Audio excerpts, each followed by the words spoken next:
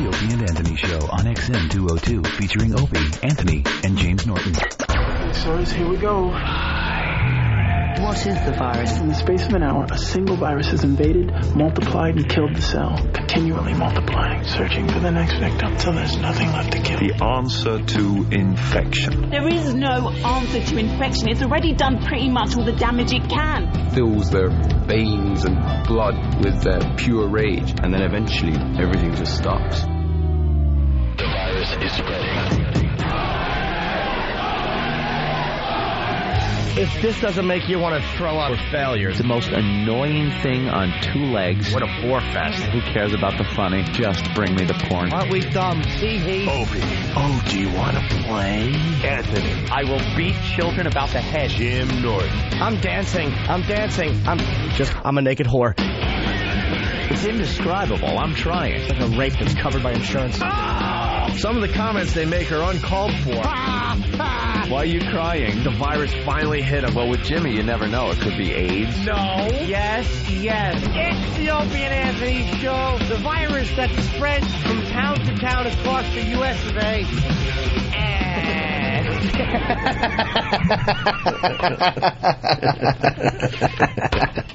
I hate you. But enough of this palaver.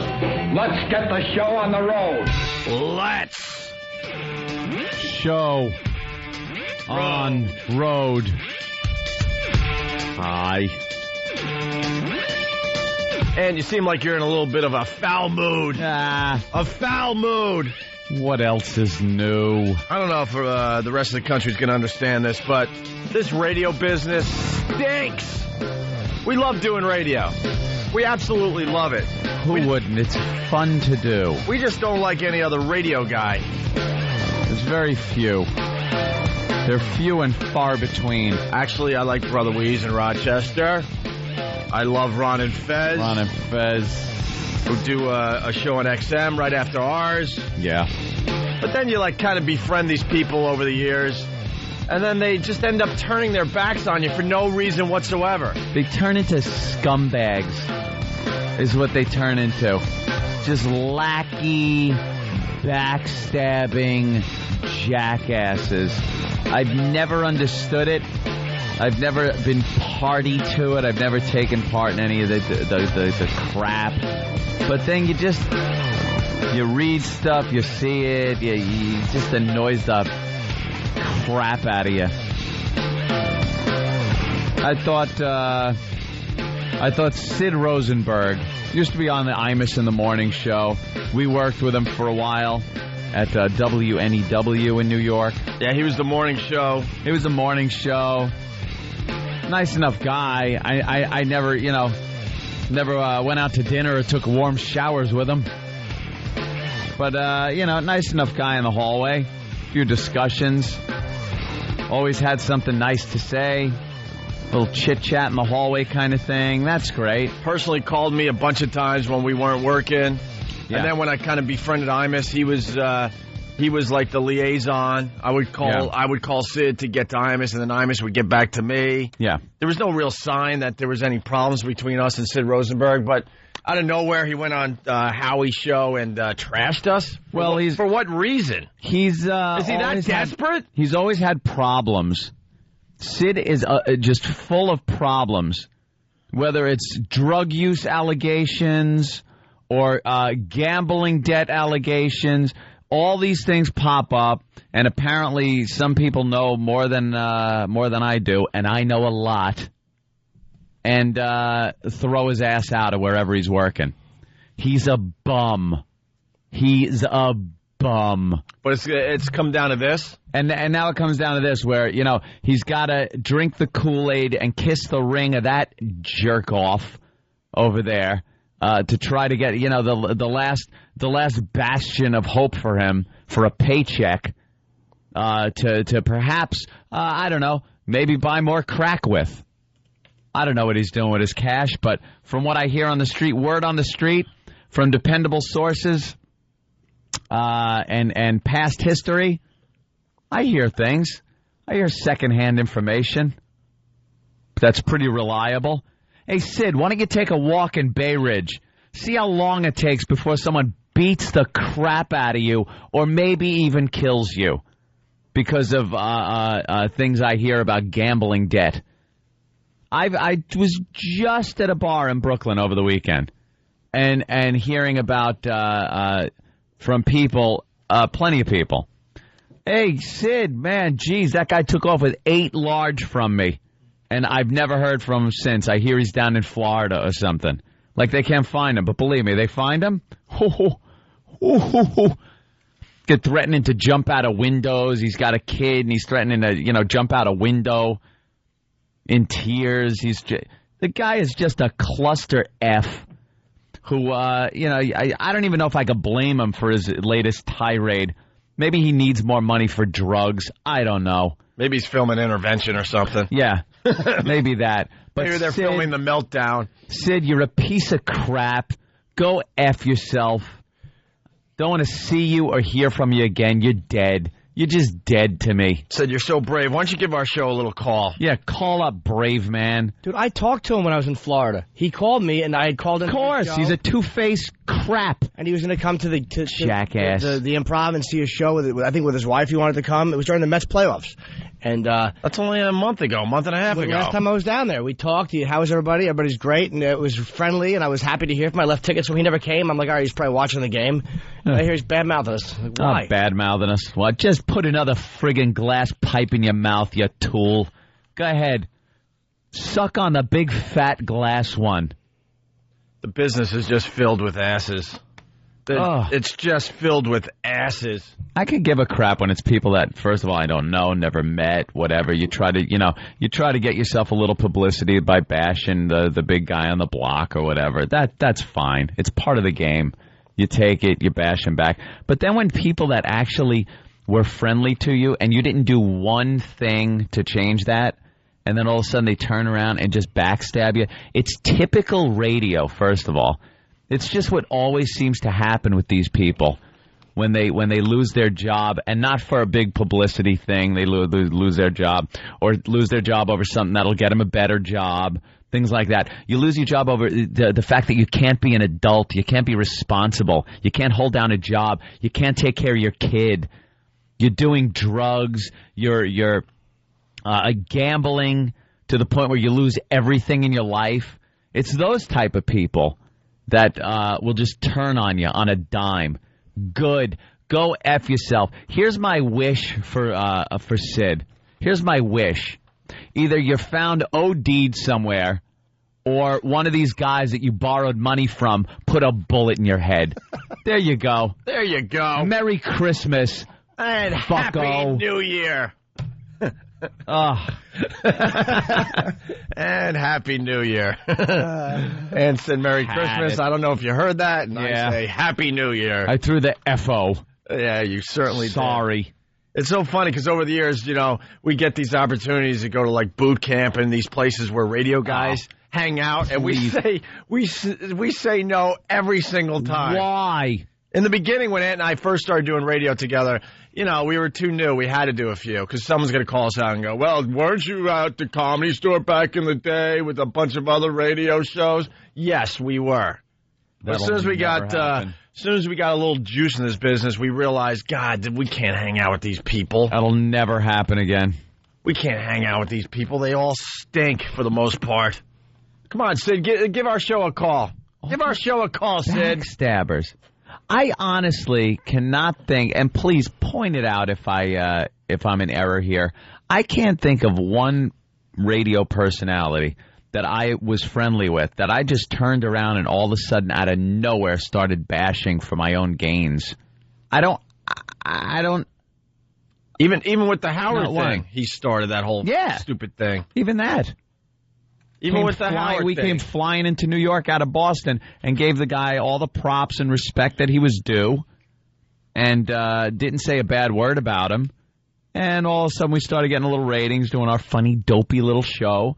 And he was a little upset that somebody right in his backyard was getting a little notoriety. So all of a sudden we turned into the clones and this and that, and the same line he's used about everybody else. Blah, blah, blah, blah, blah, blah, blah, blah, blah, blah, blah, blah, blah, blah. And that's what happens. Well, I can't think of one person that I just turned on and stabbed in the back because of this stupid business.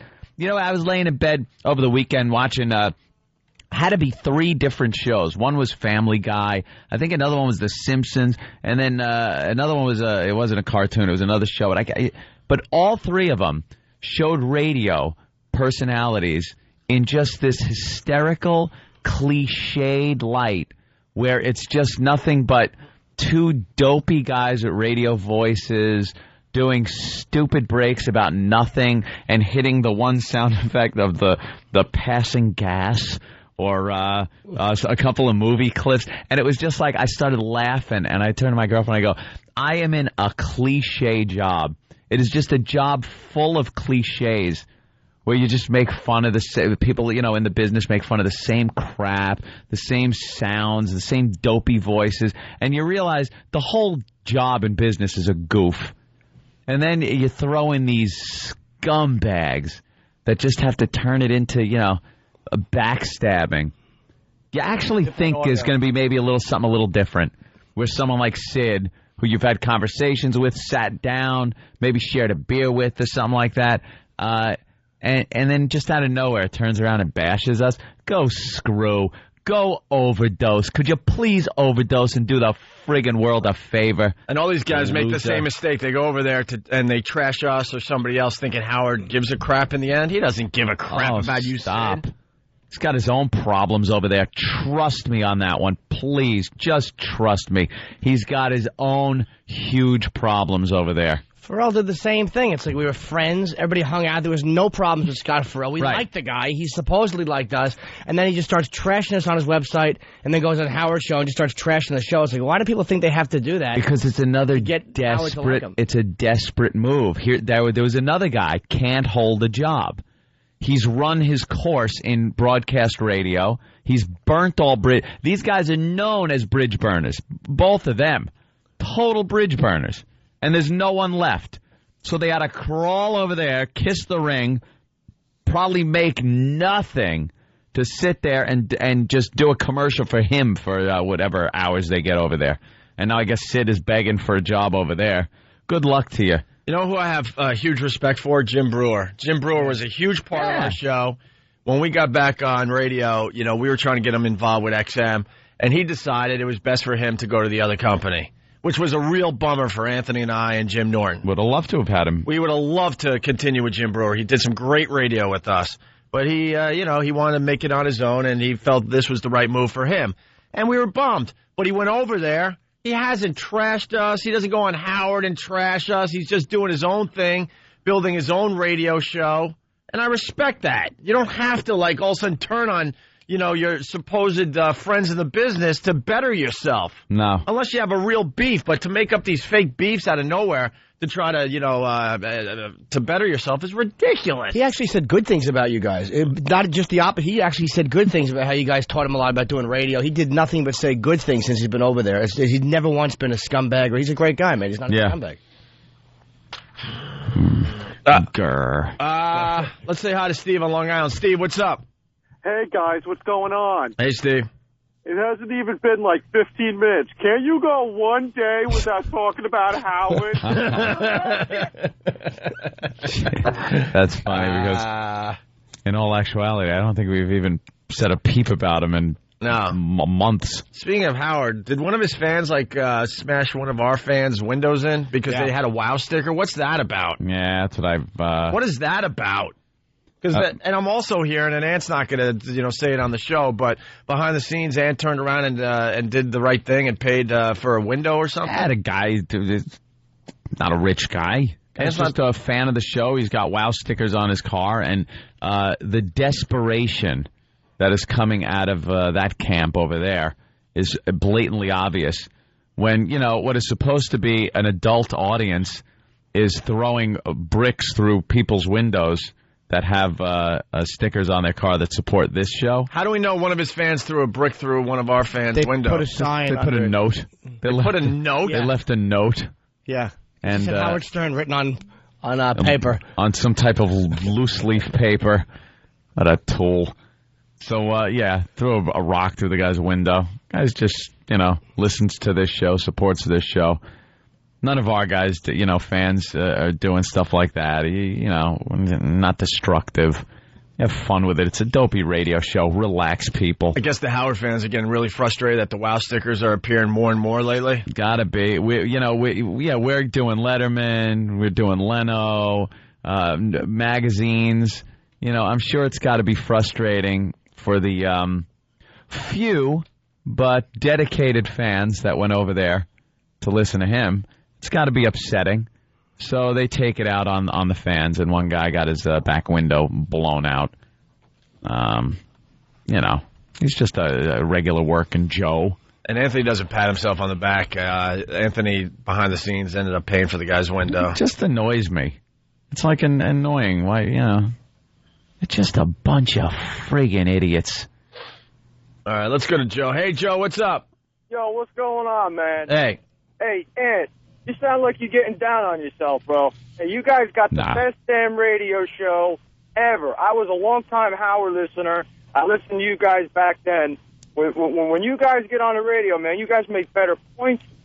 Who gives a crap about that other guy? And these guys are throwing bricks. I tell you what, I swear, if I ever see Howard ever, I'm going to throw a brick right in his face, man. How's that? Oh, sir, that never solved anything.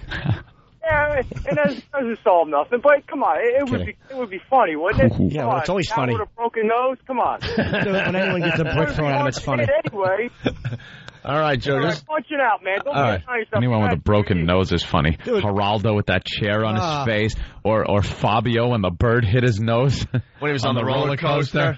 I cannot look at Fabio now without thinking of that bloody nose and his eyes going cuckoo, cuckoo around his head, and the big bloody spot and the dead bird in his lap. Anybody who gets bricked in the face, rule of thumb, laugh riot for those around. Funny, unless Always. It's you. Make sure you point and laugh. Funny. Don't just laugh. Just point and laugh and go, you got a brick in the face. It's funny unless it's you or your date. Because now instead of going home and unloading like we were supposed to, you get taken to the hospital and have her teeth sewn back in. And she expects you to defend her instead of laughing. All right, we got lots to do today. Lots to do. Yeah. I just knew Ann was a little bummed out, so...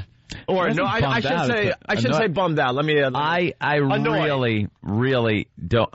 I wasn't close enough with Sid to be bummed out, tell you the truth. It wasn't like we had a close friendship, but it was one of those things where never a bad word was said, and it was just nice pleasantries in the hallway, and again, an occasional beer or something like that.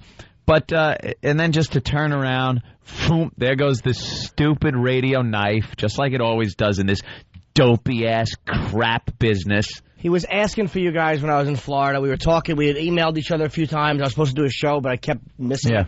And it was always good stuff. How are the guys doing? Tell him I said hello. It was never anything negative. Well, good. Whatever. Now all of a sudden the show stinks.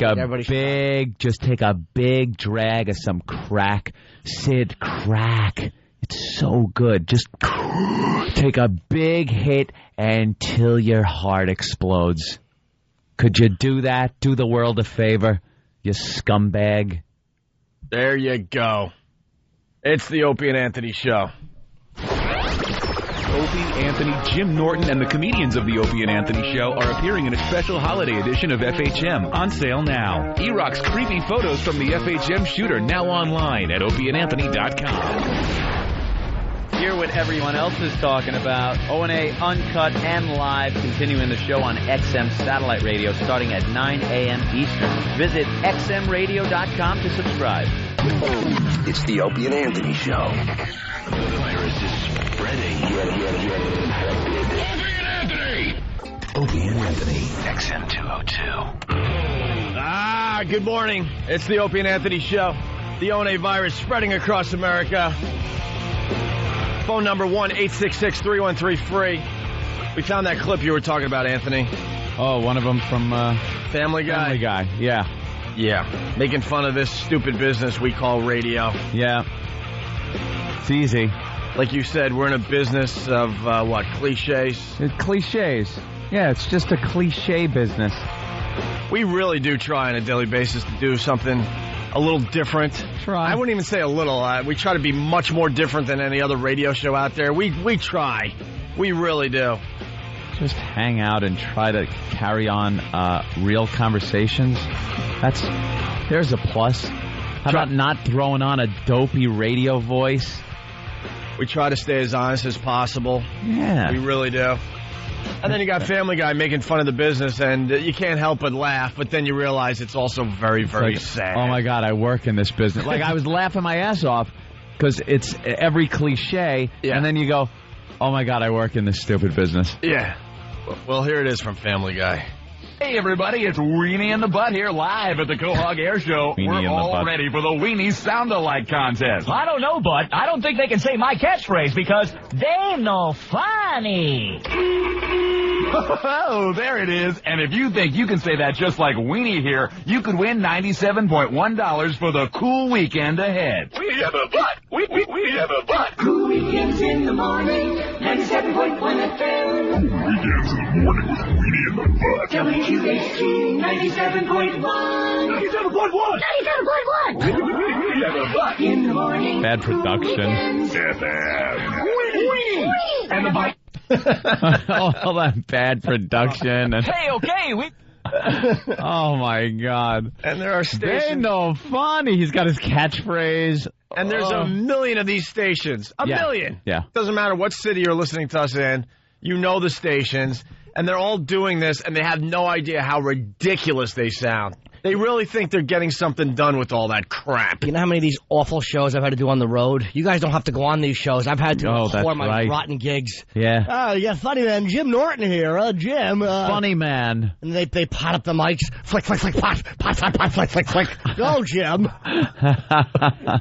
Time for you to bring on the funny. Just you and one guy. There's nothing worse than one guy. He's in one market, and he's miserable, and he's afraid you're going to say something to get him in trouble. Yeah. Radio is filled with a bunch of bull. But they act like they have edge. That's the beauty of it. They're all like terrified of their own shadows, but all their production around them makes it sound like they're the crazy show. Life on the road, Jimmy Norton. Do you miss your home? Is that an issue? No, die.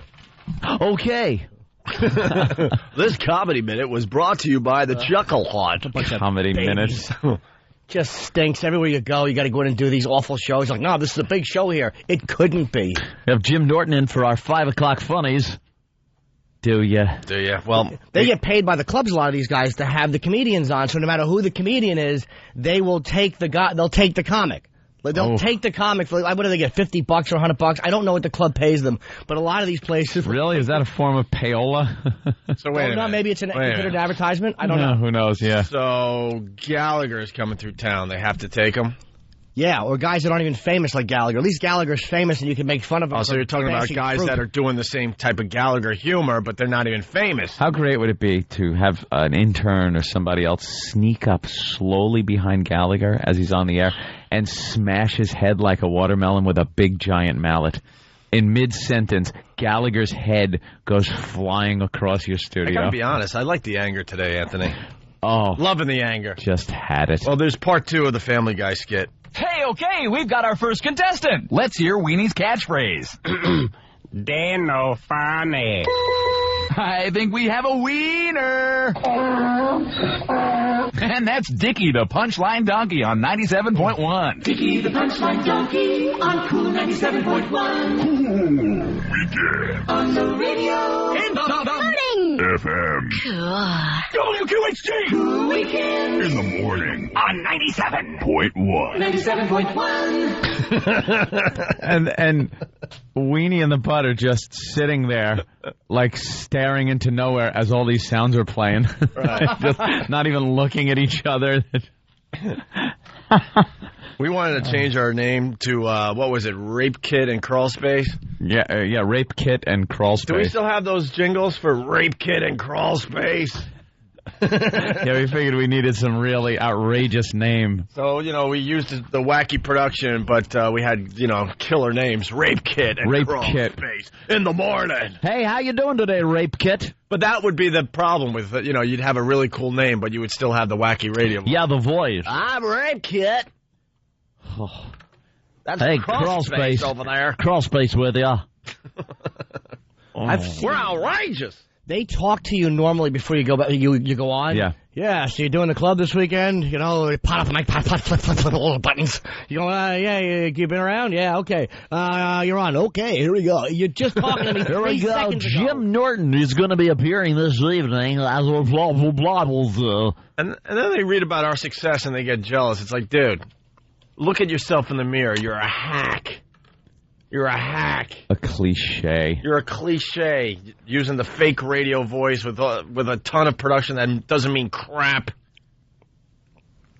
Make him believe you're edgy, but you're not. You're scared of your own shadow. The boss tells you, don't do that anymore. You go, okay, I'm sorry. Sorry about that. Never again. I'm sorry. Work within the guidelines. Ugh. All right, let's move. Well, it's like I was pitching my new thing, Health Break Tuesdays. Oh, I like that. I have a health break. Nice. Let's new feature of the Opie and Anthony Show. Health Break Tuesdays. Obesity, breast cancer link, stump stocks. That's right. Odd terminology. Stumped, yes. They said that women who are obese are almost 30% less likely to develop breast cancer. Yeah. Why is that? They don't know. Harvard doctors don't know why. Big fat pigs are less likely. They die of some other disease, heart disease, or something before they get breast cancer? Stats are very misleading. Yeah. Or maybe you're so fat that it's stomach cancer, but your body thinks it's your breast because it has no idea where one starts and the other stops. I have no idea. Oh, if you have an idea out there, why don't you give us a call? Hey, let's say hi to... Thanks for the health break. Oh, you're welcome. Just a little something to help the community. For the ladies. Let's go to Sal in New York. Sal, what's up? Hey, what's up, guys? It is Sal. Hey, Sal.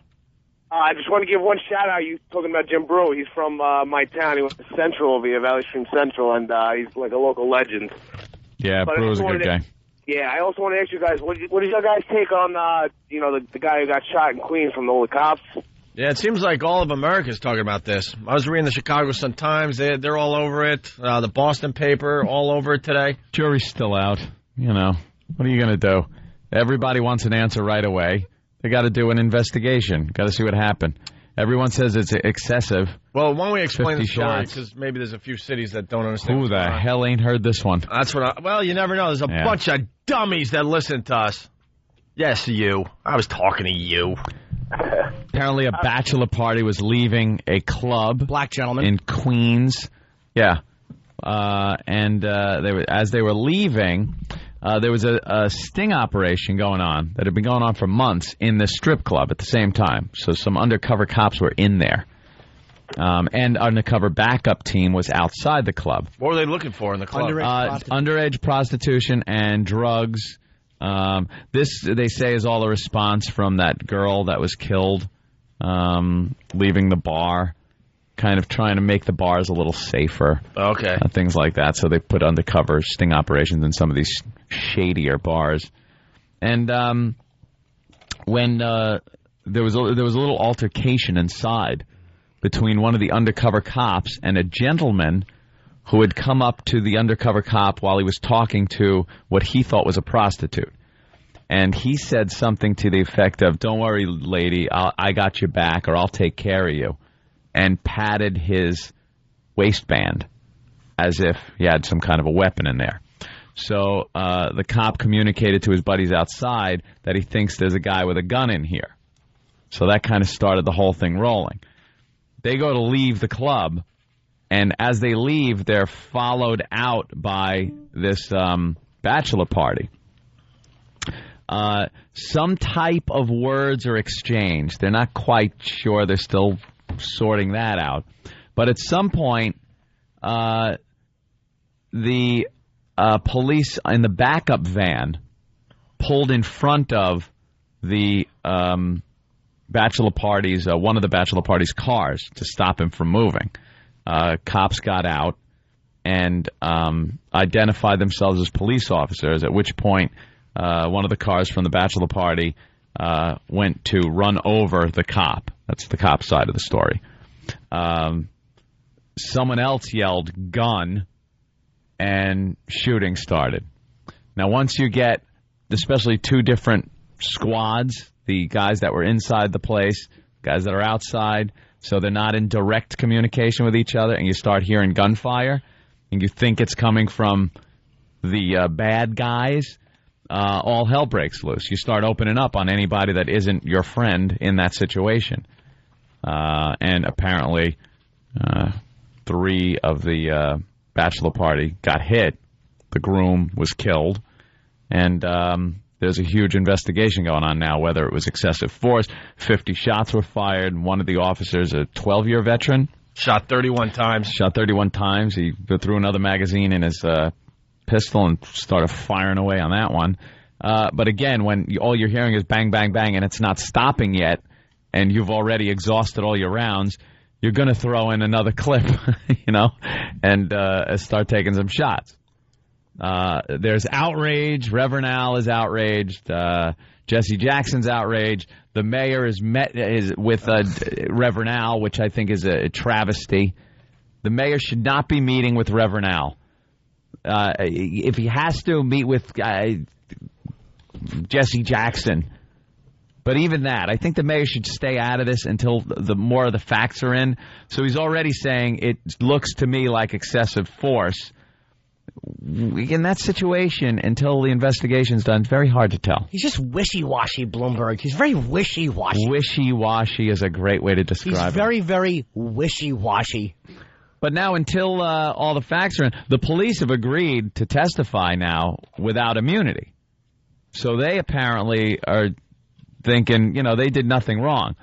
The ruling here usually is if the police officers feel that they're being threatened, them or their colleagues' lives are being threatened, they have the right to use deadly physical force. Whether the threat was real or just perceived, they have the right to use deadly physical force. So that's going to be part of the investigation, whether they felt that them or another officer's life was in danger when the shooting started. Did the bachelor have a gun in the end? No, he didn't have a gun. Nobody that was shot had a gun on him. There was an original guy, and they're not sure if he was with the bachelor party or not, that padded his waistband inside the place that disappeared. They haven't been able to find him. Whether he had a gun or not, they don't know.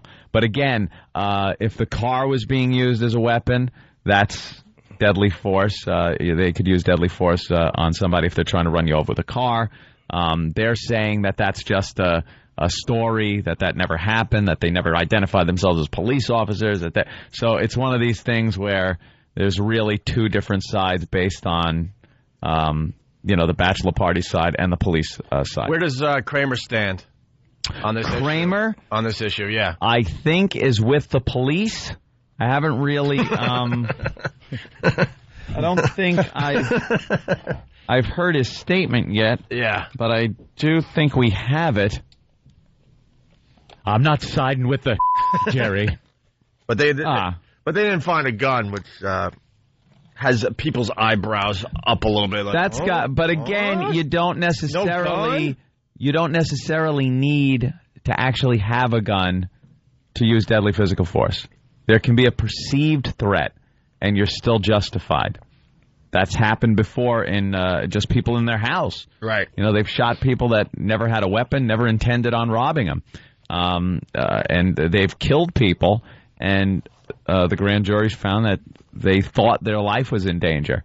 And with all the facts in, a jury decided, something, me put in that situation, I would have thought I was going to be harmed at that point. So the guy was justified, even though the guy didn't have a gun or a weapon or never intended on harming him. If you feel a perceived threat that deadly physical force is going to be used against you, you can use deadly physical force. So when the shooting started, what did these guys do? Did they try to leave in their car? Were they using the car as a weapon? Yeah, that's what happened. They started, the cops side of the story, again, I don't know, the cops side so far, from what info is out, they're saying that they were using the car as a weapon. One of the cops was in front of the car, drew on him, and said, stop, police, identified himself, and the car lunged forward and tried to run him over, and then backed up and then went forward again to try to hit him again. Cop side of the story. So that's when all hell broke loose. And again, you can't, when you got so many cops involved, you can't just count bullets. It's kind of, it's silly when you have this many cops involved to say 50 shots. It's like one guy with a 50 cal just opening up, you know. And then you get Reverend Al just counting. 1. Yeah. Reverend Al, regardless of the innocence or guilt of the officers in this case, Reverend Al is a race-baiting jack-off. He jumps into these things for his own publicity. He doesn't care. It's only black issues. The guy will never get behind a cop that has been shot by a gang of blacks. I never see him at the hospital visiting a police officer that was shot. The guy's a race baiter. He uses this, and he'll just run to the side of the family and want to get in every single shot, and he becomes the official spokesman for everybody, and it's disgusting that this guy, that's his job. All right, let's say hi to Mike in Queens. Mike, what's up? The media has Hold on, Jimmy, hold on. Mike. Yeah, the funniest thing about Bloomberg is he doesn't even spend weekends in the city. He treats it like it's his office. He was in the Bahamas again this week, and that's why he was nowhere to be found all week. And then he flew in yesterday, started shooting his mouth off. He leaves here Friday or before, goes to the Bahamas, plays golf, lives in his real house, and then back here Monday morning like he's working a 9 to 5. Yeah, Bloomberg should have just kept his mouth shut until there's an investigation. There's going to be an external investigation. Deal with it. Don't jump up and the first thing you say is it looks like it was excessive force. You don't know. Of course, on the outside it can look like that and looks like that, whatever. But he's not. He didn't investigate this. So wait. He said he has made his investigation, though. Oh, has he? I interrupted you. I'm really sorry. Well, we got the Bloomberg statement here. Here's what the Queens DA had to say, that his investigation will be fair and impartial. That ended a day where we saw Sharpton and other community leaders visiting with Mayor Bloomberg to talk about what happened early Saturday. The mayor has said it appears to him the undercover officers used excessive force in firing 50 rounds at Bell, who was killed, and his 2 friends who were wounded. The officers had suspected, though, that one of the men had a gun. It sounds to me like excessive force was used, but that's up to the district attorney to find out, and I do not want to prejudice their investigation. The mayor went on to say that Bell and his friends were unarmed at the shooting right there outside the Gentlemen's Club in Queens. As for the 5 undercover officers, they remain on administrative leave. And the cops were black and Puerto Rican, right? Yeah, a couple. I think they were multicultural. Oh, really? It was like a Sonny D investigation. Sonny D. They fired off a few rounds, went to the fridge and got some Sonny D. There was a black cop, a Puerto Rican cop, and a white cop. No Asian cop in there? That would have been nice. Maybe an Asian cop, a Sonny D investigation. This guy Malik is saying, and this isn't a race issue because the cops were black. One of them was black or something. Malik. Yo, Ed. Yeah. What up, yo? Malik, the Post mentions the race. Yeah, I'm just saying it's a race issue because Reverend Al is in there and because the victims were black. And that's why. Yeah, but how do you say it's a race issue if the 2 cops was black and Puerto Rican? That's what the question is. Why are they mentioning that in the paper? Who cares? No, you're right. It's because the victims were black. I don't think Reverend Al. It wasn't even that the victims was black, bro. It's that you had undercover cops that, first of all, they didn't justify who they were, and then they let off 50 rounds. Bro, you got a fast car that you drive fast on the LIE or wherever you drive. And just imagine that you didn't see a cop siren going on, and they start spraying your car. That's just plain injustice, Ed. There's no way you can cover it up. Start spraying the car. But look, I'm not going to make any judgments until there's an investigation. I'm just saying that a cop, I'm not saying in this case, I'm saying police officers have the right to use deadly physical force when they feel their lives or the life of another police officer is in danger. That's the law. They have the right. But don't they have to be right, though? Like, they have to be right that they're in danger. No. They have to have a perceived danger. It doesn't have to be a real danger. Yeah, if a grand jury, if they go before a grand jury and plead their case and say, look, I honestly thought, to the best of my knowledge and with everything I've learned in my training and everything else, that my life or the life of my partner was in danger at that very moment, it doesn't matter if it really was. Does not matter. How about if they shot somebody who was running, and they shot him only because it was raining and they didn't want to get out of the car and run? All right. I'd agree with that. You can absolutely shoot. Those drops can kill you if you get outside. You could catch a death of cold. And I've been reading that the NYPD is not supposed to be shooting at cars, or what's that about? Where are we at with that? I would think it's probably dangerous to pain in the ass innocent bystanders if a car is zooming down the street and you're taking pot shots at it. I don't know, but I believe if you're drawn on a side window telling somebody to get out of the car, maybe Kenny would know better than this. I think a driving vehicle, but I think if a car is stopped and you draw on the window and tell the guy get out, I'm not sure. Again, if there's a threat where you perceive a threat against your life, I think you can use deadly physical force there. Yes, Kenny. Bro, I was asked for some, input on this. Vehicles. Yeah, generally speaking, you should never shoot at or from a moving vehicle. Well, that's cowboy. Right. Out west, though, down in Texas, woo, they love it. They shoot tires out, my friend. Yeah. What's the rule on perceived threat? I think you would, like you said, to go before a grand jury, but wouldn't you have to completely justify what the perceived threat was? Like, it better make sense. Like, you can't just say, look, the guy, You have to make it seem like, you thought you were going to die. Yeah, the correct legal term is imminent danger. Imminent danger. Thank you, Kenny. All right, Kenny. No bad news today for us? I told these guys. I had more to say. Oh. No, it's easy to second guess a Monday morning quarterback everything, but when we're talking about dead people and 50 shots, not a pass that didn't. Yes. Sometimes you have to second guess it, Ken. They might turn out to be right, but you can't just fire 50 shots and have nobody go, why? No use crying over spilt milk. Guy throws a simple cliche on a deadly shooting that the entire country is discussing. A bird in the hand. The cops do a terrific job every day. I think it's one of the most difficult jobs in the country.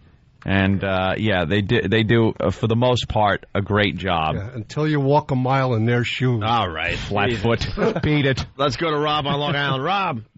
Yeah, listen, one of the greatest things about your show is how blatantly honest and there's no spin on anything. But listening to the Michael Richards story and listening to your spin on this, you guys are waving the flag from the white grandstand again. Okay, and what was said? I'm just talking about the law. I'm not even talking about this situation. I said until an investigation is done, but I'm just saying what the law is and what the cops are claiming and what the bachelor party's claiming. How am I waving a flag, sir? Just that I just noticed that each time there's a question about it might have gone this way, it might have gone that way. You usually spin it the other way. That's all. I said the cops said. How many times did I say? And the car lunged forward. I go, that's the police officer's story. I go, no, there weren't any guns found. I was stating what's in the papers, the facts that I've read online on news sites, what I've heard from public statements that have been made by some of the people and lawyers involved in the stupid mayor. What do you mean waving the white flag on the Michael Richards thing? Yeah. How are we supposed to handle Michael Richards? Same story. I listened to the whole tirade on Friday. I wanted so bad to call, and I understand it, but you guys spoke about Michael Richards as though you guys were on stage. Would your one coat of paint from dropping the N-bomb if a bunch of black guys in the stadium started threatening you, like your show last week with what's his face, the rapper? Oh, Flavor Flav. Yeah, you're always going to wave that flag. And hey, listen, I'm in your suit. I'm in the same boat. But after a while, it starts to sound like this show is pure white and I'm black. Thank God for Patrice O'Neal. Should we just unleash it? White power! White power! White power! White power! White power! White power! The guy wants it. I mean, we might as well just unleash it.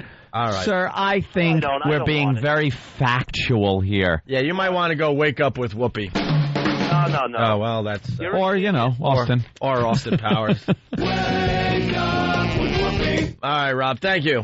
All right, take care. Well, listen, we're going to continue with this. I mean, the phones, look at this. It's very heated. The phones are lit. Debate. We got more audio. Yeah, don't go anywhere. No, it's the Opie and Anthony Show. Oh, jingle bell, jingle bell, jingle all the way. It's the 2006 Homeless Shopping Spree, only on the Opie and Anthony Show. Coming soon to a snooty mall, maybe one near you. Whoa. The Opie and Anthony Show will bring a busload of homeless degenerates shopping for Christmas presents. And you, of course, are invited to watch and shop along. Golden Buns is gonna get busy. Immerse yourself in a time-honored tradition. Enjoy the holiday spirit and the stench of booze and vomit as we partake in another homeless shopping spree on the Opie and Anthony Show. It's the Opie and Anthony Show. Yes, it is. We're back with the Opie and Anthony Show. Talking about the bachelor party shooting. Phones are lit. More audio. The community reacts. They shot him a lot of times.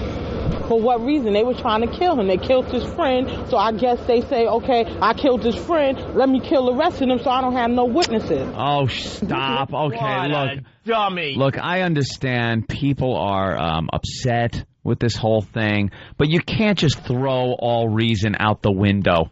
Do you honestly think this is a goddamn Scorsese movie? That they're shooting everybody to get rid of the witnesses? Stop it. That's someone who's watched way too many freaking flicks. This is a case of friendly fire. It's friendly fire. There's not much difference out there when the cops are in this situation than there is in a war. And it can get very, very confusing when bullets are flying and you really think your life is in danger. These people aren't superhuman. They're guys with families that want to go home at night. And they're getting shot at or think they're getting shot at. You're hearing bullets flying. You're taking cover and shooting at what you think is the threat. And at that point, you see your friends, your other officers standing there drawing on people. You have to assume that they're the people that are doing the shooting. If they're wrong and they're wrong in a way and it's neglectful and stuff, then they're going to pay. But to say something like that is as ridiculous as they feel the police statements are. More so. None of these guys have any shootings on their records. None of them are like guys that have had problems like this. No. Before. Yeah. Happens. No. None of them have problems, but let me tell you a little bit about a couple of the guys that were injured. They're all college students, fine young men. No. Oh. All records. Drugs and weapons. And armed robbery, one of them. Yeah, and armed robbery. But that doesn't mean they should be shot 50 times, Anthony. I'm not That's what they're going to tell you. I'm not saying that, but they're also not telling us that. That isn't splashed all over the paper. Of course you shouldn't be executed for crimes you've committed and may have, I don't know what the circumstances, paid your debt to society for. But, drugs, gun charges, I don't know. We got some audio of an eyewitness, Anthony. An eyewitness that was on the scene. Let's play that now. All right. She was taking real bad nation pictures. They got shot. I said, who? She said, Boo got shot. I said, oh my God. We just saw it. My sister had called somebody up here. She called my cousin Punkin just stay up there. She called her, and Punkin told her that she was on the phone with police. And Chichi, she had left out, and she went and got in her car. She bailed out. And when she left out, when I heard the gunshot again, and when I heard the gunshot, and I seen some boy had run in the building over back that way. He ran in that building. I seen that car just flew off, and then I seen a long gun, a big old gun in the car. Yeah. There you go. Boy, she makes it to a lot of shootings. All right, the community reacts. Let's continue here. They shot him a lot of times. For what reason? They were trying to kill him. They killed his friend, so I guess they say, okay, I killed his friend, let me kill the rest of them so I don't have no witnesses. This is absolutely crazy. What they need to do is get rid of the task force. That's what they need to do. Emotional words from relatives of a man who is in intensive care recovering from gunshot wounds. Joseph Guzman was in the car police shot up Saturday morning, along with Trent Benefield, who's in stable condition, and groom-to-be Sean Bell, who has died. If these boys had guns, I can understand that. If it was fine with them, fine. All right, they have a right to pull out their gun. You know what? This is wrong. Oh, they're emotional. It is hard to justify 50 shots. It's hard, with Diallo. But it's not. I understood, I read the transcripts of what they say happened. And, I'm very pro-cop, but it's hard to justify 50 when you have that many shots. cops 50 shots can add up pretty quickly. Yeah, speaking of which, let's talk to an ex-cop, Mike. He says just that. Mike in New York, what's up? Hey, what's up, guys? Love the show. Yeah. First off, at Jamaica at 4 in the morning, you know who the cops are and who the cops ain't. That one's pretty simple. Guy stood in front of the car, drew his gun, told him he was a cop. The driver of that car ran the cop over. That's your deadly weapon. You don't need a gun. Right. That's your deadly weapon. One cop fires. All you know is you have 7 cops. One guy fired. The other cops are going to fire thinking that there is a threat against one of them. It takes about 5 seconds to unload your clip. Let me ask you a question. If that's the case, if that's what happened, then they're justified. If the guy really did try to run the cop over, that's understandable why you'd shoot him on principle because it's annoying. But I've never heard of a case where there's a shooting where a cop just went, I panicked. It's like there's always a reason. Do you understand what I'm saying? There's no panic involved. No. What I'm saying is I've never heard of a case. I'm sure in life, all cops aren't perfect. There's been unjustified shootings. Yeah. Most of them are justified, but I'm sure there's been some unjustified. But I've never heard cops come out and go, that one we screwed up on. We just misread something and shot him. So how do you know, as a person who's not a cop, how do you know what account to believe and what exactly is accurate, what's not accurate, when you've never once heard them come out and go, we screwed up? When you know the odds are they're human, they screw up sometimes. And let's say this: if you unload your clip and you still hear gunfire whizzing and you don't know where it's coming from, are you gonna sit there or are you gonna load your gun again? You're going to reload. I'd reload my gun and try as best you can without getting your head taken off, assess the situation, and return fire at who you think is shooting. But there were too many people, and there was a lack of communication here. Personally, that's not what I would do. I would try to get everybody together, and I would try to talk and be rational. That's the way I'd be. Poke your head up and go, hey, enough of this. Who's shooting? What a target your head would make. Jesus. Wow. Even for people not involved in the melee. See Jimmy's head come apart like that. Just this white thing to be shot at. Let's go to Joe on Long Island. Joe. In the dark. Yeah, what's up, guys? Hey. What's up with 50 shots and only 3 people getting shot? That's pretty pathetic for our police, don't you think? Yeah, maybe back to the range, gentlemen. Yeah. All right. Let's go to John. John, what's up? Hey, what's up, guys? Hey. Well, I think, if it was a bunch of, white cops that shot a bunch of black kids, then there would have been a lot more public outcry than what you're hearing now. I mean, it's just, I guess it's a good thing that it wasn't. There was only one white cop there, and what was it, 200 black cops? No, I think it was 2, and 1 who's Lebanese and Syrian. They pretty much cover everything except Asian. I'm sorry, it's terrible. I was shooting and Lebanese. How did those gentlemen die? My big fat Lebanese fingers couldn't stop hitting the trigger. I thought it was a right click so you could download. We're making fun of Steve from Foundry Music, by the way, for any non-listeners. For all the newer listeners out there, enjoy the Steve abuse. It's going to happen. It never stops. He runs the OpieandAnthony.com website, and he's a boob and an ass. All right, John. Yeah, thanks. Let's say hi to John in Jersey. Perfect John. description. Yeah. Certainly is. Hey there, Jan. John, let's go. Johnny, New Jersey. Technical problems. I forget it. I heard it. There you go. Go, John. Hey, good morning, guys. Hi. How you doing? Hey. Retired cop, 20 years, New York City. You know what? Again, we're paying, like the whole Michael Richards thing. If there were white kids in the car, we'd never hear about this. I am so sick of having to play this tune day in and day out. I mean, it's unfortunate. No one deserves to be shot 50 times. Right. But it seems like being a white male in today's society, we are losers.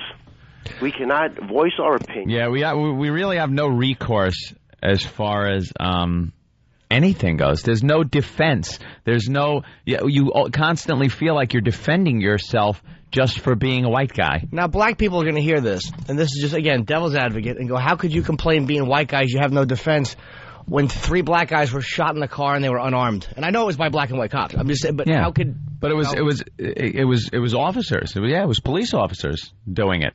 It wasn't a gang of white youths that came up and shot into him. It's very unfortunate, but it does happen. It happens. Every so often you get these cases, and it happens. It's tragic. All right, let's go to Jennifer. What are you going to do? She's irate. Jennifer, what's up? Hey, yeah. I had another comment. That's the other thing I wanted to comment on because it's been on my mind. You sound all revved up already. Oh, yeah. I'm so sick and tired of this race bullshit because you know what? Listen. Ooh, hold on. No one's going to be able to that. hear you because they, potty I'm mouth. sorry. I won't use that word again. All right, go ahead. Race. Okay, I'm so sick and tired of the race stuff because you know what? The black man is just as much as racist because every time he calls me white, he's being racist because white is a race just as much as black is. No, white's a color. No, then I should be called American.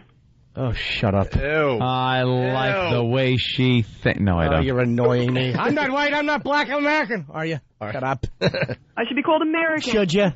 American. How about irritating and broad or whole? Can we call you those things, too? Hey. Stop it with that childlike race attitude. Why you? I'm American first, Buster. We know that. By the way, I hate your name. Reminds me I have to write a check. Is it time for a check yet? No, January 1st. All right. Look, I despise political correctness. It's vomit-inducing. Mm-hmm. But white people, we're not really... I can't say that we're victims. I would say in a certain way, we're not victims in the sense of other races that have to deal with certain things as being victims, but we are victimized in that we cannot defend ourselves without coming off and being accused as being racist. You can't defend yourself as a white person. You can try your best as an Italian, as an Irishman, as whatever other group you can fit in. But just as a white male, you cannot defend yourself without having a Klan hat thrown on your head or a swastika drawn on your arm. You're not allowed to. You can't. You're just not. I don't agree. To a certain degree, I don't agree. To a certain degree, I do agree, but to a certain point, I can't. Like the Rodney King cops were acquitted. Kiss me. I'd love to. It's not about my attraction to you. Hey, we got to bring this up. Dave in Jersey has a good observation. Dave. Hey, what's going on, guys? What's up, Dave? Nothing. I just like you were saying, quick observation.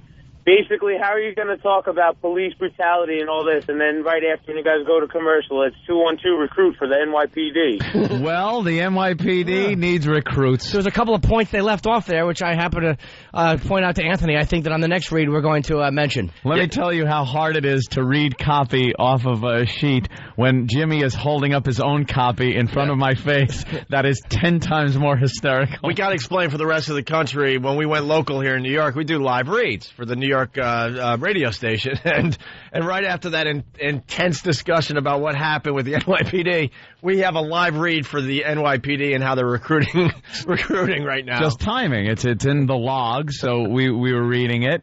It's for the NYPD recruiting, and Jimmy is writing things down and holding them up right in front of my face. Other things, qualifications, maybe adventures that you might get into. Things you can do that Michael Richards would be proud of. Oh, no kidding. Sign me up, boys. I'm ready. All right. Thanks for picking up on that because we forgot about that. Have a good one, guys. All right. Let's say hi to Matt in Jersey. Matt, what's up? Hey, what's going on, guys? Hey, Matt. Hey. Hey, the whole question, I have a friend that's an NYPD officer, and the question I don't get is, he told me what it says in the rule book. I asked him this morning. He says, when you shoot 3 times, and you reassess the situation. You don't fucking empty your clip and then reload it when everyone else is shooting around you. Like, don't you look around to see what's going on and see who else is shooting? Well, how many cops were there? There was like 7 cops, so 3 shots each is 21 shots. I mean, that's already a lot of shots. Yeah. No, they said there were 4 cops. Man, who the hell is going to look around to see what's going on with the situation? And let me tell you something. You fire 3 shots. Your life is on the line at that point. You fire 3 shots, and shots are still winging around. The situation is assessed. It's still dangerous. Who would actually stop and look around and go, should I shoot some more? You're just shooting. Yeah, I mean, like, I understand. That's a human reaction. You're just going to keep shooting. You're not going to be the guy that pokes his head up. Let's see. Yeah. Hey, Bill, you all right? Well, let me think. I still hear some... No, I think I need to continue shooting. Is that gunfire? No, I totally understand that, but it's just like, that's what the rule book says, but like for every different situation, there's always something different, so all right. I don't get the whole like unloading of your clip. All right. Yeah. What's got to do if you think someone's shooting at you out of a car, you should be able to shoot as many times as you have to. I don't think you should shoot if you think guys are firing at you. And apparently, one of the guys said that they fired through the window, so the other cops who weren't with them thought they were being shot at from the vehicle. And look, in a situation like that, you're in a dumpy, awful neighborhood. You're gonna empty your clip. I'm just saying that you never hear. It's hard to tell because cops never come out and go, "Look, we screwed up." Yeah. So it's really hard to tell when they're just giving you a story that sounds right and when that's what actually happened. And when you hear Reverend Al counting out 50 shots, you assume the shooting took for an hour. Forever. Yeah. Or whatever, a couple minutes. I mean, what's the reality? It was 5 to 10 seconds, the whole thing? Seconds, man. This was safe one of to those say situations. Less than 10 seconds? Yeah. It's all about split decision making. Like, it's basically how you assess it right at that moment. And the circumstances that happened, everything that led up to this was something being misinterpreted, something like things just happened. There was a chain of events that happened that caused this. I cannot see this as being this intentional conspiracy, thing that some people are trying to make it. It's a tragic case of friendly fire where innocent people were caught in the middle. Or it was a case of some guy trying to run over a cop with his car for some apparent reason. Whether he thought he was in danger of his life will come into play. If he's in this, like you said, crappy neighborhood, they're plainclothes cops, he gets drawn on. He thinks maybe it's a gangbanger. He thinks maybe it's someone trying to rob him. He's going to step on the gas and try to run the guy over. Maybe that's what he thought, and that would justify him in trying to run the cop over. But if the cop identified himself, pulled out a shield, there's another thing. This all has to be hashed out in front of an investigation and a grand jury. And believe me, it'll be looked at really closely. My question is this. None of the guys in the car had drugs.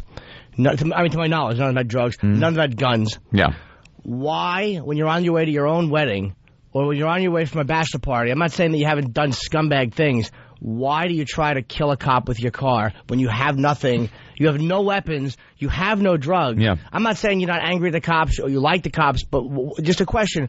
If you know it's a cop, why do you try to commit a murder on a cop on the way to get married? Exactly. Maybe he didn't know it was a cop. Like I said, maybe he thought his life was in danger, and then he was justified in stepping on the gas and trying to run the guy over. This is all the stuff that's got to be looked at. And it's way too early, and for the mayor to jump on and say he's done his investigation in what, less than a couple, 2-3 days tops? For anybody to jump in, the mayor, all these activists that are outraged and this, that, or the other thing, have to sit back and wait.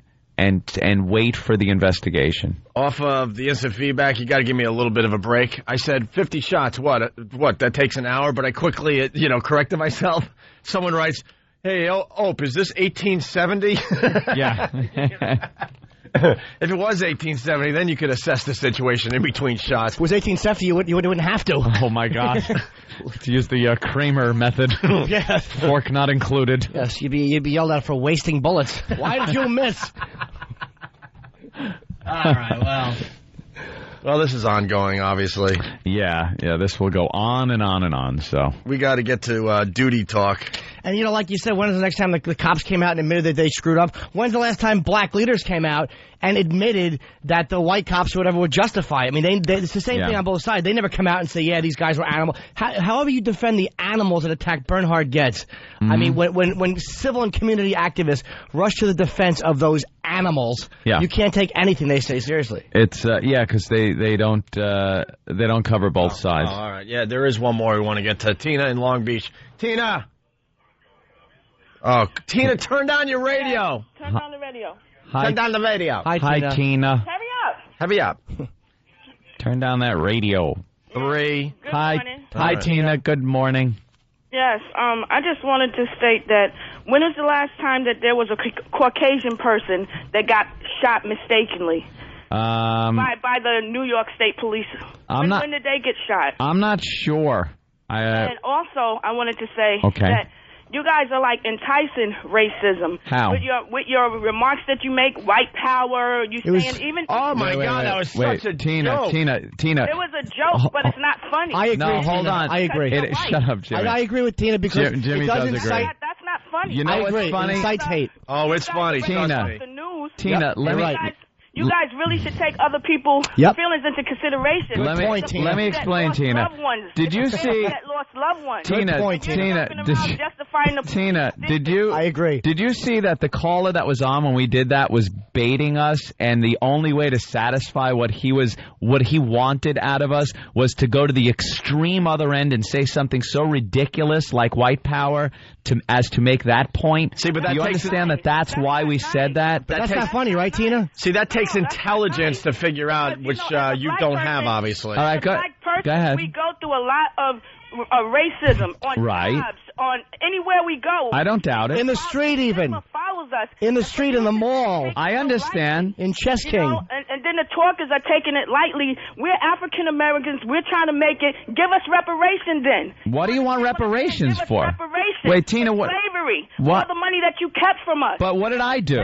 But Tina, I love her. Tina, what did I? Are you what did I do? Tina? You can laugh, because everything you got, you didn't earn. You took it from people. But I earned that. Tina, earned that job. Tina, reparations would have been because you can do that. But if you give us our reparation back, all the sweat and tears.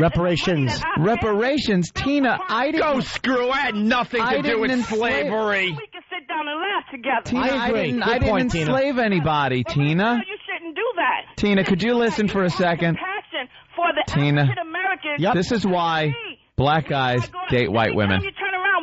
It's right here is why black guys date white women. You can't get a word in. You want to put us back. You have a black code. You understand? A what? We need to stop you. I like her. You need to stop Let me hear her. Let me listen. You need to stop advocating for racism because it's real. You understand? You're laughing and joking, but it's not funny. But not Tina, funny on my behalf. It's not funny to you. It's funny to others, including some of our fine black listeners out there, Tina. But Tina, you really do talk a lot. Can I get a word? Will you shut up and let's have a little bit of a discussion? Can I get a word in, Tina, please? That's disrespectful. Yes, you're a babbling woman. Shut up. Tina, could I get a word in edgewise? Yes, you can. Thank you, Tina. The reparations thing is a little silly because, and let me finish. Okay. Nobody that is here was there during that time. So what do we? Silly. Racism doesn't still exists. But doesn't right? But wait a minute. Wait. Oh, here she goes. Tina, I can't steal this line. Matt from Jersey, where's Ike Turner when you need him? Your grandchildren, trust funds, everybody's benefiting from it from us. Who the hell has a trust fund? From you, don't you believe that the United States was built on everyone's back? No. Just black people. We were forced to come here. Just black people's back. We were forced to come here. We were forced to work. And go home. Yeah, but we were in shackles. God, no. We know the story. As Kramer said, that's what happened. I missed that episode. Somebody. So this is something that's an ongoing thing, and then it's evasive racism that's going on. But Tina, don't you think that? Then don't you think every? It was no reason for them to shoot that gentleman that many times. Tina, why do you talk so much? Tina, will you shut up? You're a babbling woman. You can. That's why I'm talking so much. Why are you babbling? Word in edgewise, but we're not able to like talk back. I want to meet you guys, and I want to give you guys a hug because it seems like you have been discriminated against by African Americans. That's right. I want to give you some love. They talk too much. Some love oh my you can God! Understand where we coming from? Oh my God! Yeah. I know that's who you call on. Call him. You talk too much, sweetie. You talk too much. Yeah, you got it. You talk too much too. That's why I had to call. Good comeback. I had to call and talk to you. Yeah, but you don't let anybody have a conversation with you. Just babble. This is not a black-white thing. This is a woman thing. There's no forgetting you, Tina. I know. Thank you. And I'm gonna give you a shout out too. I'll be calling back again. All right. Thank you, Tina. Thank you. Tina. Yes. What do you think when you hear the word uppity? Be nice. Be nice. Be nice. You're a bit uppity, though. Respect. You're a bit uppity. Respect. It's hard to have respect when you can't get a word in edgewise. You are a chatty Cathy. You are a chatty Tina. Who's married to you there, Tina? You got a husband? Yes, I do. And what does he do for a living? He works hard. All right, what does he do? Yeah, of course he's working hard. He's got 4 jobs, so he doesn't have to come home. Oh, you're so funny. So disrespectful, and that's funny. That was I don't funny. like the disrespect. That was funny. You got to admit. No, It's not. It's disrespectful. It's not. You're not funny. You're very arid. Tina, you sound a little intense is what I'm getting at. It has nothing to do with color. And if I was a man and I was coming home to this house where you lived, I would be a little on edge. A little on edge. Man, he believes the same thing I do. Stop being racist. I just want to have a conversation with you. It's impossible. Tina, here's the point. Tina, the point. Tina, Jimmy, shut up. You try. I'm trying to agree with you. I'm trying to agree with you. The point I'm making is that black broads babble a lot, and it's broads like you are why I don't bang blacks, because of babbling black broads like you. If you didn't babble so much, I'd throw you one. Have you ever lost a loved one? What's that? Have you ever lost a loved one? No. Every relative I've ever had is still alive. My great-great-great-grandmother is 430 years old. They're all alive. And it's getting tougher to get them that Christmas gift. Exactly. What do you buy someone who should have been dead 400 years ago? I know. They have everything. You're not going to put all this on the radio. Tina. It is on the radio. You are Tina. on the radio. Live. It's live. You're live on the radio. We're live. Are you kidding me? We wish you would call every day. I want to give the family a shout out and let them know that weeping may endure for a night, but joy cometh in the morning. Just keep your head up. Joy cometh in the morning? Joy cometh in the morning. When you finally wipe off your back and get out, that's when joy cometh. You guys are foolish and have no compassion. Yep. Yeah, what? Stop. But you condemn your radio station. What's a radio station? Your radio station. But Tina, you never allowed us to even respond to you. You're not being very nice. You never allowed us to respond, which is the ultimate disrespect. You've disrespected us. Yeah. You've disrespected us without allowing us to respond to anything you've said. You're so disrespectful. I tried to tell you that I don't bang black broads because you babble too much, and the reason I don't bang the darkies is because you don't stop talking. Saying something for the family. Because that could have been my son. That could have been my husband that got mistaken. No, he couldn't have, but he would have shot himself to get away from the sound of your voice. My God. Who they were. You don't reload up. The law needs to be changed. No, it doesn't. You should not be able to shoot 5,500 whatever time. 5,500? 5,500. That would be silly. Wow. Whatever's right. Whatever. All right. Whatever. Not right. All right, Tina. I like you. You got spunk. Tina, how long have you been married? How long have you been married? Oh, you're not. No, we're not. And why should we be? And what is that? Nobody that's ignorant. You're acting very ignorant. With no Are you insane? I'm in a great relationship. Yeah. Oh. Hey, Kramer. Kramer. in the back room. Opie. That's why you talk so much, because you can't handle your business in the room. No, we talk a lot because that's our job. Tina, are you insane? Do you know what I can do in a bedroom? Do you know what I can get done in a bedroom? She's black. Calm down, Opie. She's seen things you never, ever could imagine. Are you insane? Are you trying to say I'm not good in bed? You're dysfunctional in a bedroom, and that's... How the F do you know? That's why you have... I get the job done, I think Tina. Tina's got a little jungle fever. Yeah. I think she wants a white guy. The problem with Tina is she's not getting... Your husband's not taking care of business, and that's why you talk so much. If your husband knew what he was doing in bed, you would shut your mouth. Because my husband's on the same page. Reparations. Of course he's on the same page. the same page. He's scared to disagree with you. I want reparations. Yeah, I want reparations for this phone call. I want the 20 minutes of my life that you stole. No kidding. You babbling ass. And a mule. Exactly, and a mule. 20 minutes and a mule. That's my company. I feel sorry for your husband that he has to deal with this crap. It has nothing to do with black and white. It has something to do with you don't know when to shut the F up. Wow. You guys from your high school sweetheart. Aren't you out of minutes yet? When is this damn card going to run out? When does your calling card run out? Come on. Oh, my God. Are you done, Tina? Are you done? Are you done? Are you done? Are you done? Are you done? Are you done? Are you done? Black power. Black power. Black power. Black power. Little man. Just keep listening. I know you are, but what am I? I know you are, but what am I? I know you are, but what am I? I know you are, but what am I? That's why you're so aggravated on the newscast. I know you are, but what am I? I know you are, but what am I? I know you are, but what am I? It's racist, Pee-wee. Hey, what are you doing? All you want to, but I said what I had to say. You're just She brought up Pee-wee? La la la la la la. You're La la la la la la. You're a la la la la la la. You're a loudmouth. Yeah, we get it. We get it. You called us little men, right? Good morning, missus. I pity the poor fool. Have to live with a like you.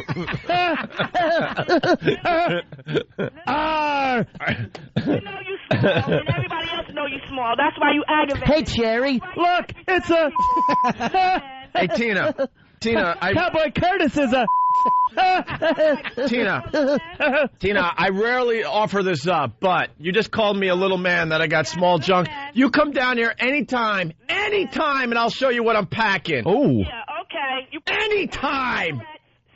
I do the black man proud. That's why It's not big. It's just got a pink head. Well, it's a bit on the pink side, but trust me, Tina, you called me a little man. We're all about challenges. You come down here, I'll show you what I'm packing, and then you can call me a little man to my face. No, you're too stressed.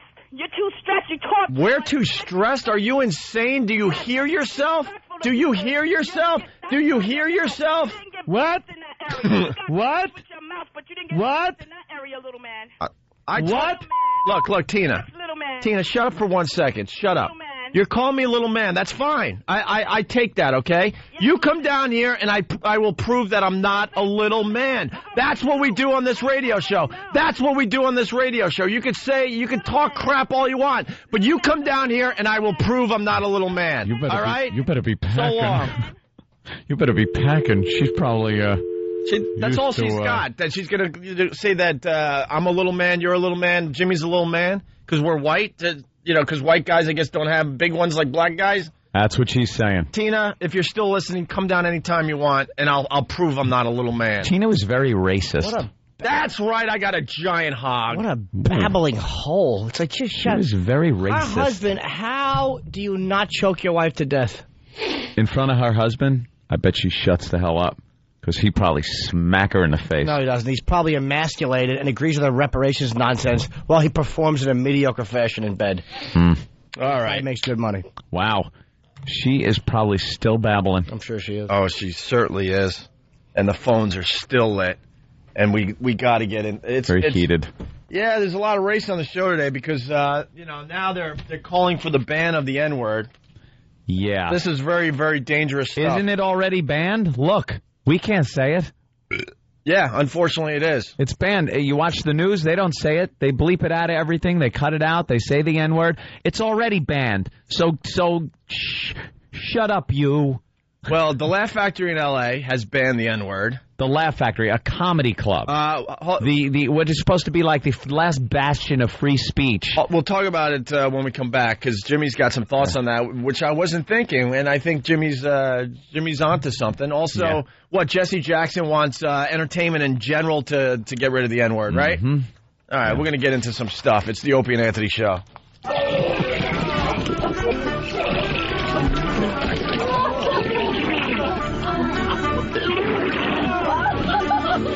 It's the 2006 Eggnog Challenge, coming to the Opie and Anthony Show, Friday, December 1st. If you have a hankering for rich, creamy, thick, holiday eggnog goodness, and a lot of it, then you need to step up and take the Eggnog Challenge. For details on how to participate, visit opieandanthony.com or foundrymusic.com. It's the 2006 Eggnog Challenge, Friday, December 1st. It's the Opie and Anthony Show. Hey, thanks for checking us out this morning. It's the Opie and Anthony Show. We got Jamal from Jersey. What's up, Jamal? Hey, what up, guys? Hey. Oh, and hey, Jim, what up? Hey.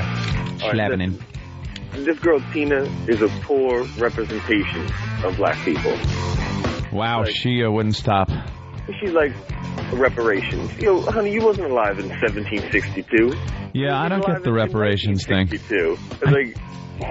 I just don't understand the reparations thing. I understand there was, a lot of hardship for black people brought over as slaves back then. I don't think anyone's denying that. Well, maybe a couple of people down south. Well, yeah. But you are heard in Alabama. I think the majority of the people will agree with that.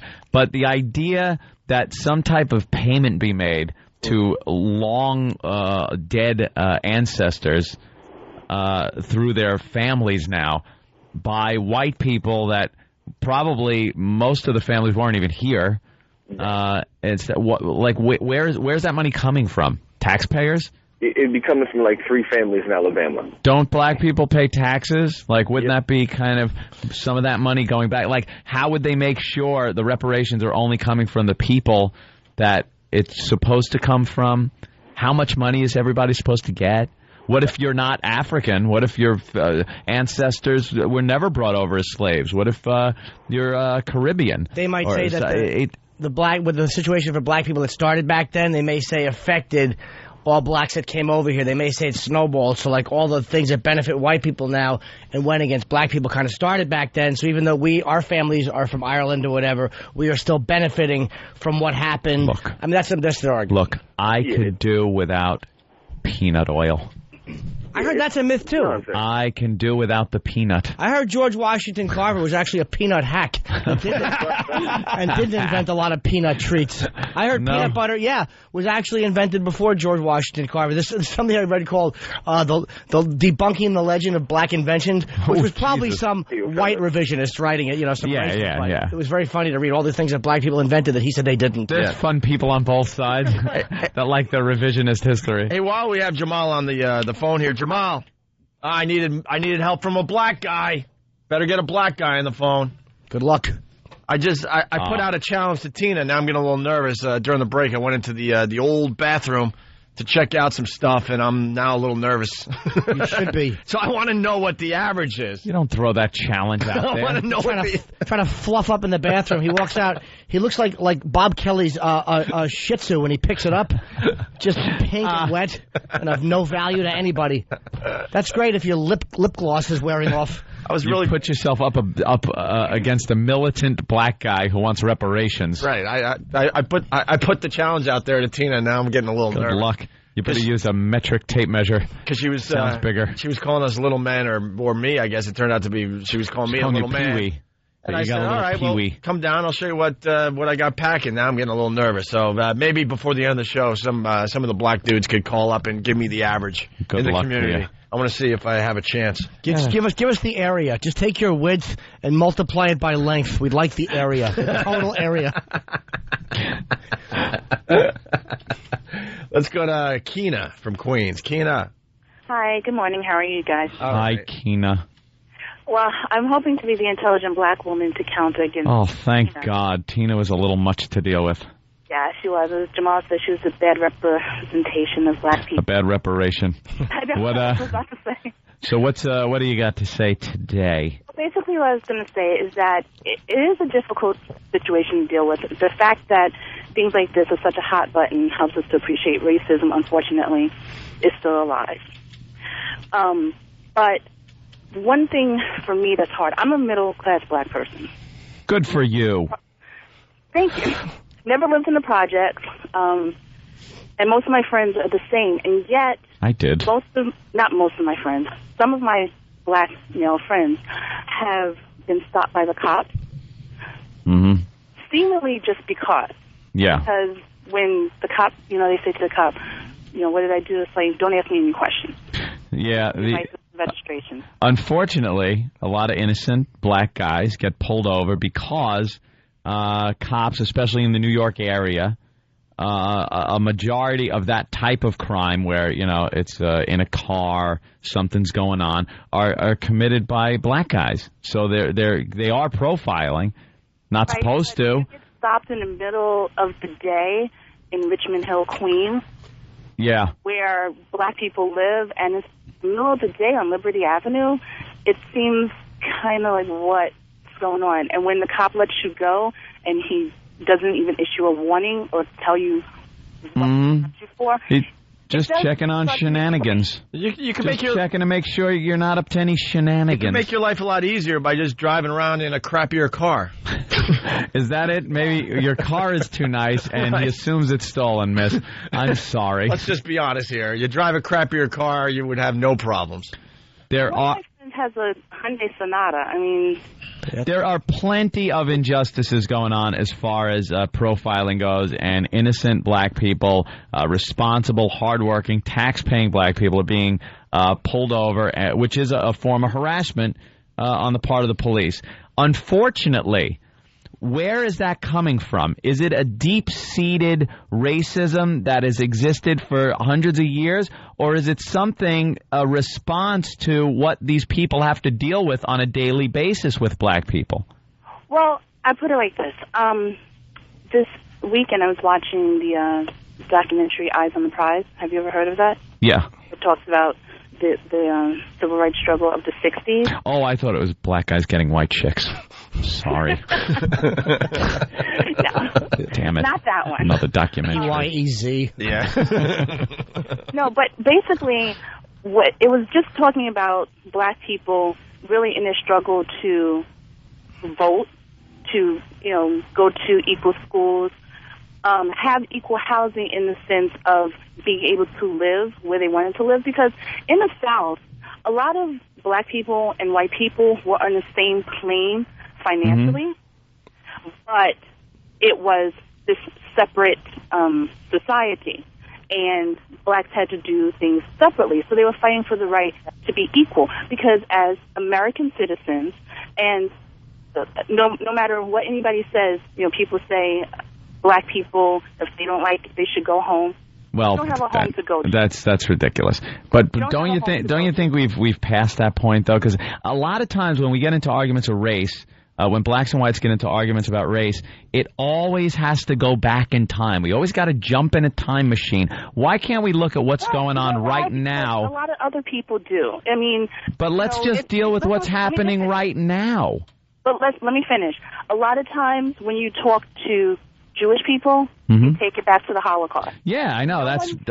Which never happened. That they take it back to the Holocaust. But I'm sorry, what did you say? Oh, Jimmy said that never happened. That fantasy. That fairy tale. Jesus Christ. But it's like other people do take it back, but it seems a lot of times when we say, well, let's take it back, it's like, why are you talking about the past? The past is over. You know why? Because I think the Jewish people and Asians, everyone's got their crosses to bear as far as their history goes with enslavement and just atrocities committed against them.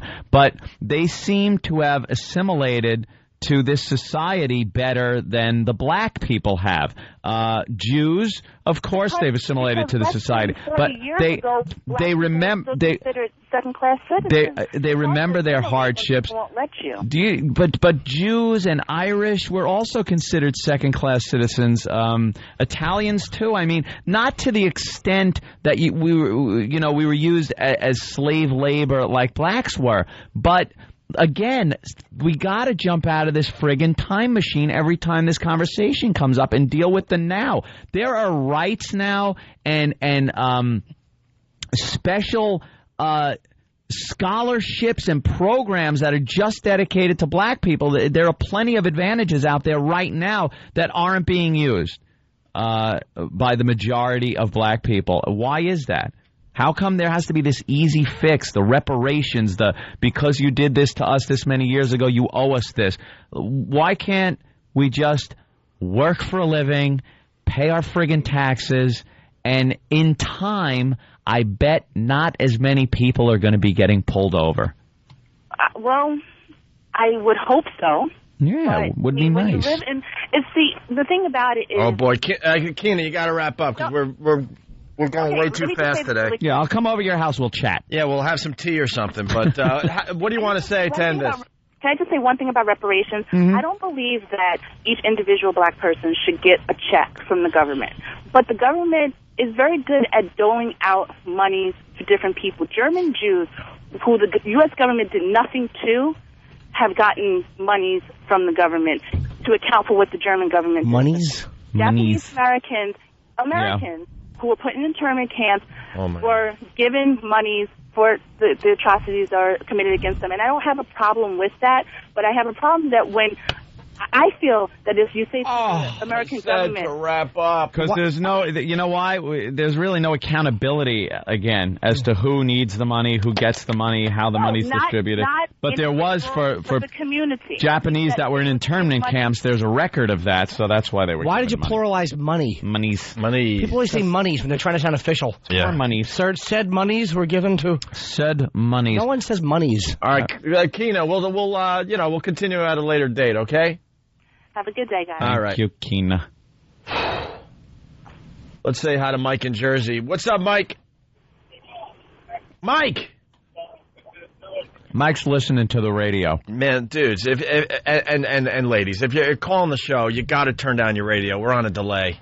This is killing us. Mike! Hey, stupid! Let's just hang up on him. Let's just listen. I want to hear the last No, conversation. because I'd like to see how dumb people really are. Mike! And then he'll say something stupid like, my name's Ike. Mike! Mike from Jersey? Or knowing our phone screener, it's probably Rebecca. No. Mike. Hey, what's up? Why were you so long? Hey, I just wanted to say... Where were you? No, Where you're were not you? getting off that easy. Where were you? Why didn't you answer? We've been calling your name for like a minute. Oh. You! All right, I'm here. Listen. Where were No, you weren't there for 40 Answer seconds. us. Where were you? I don't know. I'm in a truck. I'm trying to hang in with the show. No. Anyway. No, you were listening to the radio. Mike, you were listening to the radio. You're calling our show, but you're listening to the radio. Do you understand we're on a delay? And if you're going to call the show, you should turn down your volume. So when we say, hello, Mike from Jersey, you're right there, ready to go? You want me to say what I want to say? Well, they said our screener said you wanted to talk about advocating gay marriage. Go. Beat it, stupid. You had a good line, too, but it took way too long to get to. Mike's a douche. Still to come on the show, Kevin Smith. Where is he? Ooh. Clerks 2 coming out on DVD. He's going to call in to say hi. Good friend of the show. Nice. We got to ask him about the N-word. They want to ban it in movies and entertainment and music. It's been in a couple of his movies, I think. Yeah, so we're How about in libraries? But everyone. Very dangerous when you start talking about banning Only any 2 words. movies? In Clerks 2. Oh, it's in Clerks 2. Big scene about the word. Right. Oh, really? Yes. Do we have that scene? That would be great to play today. Do we have one of those DVDs laying around? Of course we don't. All right, we'll figure it all out. It's the Opie and Anthony Show. Opie, Anthony, Jim Norton, and the comedians of the Opie and Anthony Show are appearing in a special holiday edition of FHM, on sale now. E-Rock's creepy photos from the FHM shooter, now online at opieandanthony.com. Hear what everyone else is talking about. O&A Uncut and Live, continuing the show on XM Satellite Radio starting at 9 a.m. Eastern. Visit xmradio.com to subscribe. It's the Opie and Anthony Show. The virus is spreading. Get infected. Saturday, December 2nd. Dude, do you compost your own shit? You rolling around with Steve C with some fucking rims on your Prius? It's the Laszlo Show. So I have this theory that when you're jerking off, it's like a kaleidoscope in your mind. But doesn't a kaleidoscope? You mean like a Viewmaster? Maybe a Viewmaster kaleidoscope. It's all the same. Opie and Anthony present The Laszlo Show. Saturday, December 2nd, from 9 till midnight Eastern. Hey, what's up, man? This is Patrice O'Neal. I will be at the Punchline. Yeah, I said it. The Punchline in San Francisco. I'm going to be there on the dates of 11... Let me start it over. I'm so retarded with plugging. Hey, what's up? This is Patrice O'Neal. I'm going to be at the Punchline in San Francisco on November 29th through December 2nd. That's November 29th, 30th, 31st, 1st, and 2nd. I am a dick. 29th, 30th, 1st, and 2nd. Motherfucker. Hey, what's up? This is Patrice O'Neal. I'm going to be at the San Francisco Punchline. That's the Punchline in San Francisco on November 29th, November 30th, December 1st, and December 2nd. And I'm going to be performing for you. Alrighty? For ticket information, call 415-397-PLSF. That's Punchline San Francisco. If you know what I mean? PL. Alright? Did that go smooth?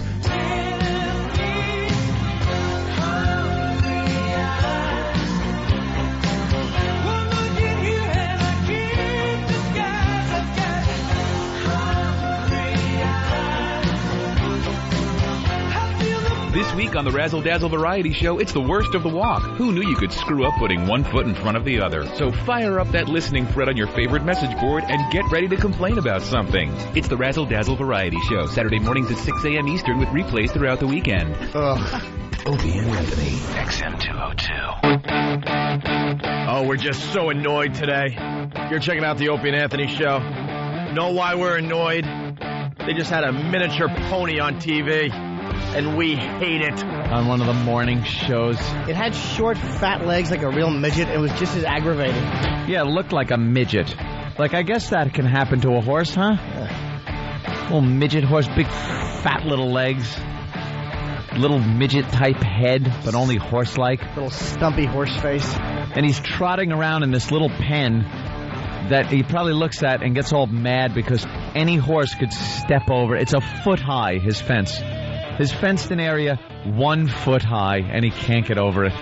His fat little body. And his belly hangs down, and I'm obsessed with putting a work boot in it.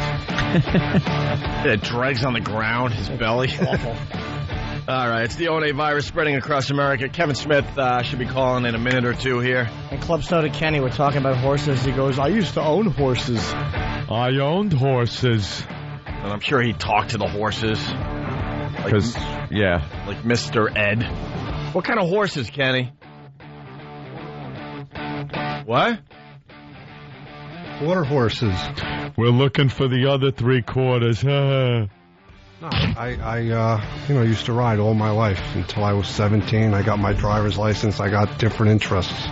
All your life till you were 17. That's right. You realize how silly that sounds? Kenny rocks. He really does. Did you ride Western or English? No, I started English because that's what Faggot. Grandma wanted me to do. What's English? Really? Side saddle?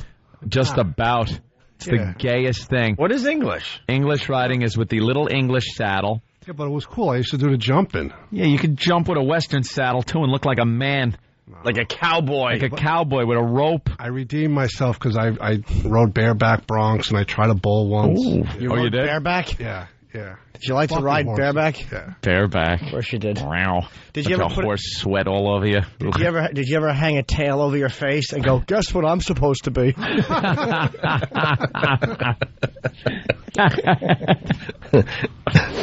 The bringer of bad news for the other horses.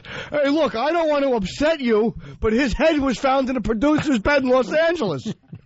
Kenny is twisted. He picks me up this morning. The first thing he says to me is, what's wrong with your neck? And I'm like, what? Well, I don't want to tell you, but... He was just hoping that something was wrong with my neck. He was all excited, like, oh, I want to share in the bad news you have today. What happened? There's nothing wrong with my neck. Because I guess how I was holding my stuff as I was leaving my apartment today, it looked like I might have had a kink in my neck. He was like, oh, my God, what's wrong with your neck? He was hoping. He was so excited to hear how awful it was. Kenny's a tragedy junkie. Yeah, he's addicted to tragedy. He likes being the bearer of bad news. How about a good morning? I know. How about some good news once in a while? Right. You get none of that out And then on the way, speaking of bad news, on the way to work this morning, we're flying to West Palm Beach this weekend because they're doing the bake sale. We're very excited. And Monday and Tuesday, we're doing our show live down there in West Palm Beach. Yeah. So he goes, what's wrong with your neck? And then we start driving. And he goes, boy, I hope we can fly Friday. It's supposed to rain. Like, it's stupid rain. I hope we could get out. The raindrops on the plane. But see, what he's really saying is he's secretly hoping that we can fly. Of course. And that we're all miserable in the airport for hours on end. Because he'll be, I told you. Right. I told you on Tuesday that the weather. This is what Kenny should say when he sees you. Look, I've got some negativity unless you've got something you'd like to bring to the table. You're just the worst. God, it's what, Tuesday, and he's already checking forecasts, hoping that something awful is heading our way. What a wet blanket. Kenny's a wet blanket. I just want to see Kenny through history. I don't know, that Hindenburg, I've seen hydrogen, it goes up. Can happen. Yeah, beforehand, right? Oh, the humanity. The Hindenburg coming into Lakehurst, here it is, the mooring line's dropping, and it's bursting into flames. I told them hydrogen is explosive, but they didn't want to listen. Look, burning people. There they are. I'm sure their family's very upset that their charred remains of their loved ones are laying on the ground here in Jersey. I told the Titanic to make a left. Iceberg dead ahead, sir, but you didn't want to listen. I told you to slow the ship down, but you had to set a speed record. Now we're all going to perish in the icy North Atlantic. I told you. I told you. You didn't want to listen. freaking checking weather 3-4 days in advance. And then it's going to rain. Like, what was it, the Wright brothers? Look, America, I don't want to bring bad news, but at 12:51 p.m., President Kennedy died. All excited. Secretly excited that he gets to share this with everybody. Yeah, I told them, put the top up. But they don't want to listen. It's a nice day. Jackie wanted to show a hat off or something. It's stupid. Now he's dead, people. They're trying to save a few dollars. Houston, they got a problem. I told them. 13, you don't name it. You go right from 12 to 14. It's an unlucky number. And then, of course, when it's something where it's good news, I don't want to read this. Let someone else read it. Oh, it's good. Good, okay. But all of a sudden he goes, the first words, I mean, you know the deal because you do the same thing. By the time Kenny sees me, I've only been awake maybe 15 to 17 minutes. And also, what's wrong with your neck? And all of a sudden now I think something might be wrong with my neck. My sleep. And I'm going to find out when I officially wake up. A rat's been chewing on it. Right. And Kenny's the best at telling you to shut up politely. Like, 'cause we all complain about the same thing. He has to hear our nonsense, and he's just good at listening. He's a good listener. Yeah. But I'll say something like, man, I can't believe I ate like such a pig. It's okay. Treat yourself. Treat yourself. You deserve it. You worked hard. Gets all excited if you start getting a little roll. He secretly is happy. Just stay away from the trans fats because they'll kill you. I knew a guy. I got a whole list of things that'll kill you if you want to hear it. And by those he means fats that are male fats dressed in female fats clothing. Not transgendered fats. Oh. What you go and pick up at night. So that was my ride today. I'm Come here, chubby.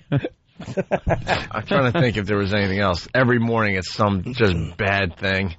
Weather's going to be bad for our flight to West Palm Beach, and and there's something wrong with my neck that I was unaware of. You do understand planes fly above the clouds? Yeah, I know, but if there's going to be delays, then, you're going to be miserable sitting there. See? Kenny's the only person on a plane. You're going to be miserable. It actually rains on him in the plane. He's the only one. It's weather. I fully expected it. Stewardess, umbrella, please. We could have flown out on the 10 a.m. if someone knew how to do ticketing. Oh, yeah, that one. Yeah, we've heard that one. I'm sitting in the last row of the plane. And you purposely... Because the worst one. Because he purposely does that. He's the martyr. No. He is the martyr. Yeah, the seat doesn't go all the way back. Look. Oh, no, it would. They just wonder, why is there a hole in the wall? I put my head back. I had to sleep. Like Herman Munster flying. Kenny told me one time he was flying in first for working with Dice, and he puts his chair all the way back, and there was like the seat went all the way back, and the guy behind him was annoyed. Yeah. So the guy kept opening his newspaper and brushing the back of Kenny's hair. Oh, it could start a fire. And what did you say? You said something menacing to him on the plane. I forget, but that was like a whole big deal. The stewardess yelled at me to put my seat up, and it was coming back from... Get out of here. Tired from the weekend. And I'm like... I'm not putting my seat up. It goes back just as far, tell him to put... Have him to put his back. Because I sit in bulkheads so nobody can put their seat back. You are a bulkhead. So, and the stewardess yelled at me to put my seat up, and then the guy next to me, who was like minding his own business, I made him put his seat, because she said my seat was broken, it was going too far back.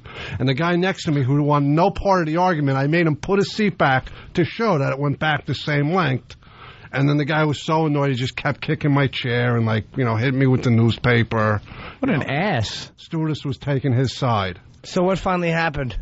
I just went... The plane went down, all perished but me. Didn't you tell the guy to stop touching you? I probably did. All right, way to humiliate me. All right. That's You got to bring up a fun story. Something menacing. I want to hear something menacing. No, kid, this is gentle, Kenny. I don't remember. I have no common sense filter in my brain. All right, Kenny. Went out the window like Goldfinger. Hey, let's say hi to Kevin Smith, a good friend of the show. Kevin, what's up, buddy? Good morning, sirs. How's everybody? Hi, Kevin. Very good. Oh, Kevin's on L.A. time. We can tell you're calling from L.A. Kevin heard my voice. Kevin has his L.A. voice. This is the same... You would imagine me being in L.A. and on L.A. time, I could just do an L.A. bump, and I'd be like, hello, boys! Yeah. No, you got that same voice I used to have when I used to call my boss and tell him I wasn't coming in today because I was sick 5 minutes before I was supposed to be there. Ironically, Ironically, this is also my sexy voice, my wife says. Yeah, your bedroom voice. My bed it is very much my bedroom voice, but my wife, obviously, no taste, chubby chaser, so take that for what you will. Did you get up, or are you laying in bed nude?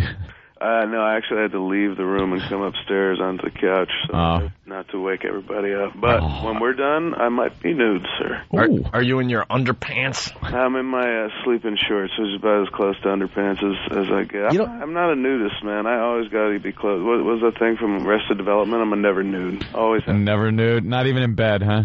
Oh, heavens, no. No, sometimes you got to just kind of take it off. I love being naked in bed. I swear to God, this is the only way I'll sleep. Yeah. I don't care who I'm sharing a bed with. Bunk beds with Kenny. If I had a body like Norton's, I'd be naked all the time. Yeah. It's delicious from the waist down. From the waist up, I need a little work. From the waist down, lick your lips. Here it comes. That's odd. Is that like what is it about being nude in bed? For him? No, for you. Like, why don't you want to be... body shame. Is it body shame? I've been with this woman for 8 years, and I'm still like, if she sees me with my shirt off, she might be like, oh, I'm out of here. You're a shirt and shorts to bed guy? Yo, totally. An air conditioner on all the time, year round? It's like going to bed and the Ingalls house on Little House. Yeah, you go into the soddy. Everything but a nightcap. The little nightcap. What do you do? I went away with my girlfriend and we took a bath recently, like a jacuzzi, and it's just because I'm self-conscious about my man breasts and all. Don't you hate when your wife or something wants to take a bath and you have to ease in and suck your own gut in front of somebody that you're actually sleeping with? We're way past that. So she's given up on asking to take baths and what. I'm like, that's not romantic. That's just gay. And it's code for like, don't look at me, don't see me in the light of day. Try to keep yourself covered. That's why I luck out, dude, because she's a total top and I'm a bottom, and that's good. That's where I get the most afraid, man. Because if I'm a top, then I'm over her and the guts swinging and looking disgusting. Oh man, you got to do like the push-up. So you don't put all your weight on her? Absolutely, yes. Oh, boy. If I lose balance, she's dead. But I never have to worry about that because she's a total top. Hey, that's nice. Kevin, now that you're kind of waking up, what do you think of Jesse Jackson? He's calling for everyone to ban the N-word, especially in entertainment. The N-word. He's talking about movies and music and TV. I mean, I guess he has to start within the community, right? Because that's where it's used most prevalently. Yeah. Apparently, he said the entertainment industry, which people are assuming is rap artists, but he also mentioned movies and television. Now, I haven't really seen much on TV, but the news doesn't even show it or use it or show it in transcripts that are underneath video. They blocked it out when Michael Richards' video was being played. But movies now, and that's your line of work there, Kevin. And I've seen a couple of movies where perhaps that word was used. Yes. Yeah. And it is, I'm sorry, it's always funny to hear in a movie. I don't know why. It's all context, right? Yeah, Roots? It's all context. No, not in Roots, you idiot. Jimmy. But, we were bringing up movies where, God, where would taking that word out really just destroy a movie? And Pulp Fiction is one I could think of. Well, Pulp Fiction and more than Pulp Fiction was Jackie Brown. Yeah, Jackie Brown. Jackie Brown was where he used it, he used it to the point that Spike Lee chided him for using it so much. Yeah, I remember that. Quentin Tarantino got, bitched at. For using the N-word. We're adults saying the N-word, by the way. By the way, we don't say the N-word over at XM. No. So CBS, for some reason, they have banned that word from radio shows. It's a CBS policy, not an FCC policy. But if a black guy comes in and uses it, and it's okay. Not in a derogatory way. As long as he does it only twice. It all has to do with whether you're using the ER ending or the A ending. No, they didn't. They don't even want the A ending. Nah. Wow. They don't even want, How does a rapper come in and talk about his friends? Yeah. Well, a rapper's able to, as long as he's not K-Fed. Is this all stemming off of the KK Kramer incident? No, this is before that. This is from the FCC has radio companies petrified, and they're afraid that, if a word is used and a letter is written, that every sponsor will just pull out. So they're very petrified. Or far. I mean, the thing is, I have mixed feelings about it because I'm like, now? It happened like in the midst of the civil rights movement. Wouldn't that be a time where you're like, let's get rid of that word? But now, like 40 years later? Yeah, I know. It makes no sense whatsoever. A lot of power has been taken away as far as that word goes over the years, and now it's like now that what they're trying to do is bring the power back into the word by doing this. Totally. I mean, you're talking about a word that has been kind of sapped of most of its energy because it's been appropriated by, in the same way that the gay community uses queer to queer. It's I just don't understand why you would campaign now. Well, there are certain words in the gay community. Like, you know, you can't use, like, you know, they dump us if we say, if we finish fag. If we go beyond that describing gay people, they dump out of it. Not on XM, by the way. Not on XM, no, only on CBS, of course, because it might affect sponsorship. Yeah, like, I could say, like, hey, someone goes, you know, hey, Kevin, you want to go out tonight? And you go, nah, I'm tired. And then you go, don't be a faggot, come on out. That's fine. But you can't use it in a derogatory way to a gay gentleman, or else it will be dumped out of. But isn't that 6 of one, half dozen the other? Exactly. Yeah, it is the rules. Strange. Like, I would imagine the prior usage, you want to go out tonight? No, I don't want to go out tonight. Oh, don't be a faggot, is more incendiary because it's really it's taking the term and turning it into an even deeper negative. Yeah. Yeah, it's adding another negative to it. I mean, but I don't want to give them ideas, so keep using. Don't be a faggot. And Come look, on. are we really going to miss? Are we going to? My only problem with this is, like, if they drop the N-word, not that it's going to be a arrestable offense, but like, does it really serve any good purpose in entertainment? I'm playing devil's advocate in a way, but a part of me is like, let them take it away. It's like a lot of people are using it as rappers, and occasionally in movies it should be used, but do you really need it? I think it does in movies. And also, well, you know what? The Chappelle show is over, so we don't need the word anymore. He probably used it the best in the last 5 years. Yeah. The most entertaining.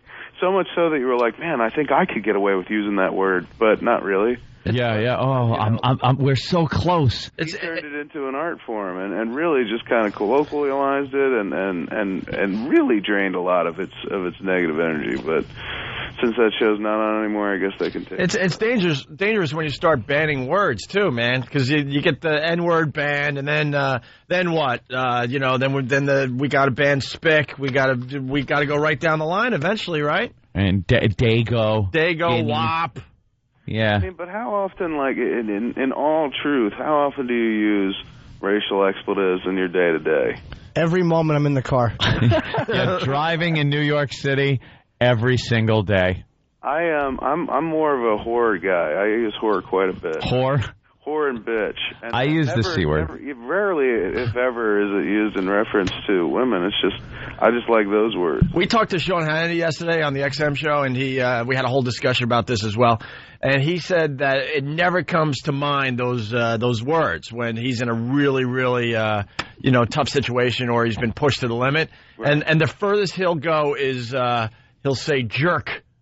Yeah, like jerk, and we're like, come on, Sean, could you just be honest? Me? You got to be honest. I understand that would probably wreck your entire career, but no one's buying that. That's the furthest you go when you're being pushed out there. Because we were saying it's always the atomic bomb. It's that last weapon that you can use that is the ultimate. So if you're driving down the road and you get cut off and almost driven into a guardrail, and then whatever the ethnic background of the driver is, right, you might not yell it out the window, but you're at least going to think it. It's going to creep into your head. If it's a black guy, I'm sorry, that N-word pops in. If it's an Asian guy, you'll say the CH word. Right. I'm going to do that to every thing now. Yeah, the ch. The ch word. Or the g. Or the g word. Or yes, the G word. Remember when Sarah Silverman got in trouble for using the CH word on Letterman? Yeah, she's like, in the midst of it, like a joke, not even using it in a just tossing it off in terms of that was on her mind at the time. It was all payoff for a very long setup about going to court. Yeah. And that's what Ope was saying before. If the N word is banned in movies, guaranteed it is followed by every other ethnic slur or perceived ethnic slur. And then where do we go after from everyone? After we ban all the slur words? Every group. Then you ban black people from movies. It's the only way we can go. then I'm prepared because then all that time spending sleeping in a shirt and shorts, I'm prepared because then we're returning to the prairie, sir. Yeah. Then it is Little House on the Prairie. So I've got to step ahead of everybody. Then we go back to calling people half pint, stuff like that. Half pint. Paw. Hey, Kevin, switching gears just a little bit, man. Loving your movie reviews. I mean, we finally got a guy that, knows what he's talking about when it comes to these movies that are out. On Ebert and Roper? Yeah. Yeah, I mean, Anthony turned me on to it, and you do a really good job. Yeah, it's actually been kind of fun. I go back one more time this year. They asked me to come back to do the Worst Of show, where they do, each one picks 10 movies that they like the least in the year. Actually, I guess since they both see every movie that comes out, they pick what they seriously consider the 10 worst movies of the year. I haven't seen every movie that's come out. So. Yeah. What was the worst movie you saw this year? I got to hold it, dude. I got to save it for the show. Yeah. I can't bring it to. Big surprise. Leave it in the locker room. Yeah. Bring it to the field. I like it the fact that you got on critics so badly at one point because they were getting on you, and the critics, a few of them were like, oh well, why don't you give it a try? Exactly. And then he steps right in there and kicks all their asses. Yeah, certainly did. By doing a bang-up job. Hey, did you think? I thought The Departed was really good, but a little overrated. I like that movie. Really? A little overrated. Little overrated? Little overrated. I like it. Did you guys see Half Nelson? No. You see it. This movie with Ryan Gosling in it. It's really good. That's the teacher that's doing the drugs. I did see that movie. It was amazing. Oh, who saw it? Which one? Opie. Oh, wasn't it great? Yeah, I got a theater up in my neighborhood where they sell smoked salmon sandwiches. It's the artsy theater. Wow. And I go there when I'm just sick of all the crap that's out, and I saw Half Nelson. It was amazing. Yeah, I mean, he was fantastic in it. That kid, the little girl, she was fantastic. The dude who played the dealer, the neighborhood dealer, everybody across the boards, great performance. It's a teacher that the kids absolutely adore. He's there for them. We've all had one of these teachers growing up. And the little black girl catches him. What was he doing in the bathroom? What kind of was he snorting? I guess he was snorting heroin in the stall, and she catches him. And then he was a crack smoker.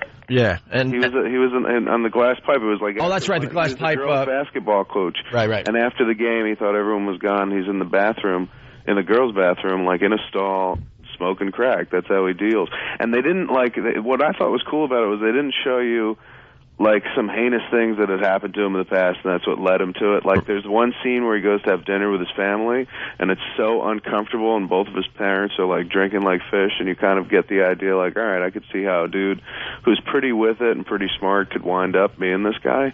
It was just so well done. But he's smoking crack in the bathroom, and one of the kids on his team, younger girl, walks in and finds him. Yeah.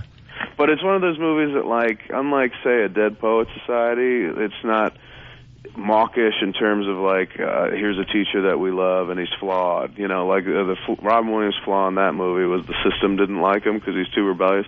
Ryan Gosling's flaw in this movie is he's a crack addict. Yeah. And also, let me ask you, what are the odds, because you're a great director, and we all want to see the Chappie Sinclair character brought back with Lou Gossett. What are the odds of doing just talking about a believable, interesting, well-named character? Chappie Sinclair. What are the odds of maybe doing a Lou Gossett, Iron Eagle? Iron Eagle 8. It's just an inspirational film, and you always root for Chappie. What are the odds? Do you remember the theme song to Iron Eagle? I'm a bald douche comes to mind, but I don't think that was actually it. It was a Queen song, and it was like, lightning, I am lightning. Sure you are. I think I saw the last Iron Eagle that was made. I'm not even sure of the number, but recently I watched it. It was on late one night. Was he in all of them? Yeah, he was. Yeah. The sets were hysterical, how cheap they were. He had a fight in some room that was just, I swear, it had to just be paneling that was being held together with duct tape. The walls were moving. It was just, I think the whole budget had to be about $50. Lou Gossett, I know this is an odd thing to talk about in this day and age, does a great performance in Officer and a Gentleman, and wins an Oscar, and then does garbage for 25 years. Yeah, but that's where that's supporting actor Oscar and supporting actress Oscar is a curse, man. You think it ruined Timothy Hutton too? I just watched. Here's a movie that I don't know if you haven't seen it. Pick up this DVD. It's a movie called Shadow Boxer. It's got Cuba Gooding in it and Helen Mirren, who's right now like she's going to win the Academy Award for Queen. The Queen. This is another movie she was in this year that came out in limited release. It is so spellbindingly awful. You have to watch it. It is not to be believed. Like him and Helen Mirren, Cuba Gooding and Helen Mirren play stepson/lover hitmen team who are hired by Steven Dorff to go put a hit on his girlfriend, who when they go to shoot her turns out to be pregnant and her water breaks. And the movie takes off from there. You must see it. Make the time to see this movie. Absolutely. But getting back to Norton's point, yes, that thing is a curse, man. Like Mira Sorvino, what's the last thing she did? Yeah. An Oscar. Yeah, but don't forget Enemy Mine. I forgot to mention Enemy Mine. Enemy Mine, where he's very, he's Dak. Dak. Let's have sex. Remember, he's self-generated, or what is it? He's the organism that impregnates itself. I don't know. I blocked it out like a childhood episode. He has a kid. He has a child. Yeah, he had a kid. Lou Gossett Jr., not to spoil it, his character dies, and so Dennis Quaid has to raise his alien kid. Such a strange flick. That was odd. Ugh, that's a horrid movie. Yeah, we got to take a break. God damn. Clerks 2. On DVD. Today, Clerks 2 is on DVD, and An Evening with Kevin Smith 2, Evening Harder is on DVD. There's a movie, my friend Jeff Anderson, the guy who plays Randall in Clerks, he made a movie called Now You Know. That's on DVD. So I got 3 DVDs coming out today. All right, yeah, you got to call back when we have a little more time, Kevin. Plenty of extras, too, in there, right? Tons and tons I'm sure. of extras. That's the fun stuff. Please go out and buy it. Absolutely. Can you do movie reviews for our show from time to time? Oh, God, in a heartbeat I would do that. All right, we'll have to work that out. Cool. I'm all for it. Hey, before I go, Norton, you know a dude named Mark Cullen? Yeah, he's a comedian. Yeah, and he's also a writer. I'm doing this show, I'm acting in the show that him and his brother created called Man-Child. Oh, really? And when I met them a month ago, they were to do the initial meet and greet where they sniff you out, smell your butt, see if they like you, if they can work with you. We were talking about people, and he just goes, I got a friend, this comedian, and this dude, he's just all about prostitutes, and he's going on for a few minutes, and I go, does your friend live in New York?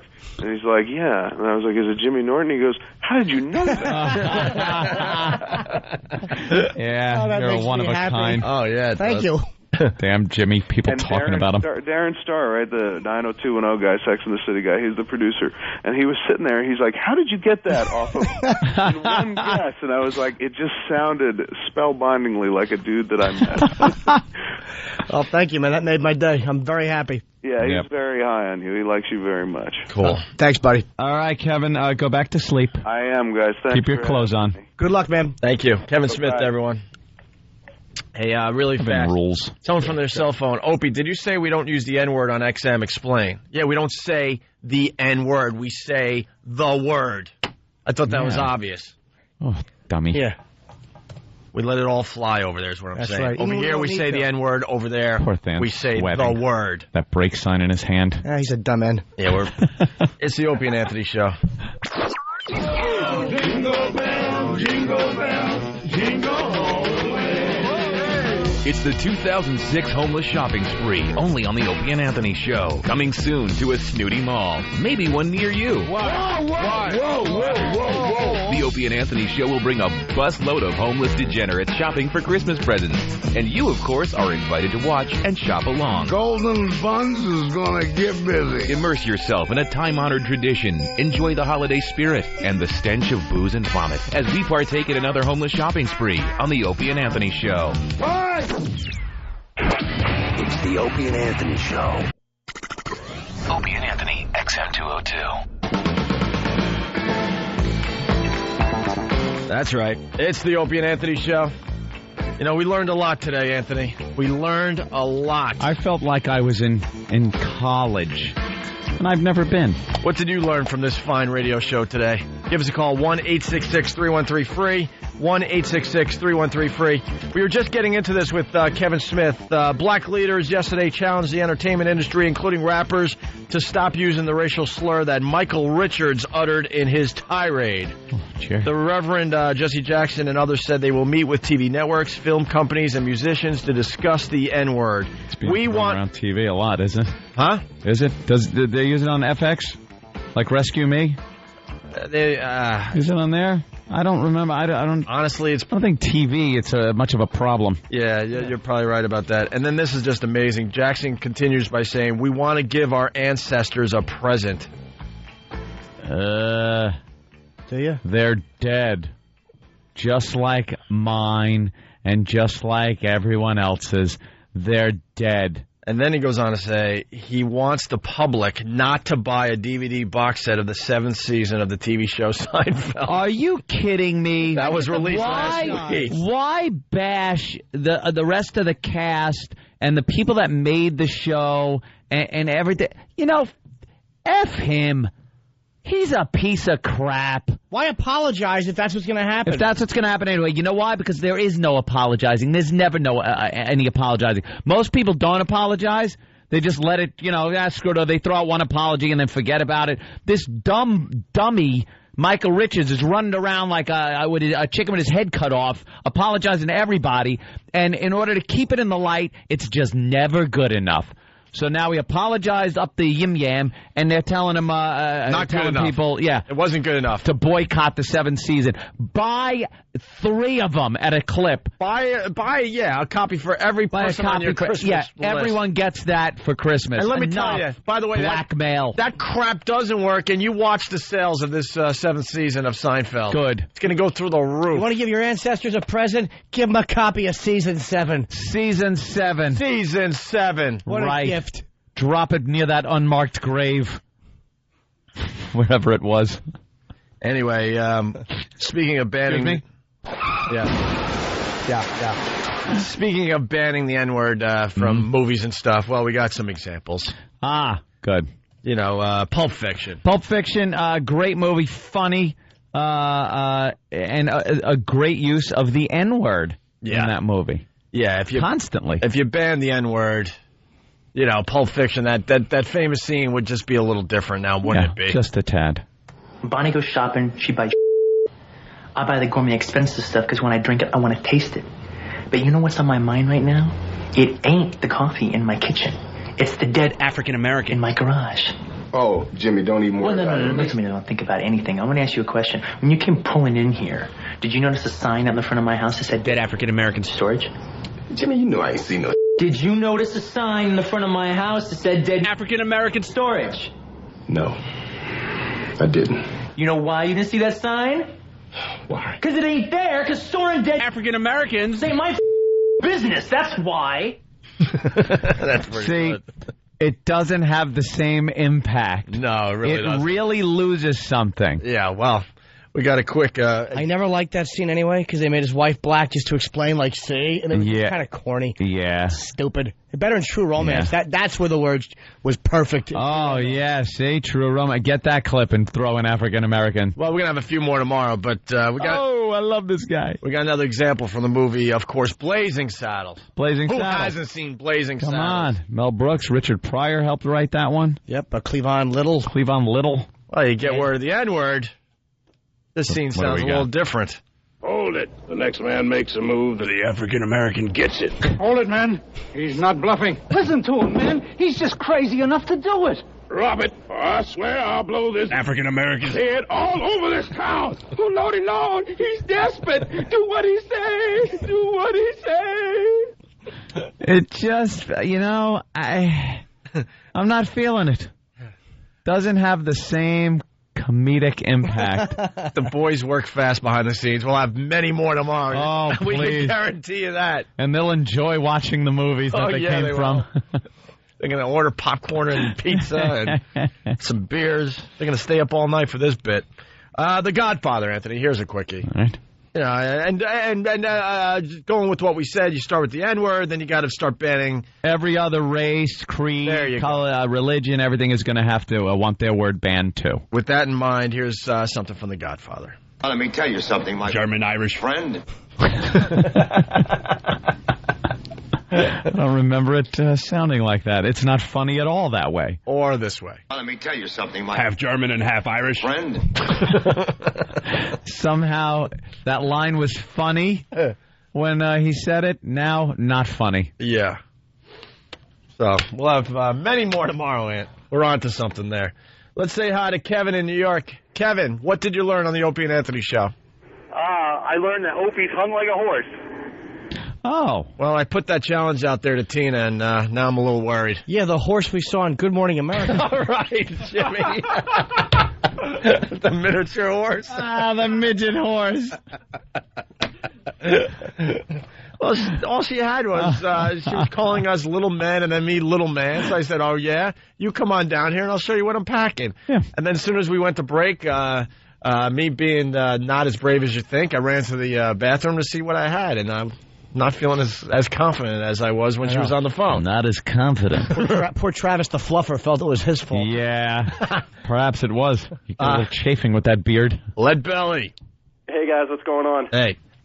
Today I learned that Kevin Smith is a bottomer and his wife is a topper. Yes, we did learn that.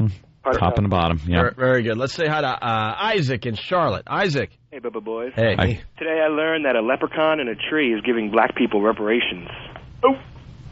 That's going way back. Yeah, that was a stretch. John in Texas, what's up? Yeah, I learned today that black women babble too much. Yes, you did. Well, Tina was a babbling ass. Yeah. Do you remember her name? Huh? Do you remember her name, though? Sure. Babbling ass. We let people talk on the show. Some people think that we don't let you talk, so they have to fill up the space with their own words. It's like, chill out a little bit. Let's have a discussion here. Paulie, Long Island, what's Novel up? idea. Hey, boys, how's it going? No, because other shows, I'm being dead serious. Other shows, when you don't agree with the host, they get all, pissed off and they hang up on you or something. We really do try to get people to say what they want to say. I would love to sit and have a nice conversation with Tina. Me too. All right, Paulie.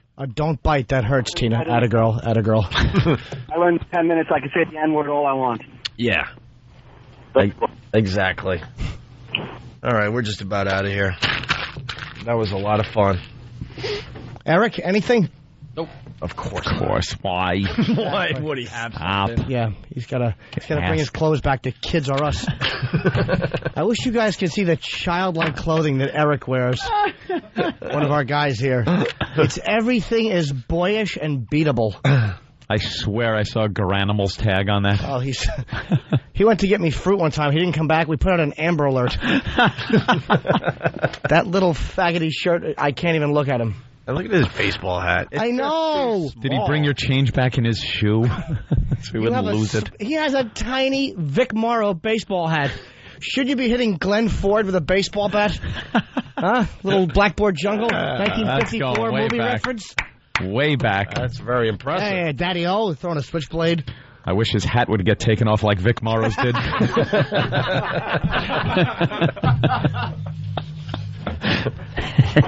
Deserves him right how he treated Eddie from Courtship of Eddie's Father. Right. Oh, he deserved everything he got. Trying to pitch a little inside. That's all he was trying to do. Nice decapitation in the pool. Trying to do a scene for a mediocre film. Nice lopping off of the head with a helicopter wait for blade. A career to end. Yeah.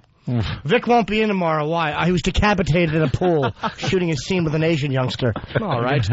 Have to go to the secondary team today. Ursula. Yes. What's up, Ursula? Hey, I was just letting you know that it sounds like freedom of speech is out. Yeah. Well, that's not what I wanted. I agree. Oh, boy. I agree with Ursula. I was going to just fade up the Rage Against the Machine music dramatically under Ursula's What Did We Learn, and it was something else. What does your name mean, Ursula? What's that? What does your name mean? It's a Latin name. Yeah, for what? It's Constellation, Little She-Bear. Yeah, that's what I thought. It had something to do with a bear. Yeah. Grr. Right. Why don't we hook up? For a German name. Little She-Bear. All right. Little She-Bear? We'll end with Mindy in Maine. Mindy. Yeah. Yeah. I called twice. What I learned was that if you call your show, you get put on hold and then hung up on. All right, well, what happens? We move on and try to, go on to another topic. So then, at that point, you're useless. us. I wasn't useless. I had quite a few things, actually. I wanted to tell you the difference between the white and black penis situation and everything else. Wait, what did you want to say? I was totally on your side, and you left me on hold. All right, wait, what did you want to talk about? Well, he had nothing to be concerned with as far as penises go. That whole black woman saying teeny man, I've seen black and I've seen white, and black people don't have anything to be that proud of. Cool. Make eye contact with your father next time you see him. My father? All right, well, that was worth an hour of your time today, huh? She lives in Maine. How many could she have seen? I know. Go look for a moose. It wasn't even a black guy in Maine. It was just a tan Italian. She's never seen a Negro. Yeah, no kidding. And that's what I saw, too. I'm like, Maine? What do they know about the black and white issues facing America today? Snow on the road and no snow on the road. Pretty much it. I was racial. I slipped on black ice. Yeah, well, all right, guys. We had a lot of fun today. Thank you for checking us out. We greatly appreciate it. It's the O&A virus spreading across America. Please tell your friends. All right.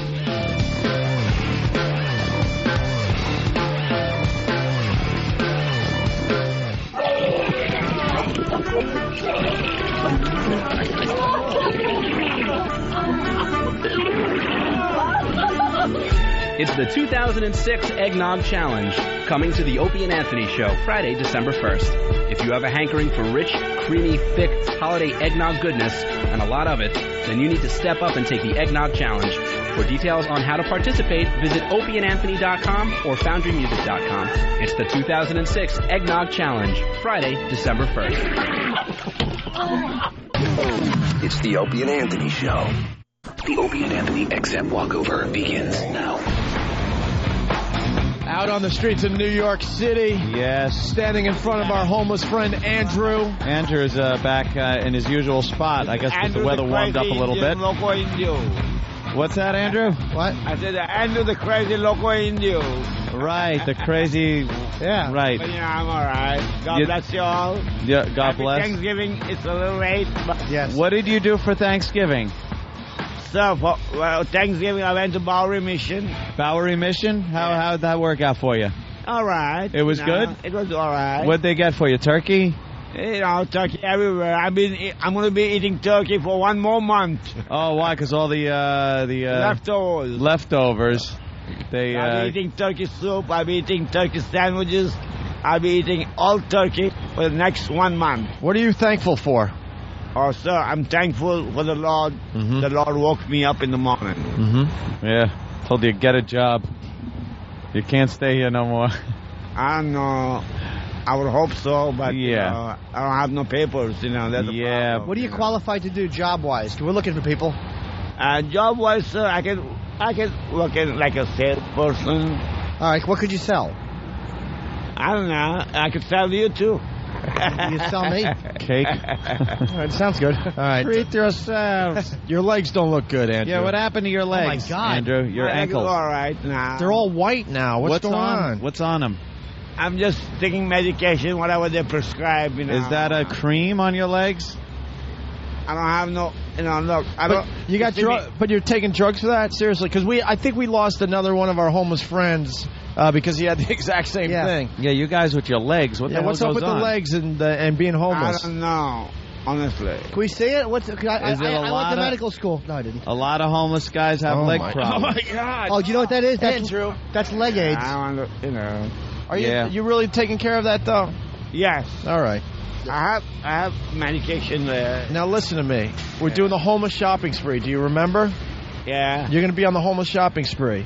It's going to be booze and money and gifts galore for you guys. Yeah, we take you guys to a mall, and then we give you a bunch of money, and you get to shop and get a bunch of stuff that you need. Buy clothes and socks. You know what I need, actually? What do you need? My most important thing, I needed my glasses. You wear glasses? Yes. But you don't have any. I lost them. So maybe there's a vision center in there, or one of those eye places, and you could get some glasses. But we get to pick out the frames. Okay. No problem. Okay. How bad is your vision? Holy shit, that'll be funny. No problem. No, how bad is your vision? I can't even see it. Oh, wow, you can't see anything, huh? You know. How many fingers am I holding up? 3. Wow, that was 2. Cool. Nah, he's doing good. 2. You are a good mess. job. Here's a 50. There, enjoy that 50 from Jim Norton. You sure? Yeah. Thank you. You're welcome. God bless you. We got to bring you on the homeless shopping spree, so we have to be able to find you. Mark your calendar. I'll be here, you know. Here, Andrew. On Saturday. All right. All right, does he know where to be? It's Saturday, right? Not this Saturday. No. He'll never remember. The 16th. Okay. Check your calendar or check with your secretary. Yeah. We'll tell your secretary. Friday, 16th Saturday. Yeah, you got a business 2 weeks from Saturday, Andrew. His card. He didn't remember that you jumped on his only food He wiped source. his ass with it. Sorry. Good point. Yeah, he has no clue about that cake. Cell phone number. 917-000-0000. You got that one? All right. Enough. He knows His hair 917. like Anthony Perkins. All right, Andrew. Good seeing you, buddy. God bless, Andrew. God bless. We'll see you on the homeless shopping spree in about 2.5 weeks. Andrew's going to be a hit. We got a nice lineup of homeless people for this this year's festivities. I'm looking forward to what Keith brings in next. Yeah. He's been great this year, Keith. Keith knows how to handpick He found them. G.I., we found Andrew, and then we got homeless guitar dude. Yeah. And, of course, I almost Tom. said Ziggy. Oops. Tippy Tom, Ziggy's yes. dead. Tippy Tom. It's going to be a nice lineup. Ooh, nice hairdo. Look at De Niro. You nailed that one. He looked like a skinny De Niro. Good. Bad mustache, De Niro. Oh, fat traffic guy. I hate these fucks. You're going to get in trouble. No, you're What? not. What's he going to do? Not make you make let you make a left. Time to go check the meters. Ugh, I'm with you, Jimmy. Ooh. Hi. They used to be brownies. Now they wear like something that looks like an NYPD uniform, so they don't get messed with as They much. hate when you tell them you're not a real cop. Are you? Yeah, you're not real. Did you go through the academy? I just turn when they wave me off of a left turn. I just make one anyway. Do you really? Yeah, go right through. I don't make eye contact, and I keep going. Don't they jump? I've seen them jump in front of people's cars before. Oh yeah, I keep going. What are they gonna do? Speaking of cops, did you see what's going on in New Orleans?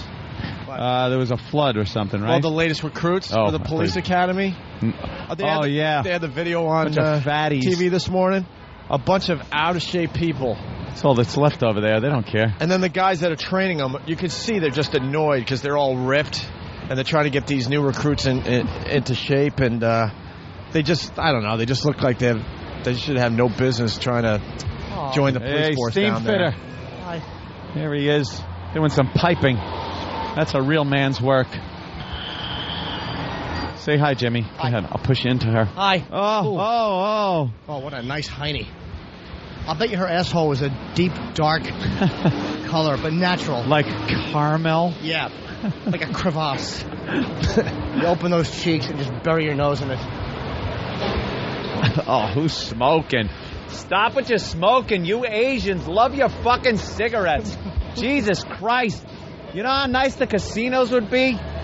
20,000 Vietnamese all fucking smoking cigarettes. Holy shit.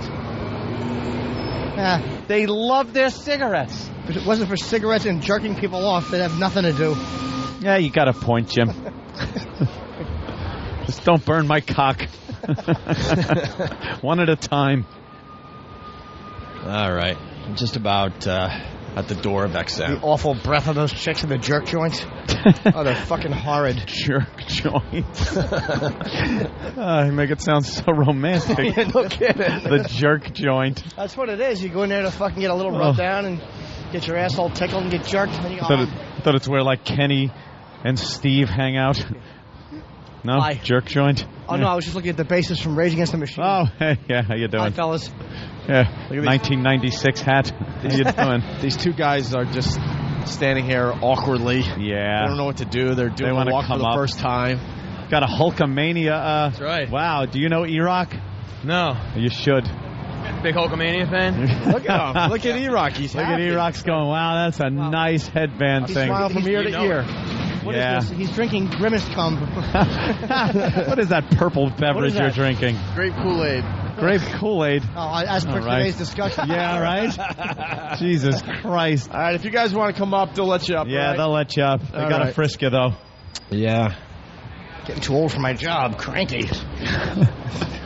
We got, all right, turn around. We got Big Kev interviews on the way today. Oh, well, price of admission. Ah, yes. Right there. Is this a line for the elevator? It better not be. We're busy men. Oh, wow. I've got what happened? All the elevators. What are they giving away? Free hotcakes upstairs or something? That's a little thing I say when I see a line. Oh, Jesus. All right. Hi, sir. How are you? I guess we'll see you upstairs. Wait for the elevator and see you upstairs. XM202.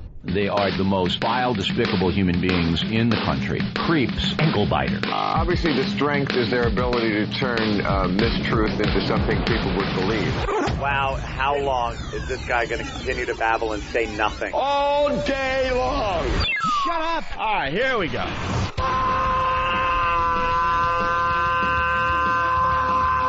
Welcome to the Opie and Anthony Show. It's worse than I imagined. That's terrible. I'm sorry. We are a bunch of dopes. I think we're lewd. We're probably pushing 20 arrests because of this radio show. Out of touch cornballs. 3 retards. We have the effect of Tylenol PM.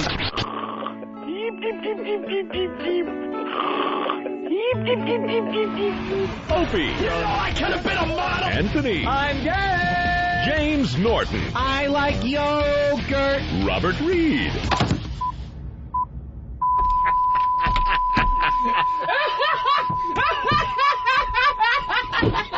But enough of this palaver. Let's get the show on the road.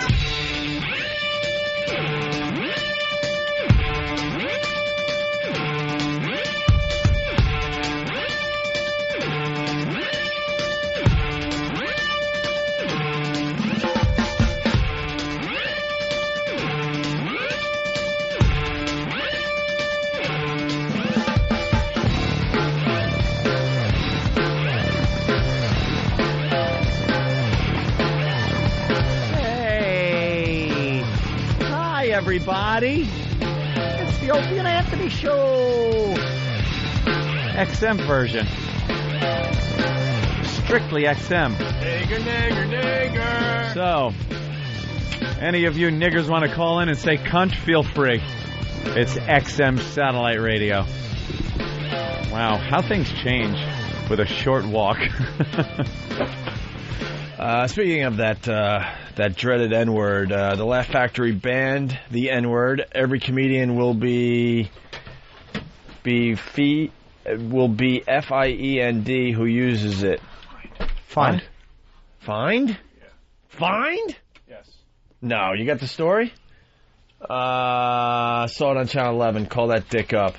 That can't be true. The comics should rebel and just not play his room. It should be a rebellion. It's freedom of speech. I'm going to side with Jamie, and I'll tell you why. I'm going to punch you. No. I have a reason. He's got a good... I agree with you. He's got a good angle on this, okay. actually. Jamie is in a very tough situation. And believe me, siding with a club owner, you really do feel like the fucking slave siding with the master. But the reality is, he's in L.A., which is gang territory. There's been race riots there. He's getting death threats and arson threats. Are you kidding me? He is worried what did he do? that someone's going to burn his club down. I'm telling you, that's what it is. Oh, self-preservation? But on a real level. And in L.A., I mean, he's probably worried someone will do a drive-by at his club. I mean, oh my God. That's a major problem for him. And he's just trying to weather this storm because it's not going away. And as much as he loves publicity, his insignia is on every fucking person that watched Michael Richards yelling, sees Laugh Factory behind it. Yeah, that's true. So I think he's just worried about... I don't think he's trying to restrict freedom of speech, even though it is pukey Los Angeles. I think this is just about preserving... Because Jamie Masada's been around forever. He's seen a lot of stuff over the years, a lot of great comics. He's just reacting. Some crazy stuff in his club. I would leave it just the way it is. You could use whatever language you can muster up. I don't care if you use the N. Ow! Would that be the end result, do you think? I think he's just worried about his club getting the windows knocked out or again, getting burned down one night. Some fucking maniac Burns you down from the Laugh Factory. What about this? Masada suggested Richards donate at least $500,000 to charity for every time he unleashed the derogatory term. Masada also said the comedy club will ban comedians from using all hateful words. Wow, he's really all trying. hateful words? Wow. All right, fuck him. That's no act. Yeah. All hateful words. You know what? Then go to the Comedy Store. Yeah. Then There's just go to no the Comedy act Store, there. which is right down the street from the Laugh He's going to Factory. do an act. And I'm not, believe me, I'm not saying that the word nigger should be banned from comedy clubs if there's a place for it. If you're doing it to be gratuitous, like to me, that one Tarantino scene where he's going, is this dead nigger storage? He's just trying to be the hip white guy. But in True Romance, to me, it made perfect sense in the scene. It worked. I mean, that's what it was there for. I mean, you used it where it should be used artistically. It was great. What the fuck is wrong with Jamie Masada? Now he's just panicking. Here's another quote. We want to be the first place in the world. Can we get him on the phone today? Let's try. We want to be the first place in the world to ask all of the comedians if they go on stage and use the N-word, it comes out of their paycheck. All right. We've lost all reason and sanity. If it's only for that word, he is simply panicking and trying to avoid his club from being burned. That's the only word I can understand. You know something? For self-preservation, that's one thing. But all how about, I like to... I'm saying this not being in his situation. Right. But that situation... There has to be a bit of bravery. This is the biggest right we have in this country is the freedom of speech. The protection thereof comes from people that gave their lives, that were very brave to make a stand against this kind of thing. He is cowering, buckling under, and giving in to fear and forfeiting a right that you have in this country. It's easy to say because I'm not in his position, right. But the guy's a coward. He's a coward. For his own safety and protection, he is taking away the rights of other people. I agree with you in a sense that you're correct. You can't argue the point that is correct, and I agree that as an artist, I agree with it, of course. Yeah. But I do understand why he's doing it. I don't think it's coming from his heart. I think that this is going to pass, but right now he's in the middle of it unwittingly. I mean, he's just there. Yeah, he got thrust and he's got to react somehow. So when they say, "What have you done?" even though he knows it's horseshit, we ban the use of the word nigger. Comedians will be fine. Almost like saying, "Look, that's all I can do. So don't fucking put Molotov cocktails through my windows." I mean, I don't know if he's being a coward because, to me, a freedom of speech issue, which I agree with you, is if it was a political thing or somebody was criticizing blacks and he buckled, I would completely agree with you. But this is such a violation, like, you understand, of what is, like, kind of by standards of what people behave in public. He's just panicking and trying to keep his club from getting fucking Molotov cocktails thrown to the window. He also jumped right in the middle of this whole thing. I mean, he didn't shy away from this. He had press conferences with the logo right behind Paul Rodriguez. Maybe he didn't know it was going to snowball. And Paul Mooney. He was thinking, oh, great, I'm going to get the name of my club out there. The story's got legs. Yeah. Big, thin Kenyan legs that can run for miles. Yeah, and I'm not saying I side with the club owner banning the word nigger. I think it's disgusting, but I won't go as far as to call him a coward. I don't even work the Laugh Factory, so I'm not sucking up to him. When I'm in L.A., I work the Improv. The Laugh Factory audiences don't like me, so I don't work the club. I see it as a bit of cowardice, though. Maybe, but, understandable cowardice. You want to think that people are brave and will stand by their rights and say, no, I'm not backing down. This place is, especially a comedy club, is really that last stronghold of free speech in this country where people can go in and say and sit and listen to ideas and language that you just cannot hear anywhere else. Comedy clubs really are a very unique place for freedom of speech. You sit in an environment where you can hear things that you will not hear outside those doors. They are taboo and will get you in trouble outside those doors. Completely agreed. But had Michael Richards been doing a bit and nigger was the punchline, or he was using it, I would be 100% with you. But it's such a weird time. In a comedy club, it's very rare. You have a white guy yelling, "We could have hung you, there's niggers in the back." It's very rare you have this kind of situation. Right. This is a bizarre... I mean, no one's saying he should go to jail, so his freedom of speech isn't being violated. It's a very odd situation where you have a guy screaming something for real at black people as they walk in. Other people's freedoms are being stepped on because of this now. The owner banning any free hate speech. Well, I don't like any hate speech. That's disgusting. What about a comic that really, in context, uses the word nigger and it's funny and it's done well, artistic? You're taking away that comic's right to speak freely in that establishment and the people's right to hear it because of this one instance. I think he's just panicking. Yeah. I think one thing he doesn't want is protests against his club, which I don't think there has been any.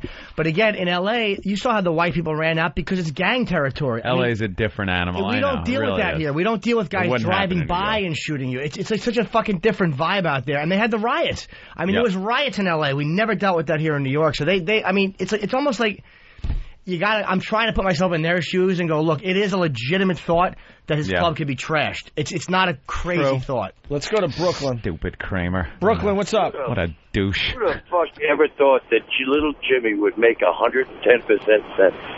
Making sense to me. Gotta love you, brother. Thanks. But you're right on the mark, and it's a shame that be like that woman who called in today. She can sue me because she's a cunt, and if she wants to burn my house down. But all they want to do is run their frickin' mouths about how everybody's oppressed them, and then you got to be afraid that somebody's going to burn your house down. I'm like you, man. I'm just like you. Yeah. I'm going to come to your house because you called me a truck driver and burn your house down. They're such fucking idiots. Yeah, it is. God bless you guys, man. Right. It is disgusting. If he bans all hate speech, if he bans all hate speech, I'll try to burn the club down myself. You wouldn't be able to play in that I would be able to say hello and good night. But as a comic, Jimmy would just go to the Comedy Store. Yeah. So in the end, this could hurt him. Who wants to see nice comedy? But Laugh Factory stinks. Laugh Factory is that kind of comedy predominantly. They don't. That's why I don't do well. They're like, that's Dane's home club. They love what Dane does, and there's just an energy there, a fun energy that is just, the Comedy Store is a hardcore club, and to me, the Improv I like better. The Laugh Factory is just not my vibe, so I lose nothing by not being there. You still got plenty of clubs that will let you do, whatever the hell you want. I think it's a temporary move, and I think, again, once the firestorm dies down, and it will go away, this is just a big one, man. A guy yelling nigger, and not in being funny, but yelling. We could have, first of all, making some sort of a lynching reference, and then yelling, there's niggers here. It's really hard to fucking just kind of bypass that one. I mean, he's in a really bad position. Certainly and siding with a club owner. But I feel like the husband of a rape victim siding with the rapist. Yeah, I know. Saying, look, she had on a short club skirt. Owners. They're repulsive, but I have to on this one. All right, let's say hi to Jay, who's black, and he lives in Alabama. Hey, how's it going, guys? How you doing, Jay? How crazy are you to be black living in Alabama?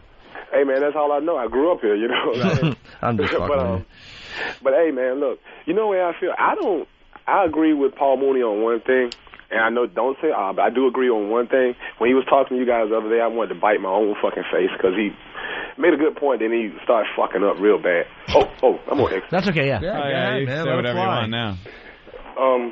The thing was, when he said, well, no, I don't agree with it because it's dangerous. Remember he was saying when you asked, was it any context would the word nigger be okay? Well, look, he goes, dang. He is exactly right. It is dangerous. And you know what? If the comic wants to take that risk to stand by his art, so fucking be it. I agree. With everything that we do, you know what I'm saying? There are consequences to it. I can't walk up in Brooklyn and call an Italian guy some type of fucking mook or all this other kind of crazy stuff without getting my ass beat. So, I don't have a problem with it. And I live here in Selma, Alabama. One of the most racist places in the United States. And do you know that just until about 4 years ago, we just got that same mayor that was out, in Bloody Sunday. We just got his ass out of office. So, it's still alive and well, man. But the thing about it is you got to know what you're dealing with, who you're dealing with, and deal with it. All right, you raise a good point. Like, as a comedian, if you want to take the risk, I mean, because people sometimes as comedians, we do think that we have barriers. Like, Michael Richards didn't seem to understand that there are guys that would have walked on stage and knocked his fucking teeth out. Exactly. Like, we do have this invisible barrier, which really is, if he had done that in a mall, he would have been pounced on and beaten. There really is a weird barrier, which people do cross and smash you as a performer. But if as a comedian you're willing to take that risk, you have to realize you're dealing with other men. You know, women usually aren't going to attack you physically, but you're dealing with other human beings who might attack you. Then good for you. I think your barrier there, though, is the art itself. Yeah. The fact that you're on a stage performing and people are in front of you as an audience. It's almost like you get this, hey, why doesn't De Niro get punched as he's walking down the street for some of the language he's used? You kind of have this armor on you because you're a performer. But don't you? Is he still there? Sorry. Yeah. I think, like, as a black guy, okay, you understand, like, and I think black people sniff this out immediately from a performer or anybody else. When a white guy is saying nigger just to be shocking, or when there's a real point to it, like as a comic on stage, I think black people in the audience will accept it if your point is valid, if it's really part of what you're doing and it makes sense. Exactly. If it's bullshit and it's gratuitous and you're trying to be shocking and you're trying to use that shield just to say it to a black guy, they can sniff it out too. Exactly. And Anthony, you know what? I want to mention one more thing. You know, you say how, that we all should have the right to say these things. We actually do. You know what I'm saying? But the thing about it is, the place that this came from with him, you can tell that was under his skin for a while. You know what I'm saying? Oh, yeah. Now, you could tell not only from the outburst, but from his body language and the way he talked during the apology and everything. You could tell this guy definitely has got some kind of issues. Yeah. I mean, that I would never even try to argue against that one. That wasn't a slip of the tongue. That was his anger kind of exposed to who he was. You don't come off on a tirade like that without. He was just annoyed because black guys probably heckle him a lot because he stinks. Funny Kramer mask came off that night, that was Michael Richards on the stage. Thanks for calling, man. Yeah, thanks, Jay. All right, man. I've been listening ever since Drill Dough. Take care. Oh, we haven't played Drill Dough in a while. I love Drill Dough. We got to get some new Drill Doughs going on. I agree. Yeah. One on me, one on Fan. We'll see who lasts the longest. Just my idea. And what the hell happened to Sexiest State in America? They were awful. Stopped calling. Yeah. They were pretty good for a while. I know. And then we got a couple of bad ones. Speaking, of course, of live sex acts on the phone. Yeah. Couples would just call and just start going at it. And then they would get the title of Sexiest State in America because they would represent their state, Nick, St. Louis, what's up? Yeah, what's up, guys? Jimmy. Yeah. Jimmy, I cannot believe you. You do not take a stand on anything. That's not true. You have a weak chin and a weak spine. That's not true, but I think you're right. Dude. One thing at a time. What are you talking about? What are you talking about? Let me tell you. The chin is there a little... is no room for any gray area on this one. Yeah? You tell them this is a temporary thing, not saying the N-word, the nigger word, whatever it is. Any speech should not be outlawed unless it is speech that is to make someone riot or incite. I understand. Well, dude, wait. We'll go back and forth. I understand what they call, I think it's TPM, time, place, and manner, and freedom of speech. I understand that. This is not about the legal issue of freedom of speech, okay? You can't stand in a library and yell cunt without getting thrown out either. So I'm not talking about the legal issue. I'm saying I understand his point of view because the reality is it's real easy to be a maverick and sit here and yell, yeah, man, but I don't own the club. That literally, there's a reality he could be burned down by some I agree with you on that, but don't say I don't take a stand. I said if he's banning all hate speech, he's a fucking coward. If he's just banning the word nigger because he's afraid of a Molotov cocktail flying through his window, then he's reacting to a bad situation. What kind of stand would you like me to take, dude? No, that's his right as a business owner, but listening to you guys, because I love you guys, and you're my favorite comic, man, but let me tell you something. Listening to you say things like, well, there's a difference if somebody's saying the N-word and then they're saying it artistically. Yes. I don't care how they say it. Oh, you know? I agree, coming from your point of view as an artist, I don't find it funny all the time, believe me, because sometimes some of the race references on this show, actually, I'm like, oh, that wasn't necessary, but sometimes it's funny. I think you're confusing also the right to say it and then the consequences to the right to say it.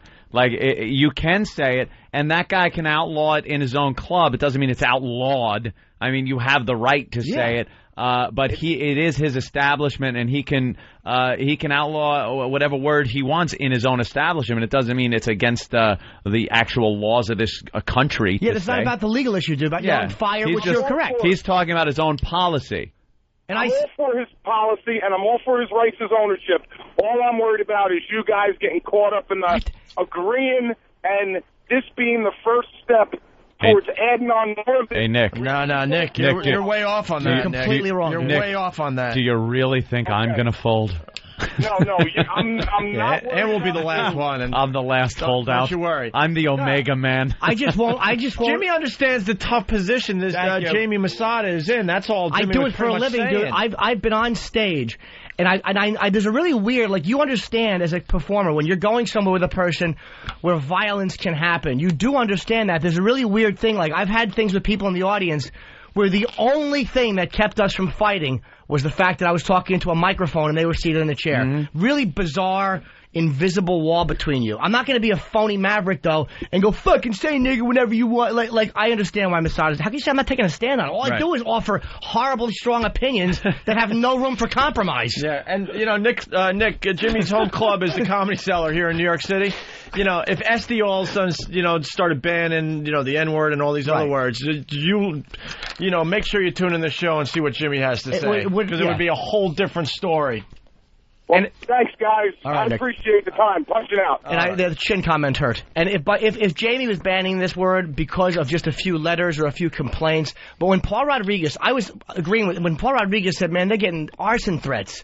I'm like, ugh, yeah, it is L.A., man. They fucking 10 years ago, the police had to stand at Beverly Hills so people didn't. I mean, it was scary. Thank God. Hey, so beautiful, Beverly Hills. Are we getting Jamie on the phone? He's not answering. He's not answering. I hope he's okay. No, he's probably laying down with a black woman. Hey, the dump report. We don't have to do the whole dump report, but 607 from Anthony. Merry Christmas, fucko. Was dumped out. Why would they dump that? You should have said Happy Holidays. I thought the O would keep it okay. Yeah. And we don't need... Fuck O. Don't need to explain or nothing. It's just fun to see that Anthony got dumped out for saying Merry Christmas, fucko. Fucko. All right, we're going to take a break. We got the Razzle Dazzle Variety Hour. Remember we asked for some examples? Razzle Dazzle. I'm a douchebag. Some of the new program on The Virus. Oh, yeah. I forgot they changed the name of the channel to The Virus.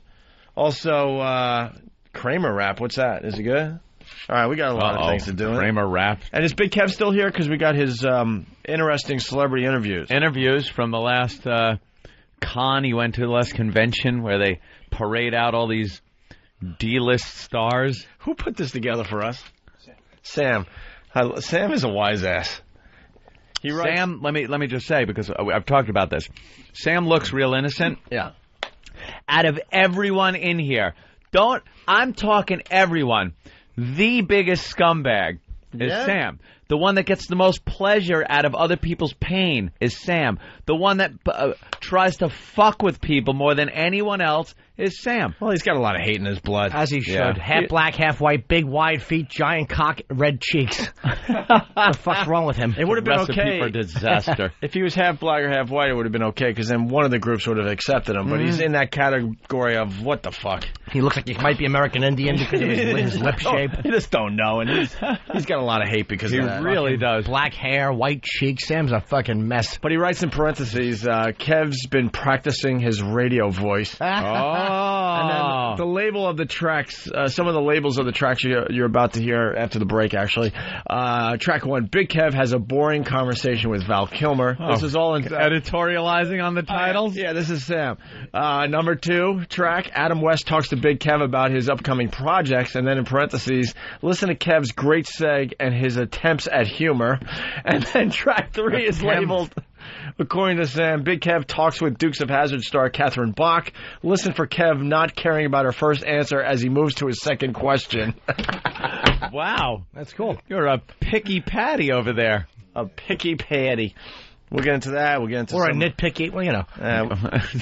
We'll get into some clips from the Razzle Dazzle Variety Razzle Dazzle. We got Clinton talking to the AIDS puppet today on TV. I want to hear that. We got a bull getting tased.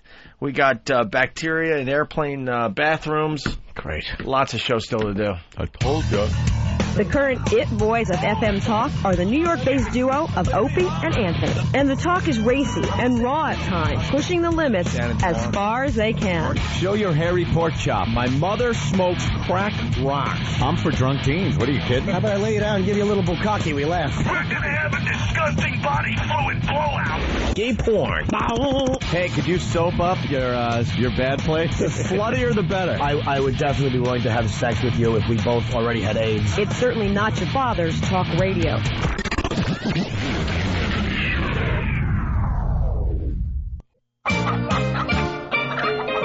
The Opie and Anthony Show is headed to Florida, and you're not. Tune into the Opie and Anthony Show Monday and Tuesday morning, December 4th and 5th, as we broadcast from the Buzz 103 FM studios in West Palm. Without you. If you're in the West Palm area, feel free to stop by and watch the show from a safe distance. That's Monday and Tuesday morning, December 4th and 5th, live from West Palm. Details on opieandanthony.com.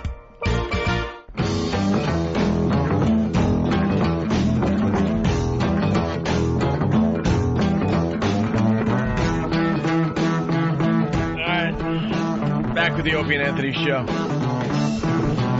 Do we want to razzle dazzle? Do we want to do Big Kev's really interesting celebrity interviews? What do you want to do? What do you want to do? Well, we got Big Kev. We could probably do both. We got Big Kev here. I mean, it's very rare to get the interviewer in studio when the riveting interviews are being played. And these are big celebrities. I don't think they should wait. Absolutely. These interviews. Big Kev doesn't fuck around with his interviews. I mean, Kev has a gift. He could take any celebrity and just make them seem inane. No offense. No, none taken, I'm sure, right? No. Well, the beauty of the interviews are the fact that they're less than 2 minutes. I mean, he gets in none of that in-depth crap that some guys go for. In and out. This is Big Kev. Do you acknowledge that you're Val Kilmer? Yes, I do. All right, thank you. Thanks for talking to me today. You should do that just for the fuck of it. That would be funny to hear. Okay. Timed out like a fucking jewelry store robbery. It really is. It's a stopwatch. We got 2 minutes. So, Sam, tell me about this movie and go. We should get Sam in here because the fireworks could fly. Yeah. Sam doesn't like your work there, Big Kev. Oh, Sam. I hate to be the bearer of bad news, but Sam's saying you're not that good at interviewing. I don't want to upset you, but Sam said that your stuff stinks. You know, and Sam would know. Look at this There kid. you go. Appley cheeks, sweet disposition, you'd think. Look, if it wasn't for me, you would have never known that someone thinks that you're interviewing stinks. Fiona Appley body. That really is a waif. Those are just ideas that popped into my head. Don't be a pussy. Exactly. Don't be a pussy. No, we know you have it in you. Editorializing in the titles of the tracks. I love what it. you were doing. Exactly. Maybe. All right, well, Big Kev. How is he a black man, partially black man with lips like a Vietnamese man? Maybe part Vietnamese, too. The same as thin lips. But I hear he's all cock. Got to respect this kid. He's a good boy. Have we figured out all of them yet? We know we got the black. Black and white. We got the white. We got the American Indian. Right? Yeah, I guess so. Part Jew. Part Jew, I bet. You got some Jew in you. A little Jew. A little bit, yep. None that I know I of. see it. No. I see it. All right, it's there, I guess. So young Sam finds Kevin detestable. Yes. Sam, paraphrasing. What do you mean? A lot. What do you mean by this? It says Kev's been practicing his radio voice.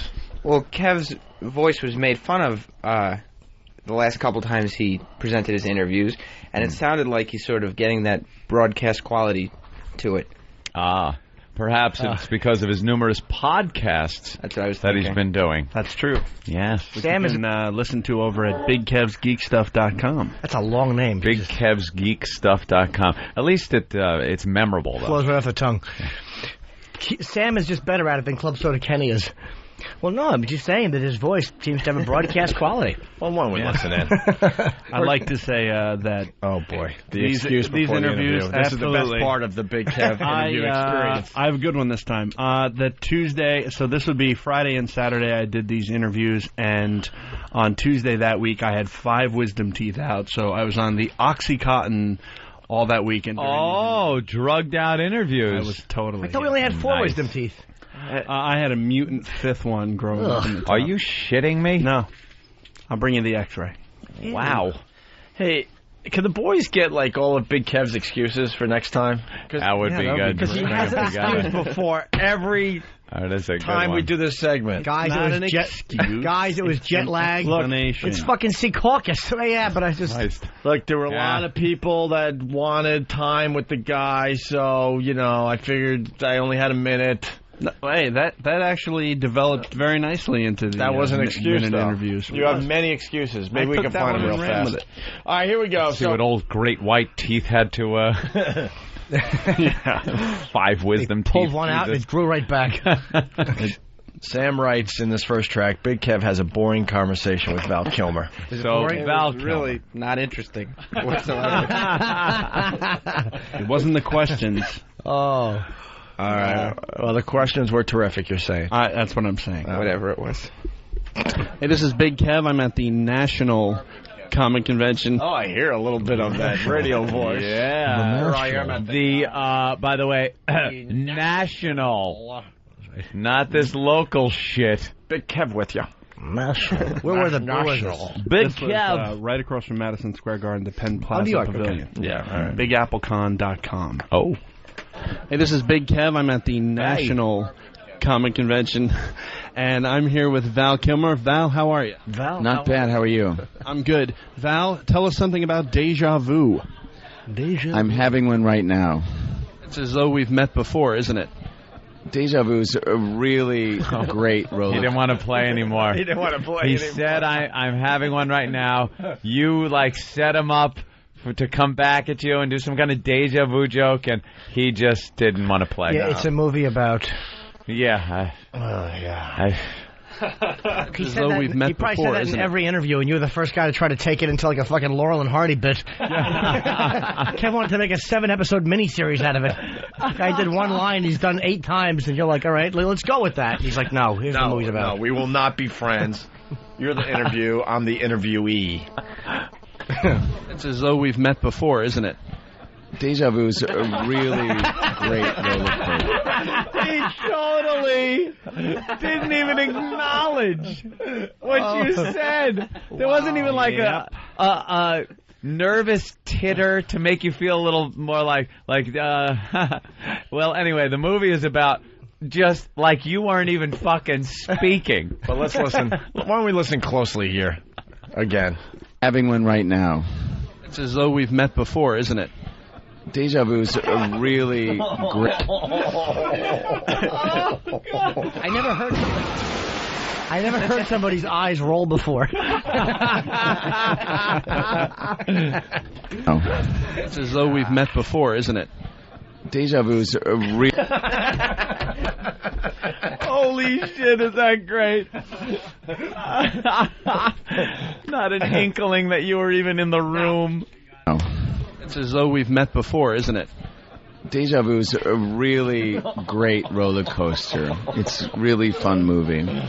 And Tony Scott just never fails to deliver. And I just heard the other night that Jerry Bruckheimer has amassed $50 billion for his employers. Isn't that crazy? That is crazy. I mean, he really knows what people want to see, and it's just a really fun movie. Can you tell us, just from a personal point of view, what it's like being recognized for one of the greatest Westerns ever, your performance as Doc Holliday in Tombstone?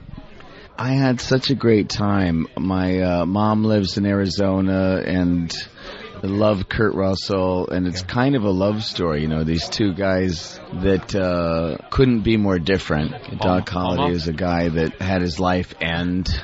He knew he was going to die when he moved out west because he had tuberculosis. And he met a man that was honorable and had brothers that he cared about. So Doc Holliday found a family. So it's a really moving story. We saw it. About, Jesus, 10-year-old movie. Don't tell it in real time, Val. It's a true story, and that's why people love it, I think. Awesome. That's Val Kilmer here at the National. Wow. Awesome, maybe overstating it a bit. Wow. Hey, that's one of my favorite movies. It's one of the best performances I've ever seen in a film. Yeah, I'm sure it's fantastic. I was very excited to actually just get him to say anything about it. I don't blame you a bit, but awesome, I'm saying may not have been How about You know, bringing up Iceman in Top Gun? Yeah. Yes. When you clenched your teeth in the locker room. I'm surprised you remembered his name. I would have said, awesome. That was Melatonin. Wow, was he a bore. Val Kilmer is a bore. Ready for track 2? Bring him on. The Adam West interview. No. Adam West, come on. The original TV Batman. This will be good. This is how it's labeled. How is it labeled? This is how it's labeled by Sam here. Adam West talks to Big Kev about his upcoming projects. Listen for Kev's great seg and his attempts at humor. Uh-oh. Oh. That doesn't mean jokes were good, by the way. No. When you say listen for someone's attempts at humor, that doesn't mean put your 10. laughing hat on. Sam, comment? Well, Big Kev breaks the formula here from his minute interviews as he goes about 2 minutes. Wow. And he really fills that time. In depth. Were the jokes good? Well, I didn't find them to be good. I love that. I love that Sam is coming out of his shell. I didn't find out of his shell. What a fucking little creep he is. Looks like a turtle out of his shell. Certainly does. Fucking little red-cheeked slug boy just shitting all over Big Kev. I think Adam West, as a cultural icon, deserved 2 minutes instead. Well, Adam West, very recognizable. Cultural icon. A poor Batman. man's William Shatner. Yeah, there you go. All right, why don't we Having take a bit of listen? a renaissance himself. Here we go. Yeah. Hey, this is Big Kev at the National, and I'm here with superstar TV legend Adam West. Adam, how are you? Pretty good shape, Big Kev. Adam, I hear that you have a bunch of Superstar may not be good. Yeah. Do you realize the last time he was on television, blacks couldn't vote? That's not true, Jim. Oh, all right. Way to be literal with some humor. Wow. What are the facts? He's actually has a reoccurring role in Family Guy, and he's going on the George Lopez show this year, as he'll explain in the interview. As Jim said, from being Batman to he'll be appearing on the George Lopez show. And a cartoon. It's a reoccurring character. Back to you, Kev. He's not on TV if he's a reoccurring character. I like the volley here, but I think Jimmy just smashed one right down the sideline. Well, when he said, no, I hate to disagree, I'm like, okay, must be some television roles. Right. Well, he's on a cartoon, and he will be on the George Lopez show. I bet you were heating up a little bit. He also has a game show in development. What's it called? Who Am I? I suspect yes.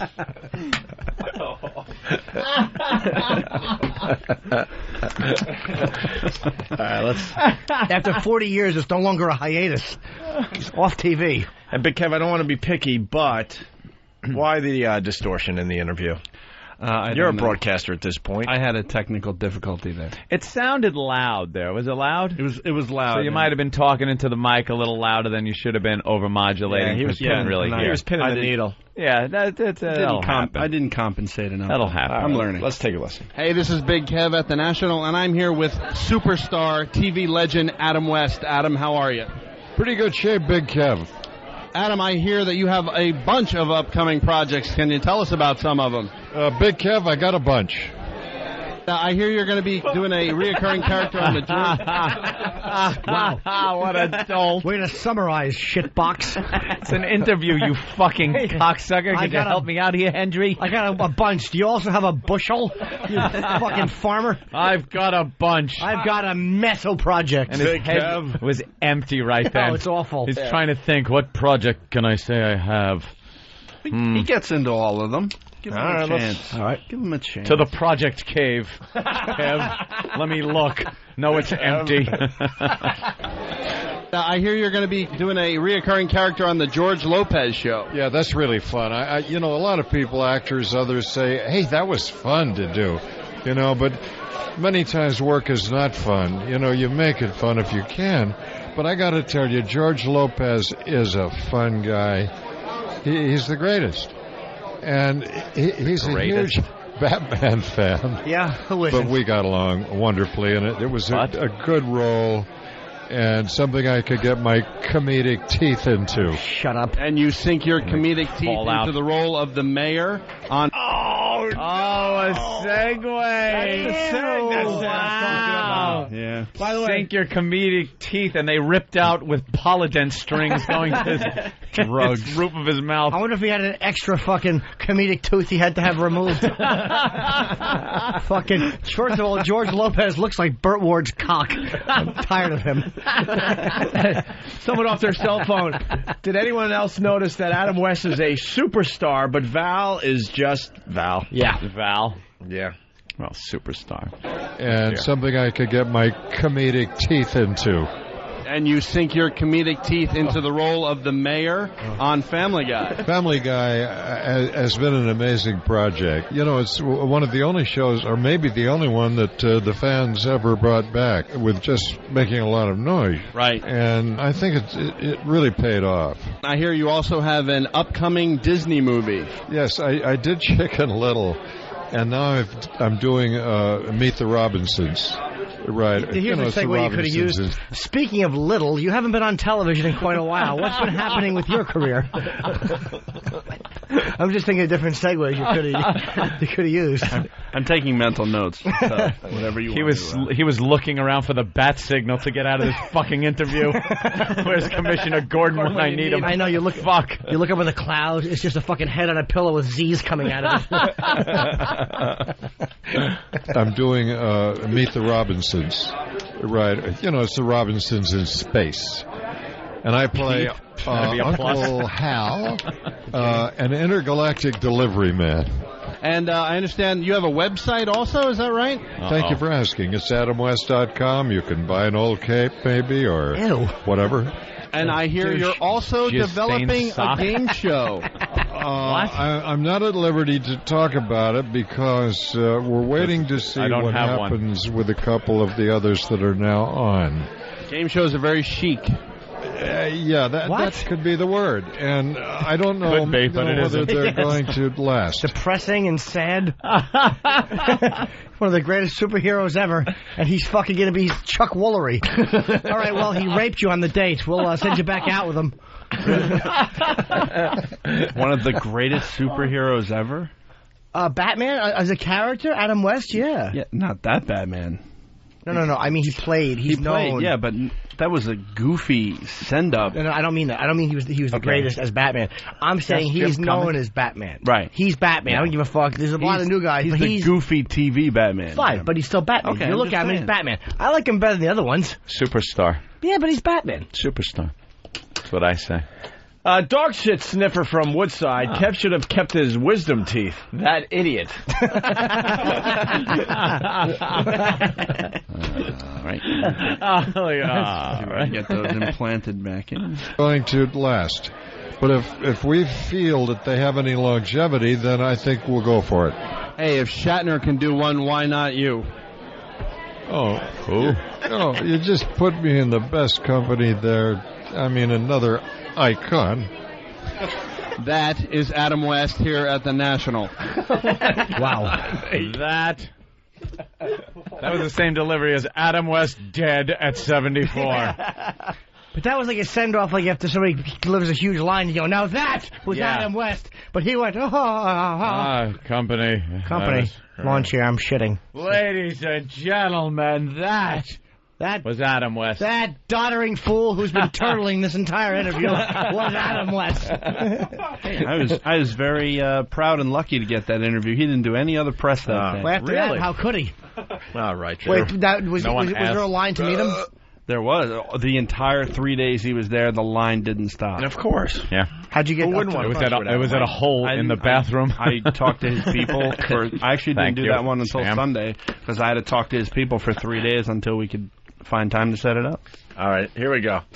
Finally, the last track, Big Kev's really interesting celebrity interviews. Big Kev talks with Dukes of Hazzard star Catherine Bach. All right, give us a little background, because we know Catherine Bach, the original Dukes of Hazzard from television. She was the hot cousin, I guess. Right. And Daisy Duke. Daisy Duke, who the Daisy Dukes were actually named after. Correct. Jessica Simpson playing it in the movie with the little Daisy Dukes and stuff. We remember her beautiful ass on there. But what's her name? Barbara? Catherine Bach. Catherine Bach. Barbara Bach was Ringo's wife. So, Catherine Bach. So, gotta be hot, right? Yeah, was she walking around in the Daisy Dukes? Guys just creaming. No, she was. Oh my God, it's Daisy! Walking. Yikes! Look at this picture. Oh Jesus! Daisy douche. Wow! Wait, did I fuck that up? Daisy ate the dog Duke. Just sucked. Wow. I tried. Me too. Crash me, please. No, what happened was double crash. I bombed and you got hit with the fucking fallout. Right. There was nothing funny coming after that zero I dropped. I'm on life support. I'll just shove my cock in the grill of the Charger. Jesus Christ. And there it is. That is Back horrid. on track.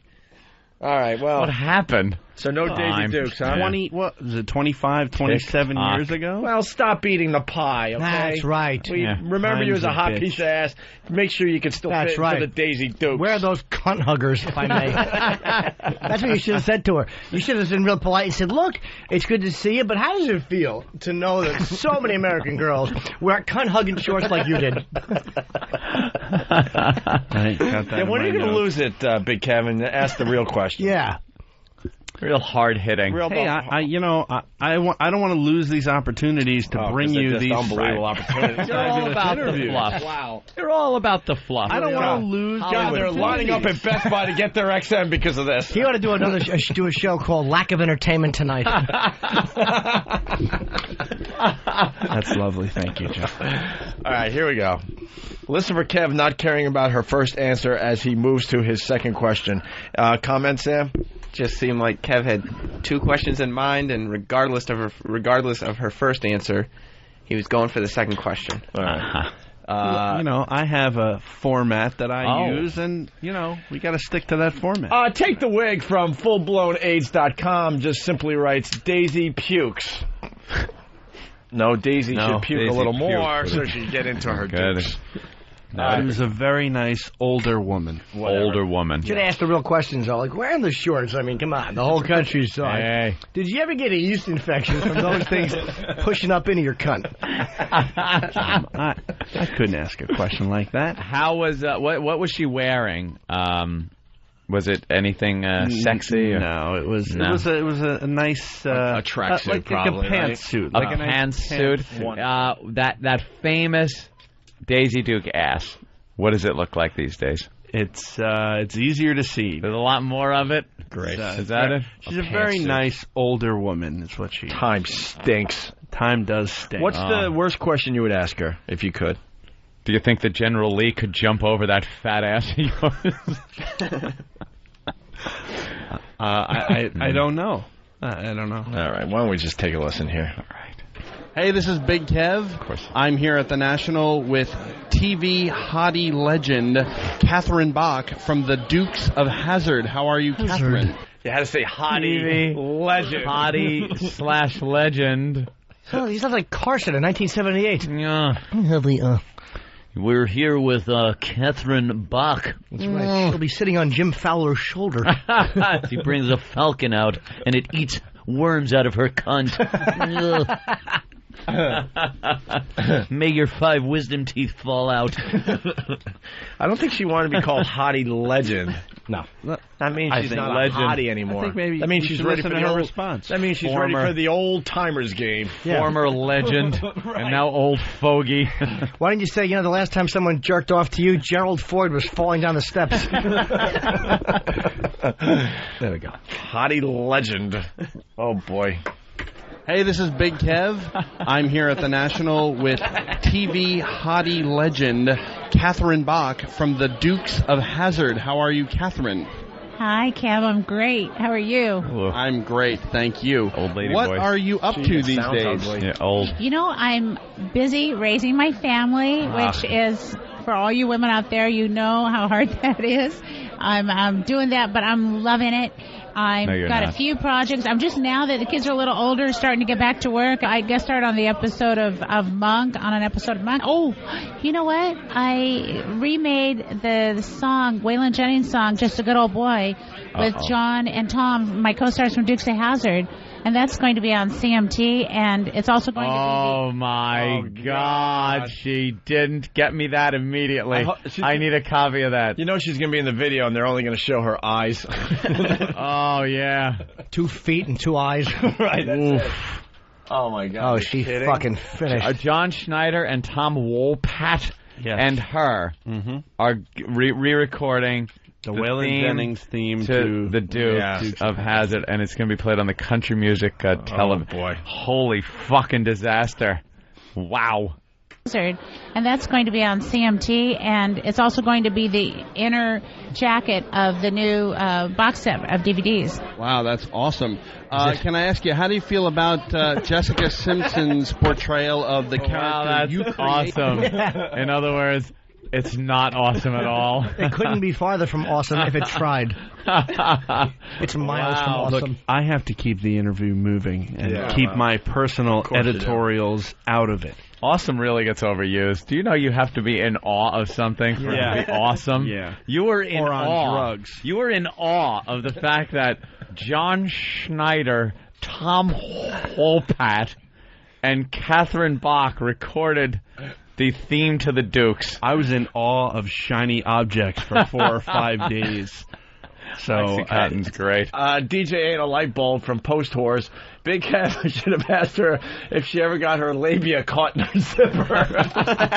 Now there's a good question. That's what everyone wants to know. Absolutely. Those are the hard-hitting questions. And then Redding from Whackbag is Kev reading off cue cards. He is overpronouncing every word. No, I'm trying to be a responsible broadcaster. Yeah. All right, well, here we go. You should have said Catherine Bach, who played Boss Hogg. Really throw her. Just as a goof. All right, I'm going to stop this next. That one I might have. I'm going to stop this next question before the answer. All right. Awesome. Can I ask you, how do you feel about Jessica Simpson's portrayal of the character you created on the original Dukes of Hazzard? I'm sure she feels just great about that. Let me reminded how hot she used to be. Let's guess. She didn't like it. Don't tell us, Kev. Okay. I'm saying she didn't really like it because it was a little too much. Her character, while it left more to the imagination, Jessica Simpson character a little too much exposed and a little too much feisty. Blah blah. Now I'm going to go into the opposite and say I think she's going to say I think she did a terrific job. She was really perfect. As I think she's going to be the Hollywood schmaltz. Yeah. And yeah. I hope in this question you at least refer to her as old lemon cunt.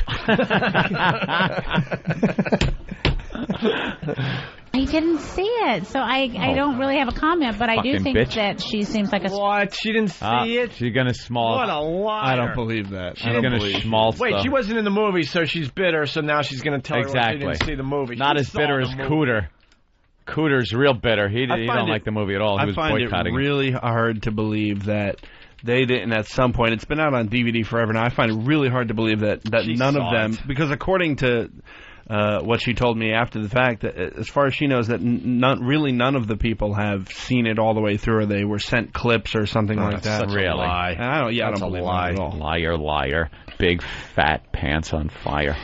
Let's say they do a movie about the Opie and Anthony show, but they don't invite us to do a cameo in it. Exactly. We're much older and stuff.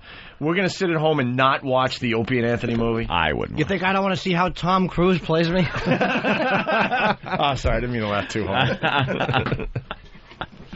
It'd be hurtful if I laugh too hard. Here's the answer. See it, so I don't really have a comment, but I do think that she seems like a sweet girl. Why didn't you see the movie? I haven't had a chance. Everybody out there that has kids and a busy life knows it's not that easy. Catherine Bach, very busy lady. Thank you so much. Wait, My you have pleasure. kids? And Kev, I'm going to be looking for this. You don't have time to watch a movie? Find it. You lying cunt. Don't have time to watch a movie because she's raising kids? What are they, monkeys? She's lying. They're shitting and throwing it at her. She's just a duck. And they put feces in my VCR. She's lying. She certainly is. All right, Big Kev, there you go. I have to give her butthole a good fingering her. Straighten her right out. Daisy Duke. Give her a good buggering. When are the next interviews? We have a break now till January. Oh no! What's coming up next? So where is the one in January? Oh, there's several. There's a Chiller Theater Dead of Winter show coming up. Oh. There's any prospects? Who's going to be there? There's some. I don't want to give away. anything. No, please. And there's also another Big Apple Con coming up, as well as the New York Comic Con, which is the biggest. That's the biggie on the East Coast. I don't know exactly who's going to be there, but it should be. Something. I love that it's called a con because it's exactly what the fuck it is. Convention. We ought to go to one of these. Yeah, what do you say? I think you need to go to Chiller in the spring. I think that is the one that you guys should go to. Me? Oh, No. Jimmy? No. We all go? Jimmy will definitely go. I think we all go. No. We have some fun. We bring some recorders. No. I'll go. No. Have a little fun. No. Jimmy had a ball. I did have fun. When I took Jimmy. I really did. Did he? Yeah. Usually he has two. That's right in his mouth. No. Well. He got pictures and he met people, and actually people wanted pictures with him, which was very fun. That's something. Aaron Moran. Aaron Moran. Joni, Happy Days. Joni from Happy Days, big Jimmy Norton fan. Yeah. You know. I hear she's I'm chewing my almond. nutty as a fruitcake. Oh, yeah. Let's take a break. I'm chewing my almond. Oh, is she a fan of the show? Sorry. I like to give her a good... Well, I've been doing this character that's creeping out my girlfriend. Because my girlfriend... Is it Jim Norton? No. My girlfriend's very funny, and she does characters to annoy me in public, and she embarrasses me. She really is... Good. Yeah, she really can embarrass me. Like, I'll put my arm around her, and we'll be walking, and she'll go, ow, ow, ow, why are you doing that? Ow! And I'm like, Good. Now you know how it feels, dummy. Oh, it's fucking embarrassing. Cause like, yeah, no shit. You're telling us? That's a good one. Ow, ow. Yeah. You're hurting me. Well, this is a good one she does too, and it really bugs me. Like, if I'll give her a kiss on the cheek, like, I'll go, hi. She'll go, ow, what's on your lip? Ow, what is that? And it really is fucking embarrassing. All right. So, I have a character that I do. Let's see. I'm embarrassed. I'll do it later. You're just going to break into it at some point. After the break, because we got to take leaks. All right, let's go take leaks. I pissed before. Wait, he just did the character. Oh, shit, I missed it. It's okay. Oh, it's that guy. Yeah. I'm an older gentleman. Oh, my God. You're an older gentleman? Yeah. Here. Met you when I used to babysit you. Oh, my God. Holy shit, okay. I'm going to be 58 years old in March. 57 years young. And we used to play Put the Spider in the Bikini. And I'd tell you there was a spider in your bikini, and you'd pull off your bikini shorts.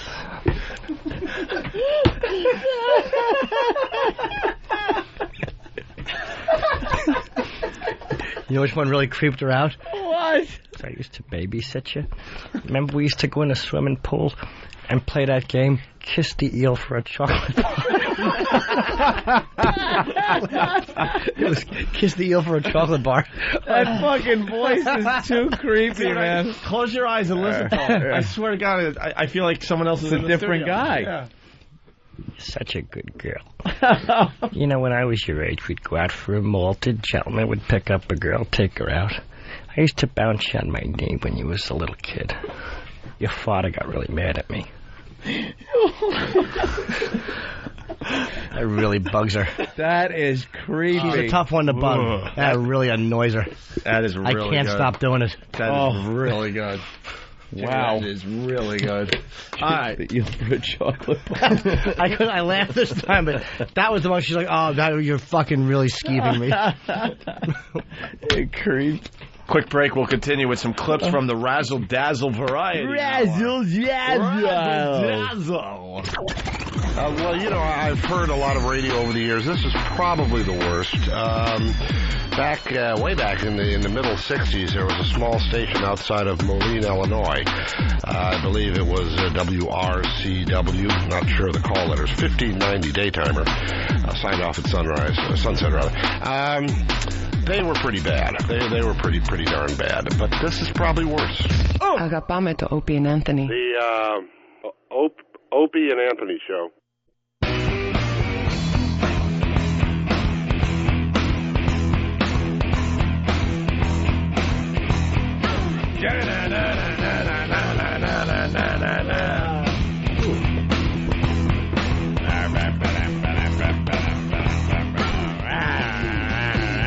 Is the old guy still in the studio? What old guy? Yeah, I knew it. I'm starting to figure out Jimmy. What? No, you're not. Multiple personalities. Oh, you think? Oh, yeah. That was too good. I like that one. Somebody left. Huh? Somebody left before I didn't see him. You didn't see the old guy? I just saw somebody walking away. Did he look about, I don't know, like he's 58 years old? No. I heard some guy talking. No. I can tell you're not being sincere because you don't know what to do with your hands right now. And what he said was, that's not the way he talks. He said, I'm 58 years young. 57, actually. I'll be 58 in March. I used to babysit you. I worked with your father, and I got fired. I had a niece who was a bit of a tattletale. She was 2 years old, and she made up allegations about what I would do when I was babysitting.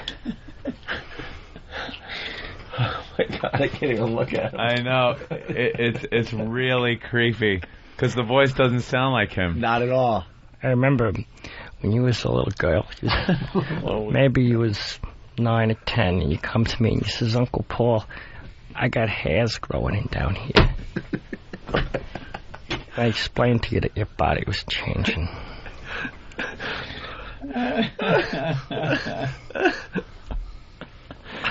You are awful. Gives her the willies. Oh, no doubt. You think? Gives us the willies. You can't even hear like Jim Norton in there at all. No. Do you go to another place when that voice starts? No. Where do you do it? Do you kind of do it in her ear, or is it sitting next to her on the couch, or like where? Where do you do that? Let's say we're hugging or something, and I'll maybe put my lips to her ear. Yeah. And go, your mother was always an attractive woman. Your father and I had an argument one time because he said I was being inappropriate towards her and you. She really gets disgusted. Oh, my God.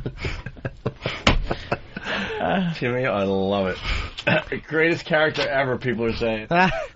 Horrible. Oh, she gets really creeped. She's a tough one to creep out, too. I couldn't believe she never should have let me know, and that one bugs her. Oh, leave it to you to find something. Oh, she fucking tickles me. It's so... I'm really throwing myself... But she pokes me. We were joking with each other. I'm very ticklish. And I go, let's have little names for each other. And she's like, okay, how about Ribsy? And she just starts jabbing her finger into my ribs. And it really hurts / tickles. So we'll be out in public, and she's so obnoxious, she'll just start calling me Ribsy and tickling me. And it sounds kind of faggoty, but I'm like, in a restaurant, I'm like, come on, stop. And it's really fucking embarrassing. She really doesn't give a fuck. So I had to find one. I'm glad she can embarrass you. Yeah, she can. Yeah. That's good, because you do nothing but embarrass everybody you're with. Yeah, seconds me. Hey, before we play some clips from the Razzle Dazzle Variety Hour. By the way, everyone's saying another guy, Dennis D. from Jersey, wow, that character is fucking brilliant. Oh. Here's a quickie. It's the Kramer rap that is making its way around the internet. Sweeping the nation. Sweeping the nation, yes. Very viral, this thing. Listen to this if you haven't heard it yet before. That is racism. I'm not a racist. That's what's so insane about this. I'm not a racist. That's what's so insane about this.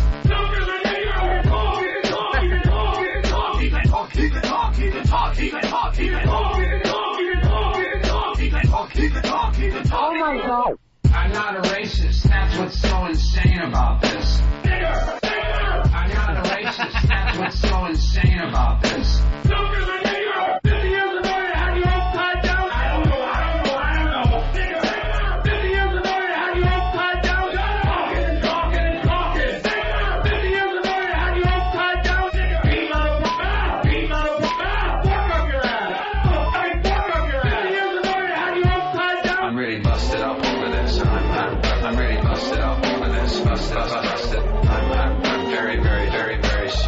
Piece of trash. The N-word. He's black, isn't he? He is? I'm black? I thought he looked Irish. What's his last name? That's not Irish. That's what's so insane about this. I'm not a racist. That's what's so insane about this. He's black, isn't he? He is? I'm black? I'm not a racist. That was the worst pause you've ever seen. Oh my God. Just say that I don't have to worry about working for a while. A long while. Wow, that's really great job. That's great job. What's his name? Nigger. You want that for your iPod, Jimmy? That's fucking, yes, I do actually. I'd love to play that in the car real loud. It's a good one. All right, Razzle Dazzle Variety Hour. Razzle Dazzle. Razzle Dazzle. We need a little background on this. Getting mixed reviews, by the way. Some people think it's really, really good, and other people think it stinks. I would probably lean then toward it stinks. Have you heard it yet? Not a peep. Not a peep of it. Razzle Dazzle. Why did they pick Razzle Dazzle? Is it because of Steve's promo that he did? Yeah, we were just for Ron fucking Fez? around. Yeah. Razzle Dazzle. So it's dumb things like we did Best of the Walkover as part of this Razzle Dazzle Variety Best of Hour. the Walkover. We have this new bit called When the Mics Are Off. Uh-huh. See, they're not ever off. Yeah. Even when we go to commercial breaks, the mics are still on. Right. So, whoa, Steve. Hey. So it's the Razzle Dazzle Variety Hour. Could you say Razzle Dazzle like you do in production pieces? But the you mean for the Ron and Fez thing? Just say Razzle Dazzle. Just work yourself up, get a good one, and I want to hear you say just Razzle Dazzle. Razzle Dazzle. Like that one? No, now you can't do it. Give us a little. Yeah. Razzle Dazzle. That's it. Go ahead. Razzle Dazzle. God, is that stupid? Isn't it? I didn't think of it. I just did it. Razzle Dazzle. I was just following instructions. What year is this? I don't friggin' know. I didn't get it. Watching Ronan Martin's laughing. I don't get half the stuff I get handed by those guys. I just say it. Yeah. Say it. You're a good soldier. Here's Steve, the Razzle Dazzle Variety Hour Best of the Walk intro. Mm-hmm. Opie and Anthony. Oh my God. Now, on the Opie and Anthony virus, it's the Razzle Dazzle Variety Hour. Oh, holy fuckaroni. It's hokey and it's fucking boring. Yeah, this is fucking normal. You would have to be a drooling retard to accept anything that's happening in this show. Just a bunch of white disasters. It's absurd. Left foot, right foot. Left foot, right foot. Walking isn't supposed to be difficult, yet we've figured out how to screw it up. It's the worst of the walk. Yeah. And then there's no walk. No walk audio. Because there's no best of the walk clips. Yeah, because there's nothing's happened that anyone would care about. That was kind of the point we tried to make when we were having these discussions about. But no one wanted to listen to you, right, Steve? Nobody wanted to listen. Yeah, they see things that are not there. Yeah. All right, when the mics are off. This was actually played during the Razzle Dazzle Variety Hour. Razzle Dazzle. Supposed to be longer form pieces, but we listened to them and. Well, this is stuff that's not supposed to be on the air because it's just us just shooting the shit while we're waiting to go back on the radio. Yeah. But then they got the bright idea that this would actually be interesting. Yeah. And I would say if it was interesting, wouldn't we just throw it on the air to begin with? Are you following me? Yeah. But maybe it is interesting because you're catching us like not realizing that the mics are off. I don't know. Maybe it's voyeuristic to some people out there. Sure. Hey, this is Dennis Leary. You're listening to Opie and Anthony, my favorite radio show on XM. The great minds at the Opie and Anthony Show are always planning the next great moment in radio history. To capture these brainstorming sessions, we've developed When the Mics Are Off, a voyeuristic journey behind the scenes of the Opie and Anthony Show. Here's Anthony yelling at somebody through Pal Talk. What happened to the audio? Where's the audio? Where's the audio? You dumb fuck. Sometimes we start the audio off sometimes. Sometimes they turn off. Here's hoping the next time we leave the microphones on during a break, we get something worthy of blackmail. Stay tuned for another edition of When the Mics Are Off. When the mics are off. I would listen to that all day. That's not a bad thing. I would listen to When the Mics Are Off all day. Yeah. It's quick. It's highly produced. Because our guard is down. Yeah. There's Anthony just making retard sounds. Because people don't understand with the Pal Talk on. Right. They could hear us during commercials. Right. Just like when the mics are off, you know. It still runs during Pal Talk. But sometimes I shut the mic off. Right. Because we're discussing things. Well, here's another example of when the mics are off. Whoa. We're in commercials right now. Oh, wow, that's actually my... have kitty porn on my computer. I have kitty porn on my computer. I have kitty porn. Oh my God! I thought somebody hooked that mic up to my subconscious. That's that's my phone ringing again. We're back live. This isn't when the mics are off. That has got me. Maybe you ought to change that. You want to talk about embarrassment? I talked about the time online at the bank, and then when I had to go to the psych ward, and I was in the elevator with a bunch of doctors, it went off as well. Good for you, balls.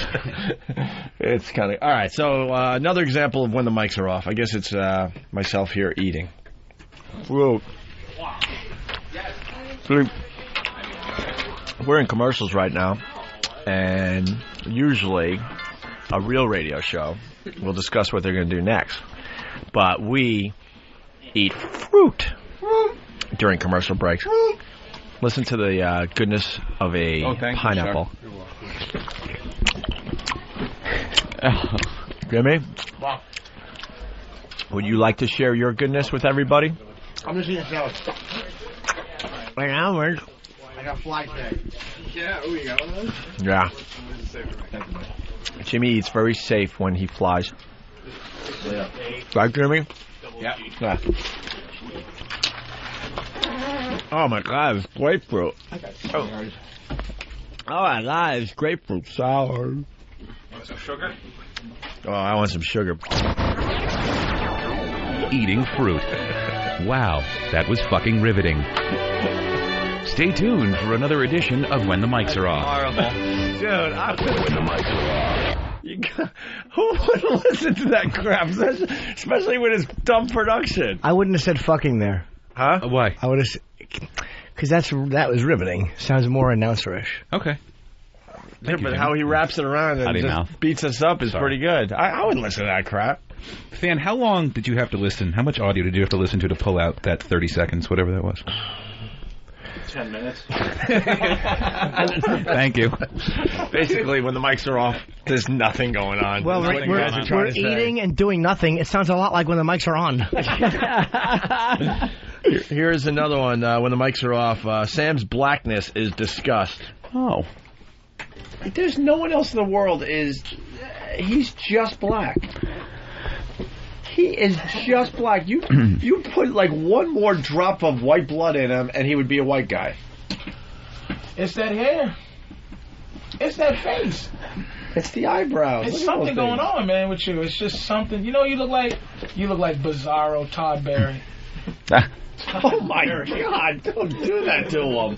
He looks like he's too young for all that. Put it this way: would he be chased around in the '60s? No. Yeah, maybe. Would they had tried to hang him in the '60s? Yeah. Ladies and gentlemen, we sincerely apologize for the last 36 seconds. You won't be getting them back. Stay tuned for another edition of When the Mics Are Off. Dude, it is so bad it's good. Who's complaining about that? I don't know. It's only aired once. So bad it's good. I kind of like the mics off. Yeah. Okay. Because it is really, and it's presented like it's shit.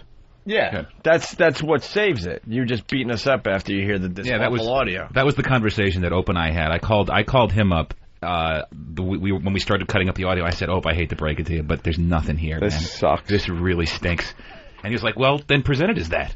Present it as shit. It's total shit, and you know it's shit." I was like, "All right, done." Dish up some shit. Lee Abrams would teach you a few things when he's not flying his plane very, very high. There are times that he's actually completely sober and has some interesting things to say. When? And one of the things he would tell you if you were a radio broadcaster is to make sure you're never average. Make sure you're either really, really good or really, really bad. Extremely. That's a great example of being really, really bad. It's true. Which makes it interesting to listen to. John in Philly, what's up? Yo. Hey. Hey, man, I want to tell you, man, those fucking, this Razzle Dazzle Variety Hour, it's fucking sweet. I deliver pizza, right? Yeah. I deliver pizza, and I just get to listen to you guys fuck around all day, and it's great.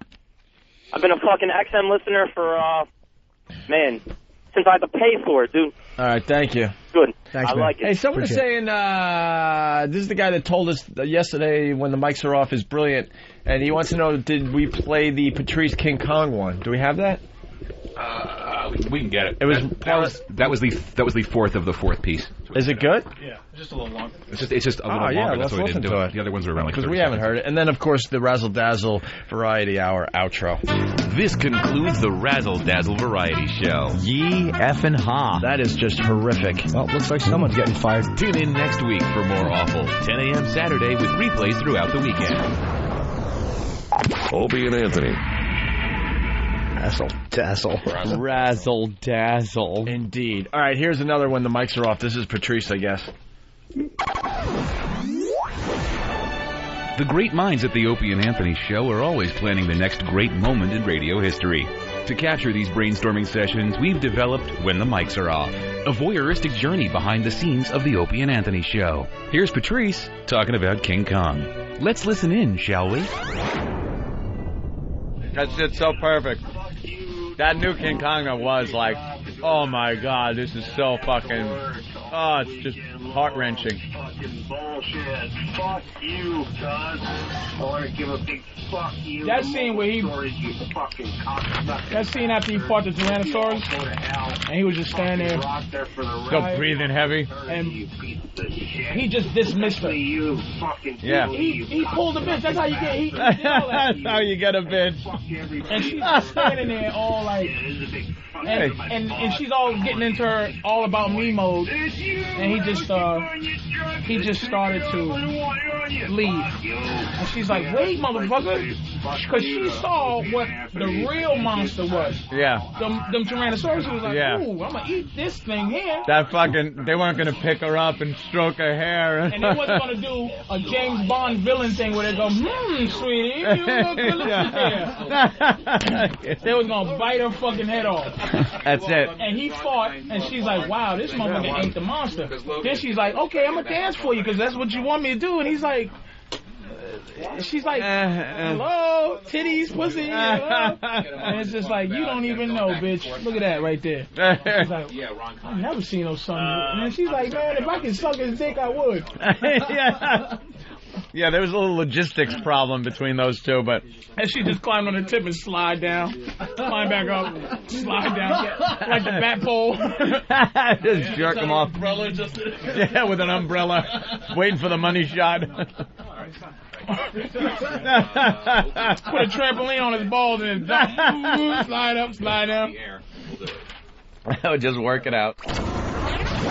Stay tuned for another edition of When the Mics Are Off.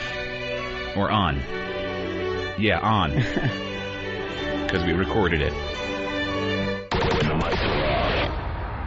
It's got potential. Certainly does. It definitely has potential. Unfortunately, we're just horrible dullards in real life. Right. That's all you get. I was trying to listen to the FU line in the background because there was a new one, so I wanted to hear how it sounded. If I would have turned that down, who knows though? Because I didn't know you guys were recording that. Because it's supposed to be when the mics are off. When the mics are off on. Someone is suggesting that we do the whole show with the mics off. Ah, what are they getting at with that? Wow. I don't like that implication. That would suck. Oh, was that Jimmy or was that? I didn't like the implication. Was it Jimmy turning? It sounds like he's slowly turning into old creepy guy Paul. Uncle Paul. Uncle Paul. His name's Uncle Paul. He's not a real uncle. He's a friend of the family uncle. Yeah. You know. Yeah. Quite. Not blood. No. Well, a little at first. It's natural. Everybody bleeds the first couple of times. Don't let that upset you.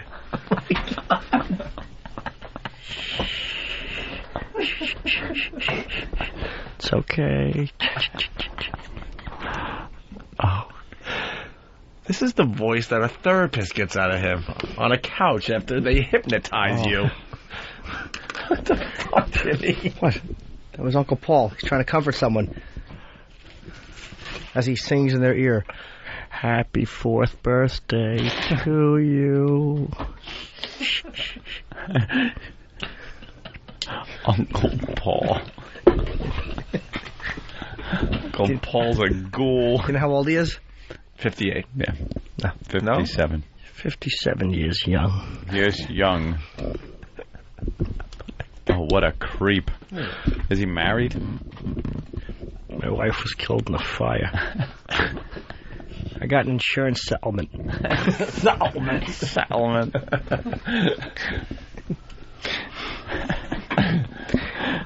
She was burned over 92% of her body. I took care of her 7 years. Never stopped making love.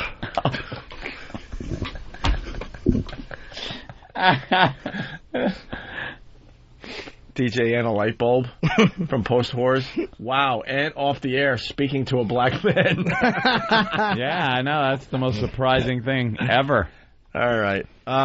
Steve, could you throw us online? Everyone's requesting it. The Kramer rap. Yeah. Throw it up on really OpieAnthony.com for everybody to Who did that? Was that one of our fans that did that? I thought so too, but no, unfortunately not. I mean, our fans have come up with some great stuff, and I just assumed. It's we found it off the internet. It's online. Is it a YouTube video? No? Okay. That was actually done a year ago, too. Let's go to Dom in New York. Dom, what's up? What up? What up? Hello, kid. Hey, buddy. Hey. Yeah. What up? What's up? How you doing, man? What's going on? Hey, what's up? You called us. Dom? Dominic. Hey, Dom. Dominic, what's up? What's going on, brother? This is from Rochester, New York. I wanted to say thanks. Because ever since I heard you guys on 90.1 The Zone, yep, I made my wife go out and buy me an XM. Now I don't listen to the fucking radio no more. Oh, and another thing, Howard Stern's a fucking douchebag. And Jimmy, I thought you were a lot bigger than when I seen you on David Letterman. Yeah, I'm a little fella, sir. People think I'm big, but I'm really small. The way you talk, you say I'm a fat bastard, you know, so I think it's kind of funny. Thanks, buddy. But, hey, but no, you know what, though? Do people think that I'm very, very tall, but I'm actually not? One character a day, Jimmy. Hey, that shit You're gonna blow your wad. Huh? That shooting that happened in New York? Yeah. It was well deserved. Fuck it.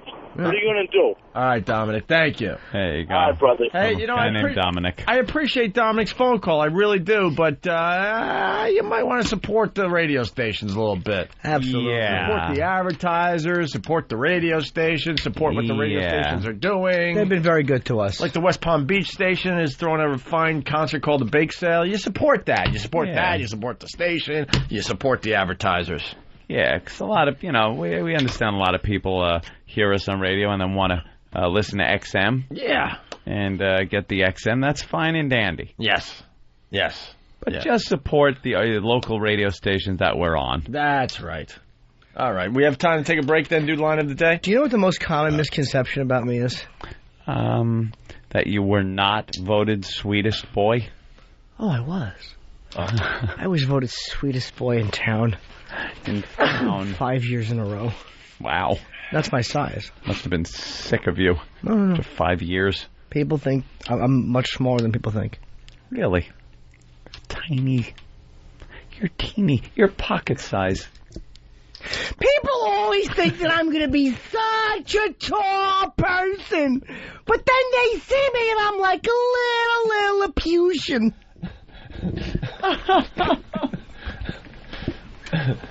I need to get more than 2.5 hours of sleep, or this is what the listeners get. Yeah. Oh, God. Hey, let's go to Jeff in Cleveland. Jeff? Hey, I want some Uncle Paul ringtones, and you got to put that character in a Rockstar game, man. That character's so rock. All right, you get some ringtones. Yeah. Uncle Paul ringtone would work. Yeah. Ringy dingy dingy, pick up the phone, little girl. Pick up the phone, little boy. Pull down your underpants and pick up the telephone. Work on it. Holy crap, Jimmy. It's really good and creepy. All right. Too creepy. Before we do line of the day, we'll stay here. Fuck the break. Whoa! Hey, wow. Hey! We do things on the fly here. President Clinton talking to the AIDS puppet today. There's a HIV puppet, right? Yeah. I guess so. We've talked about it in the past. Because he was on some news show, and all we saw was the video. Didn't hear the audio. Right. But it was President Clinton talking with an AIDS Muppet. And the Muppet think it got AIDS from somebody's hand. Huh? Yes, of course. Oh. Hey. Feedback coming in like crazy. Uncle Paul freaks me the fuck out. That's from someone's cell phone. Watch your language. Here's Clinton with the AIDS Muppet. Yeah. HIV Muppet. AIDS Muppet. Mr. President, I have a very important question for you. What does a former Mr. President do? Well, Cammie, one of the things I do is talk to people about things that are important to them, about things that will make a difference in their lives. Oh, yes?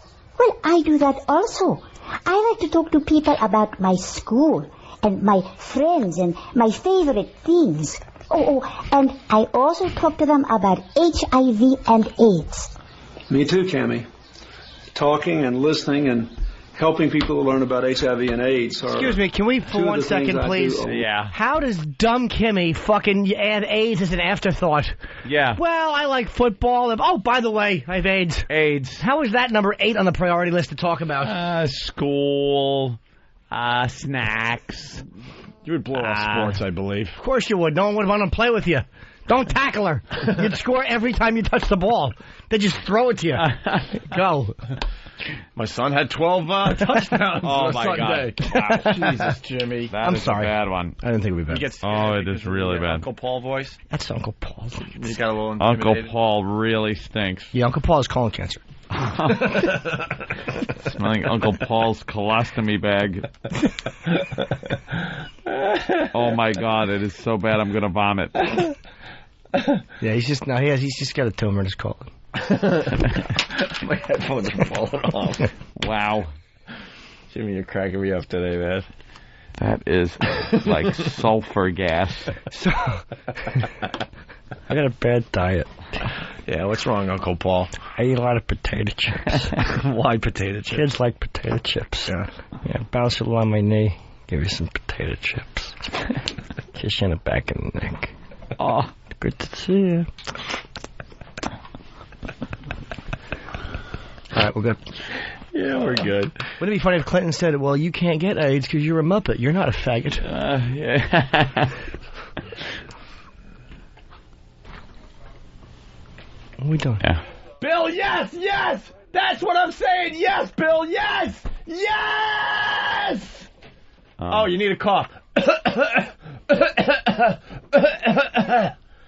Sorry, just a secret message. What? Just a secret message. There's no secret messages here. Have to do secret message. Why? Have to. Is he putting something together? Have to.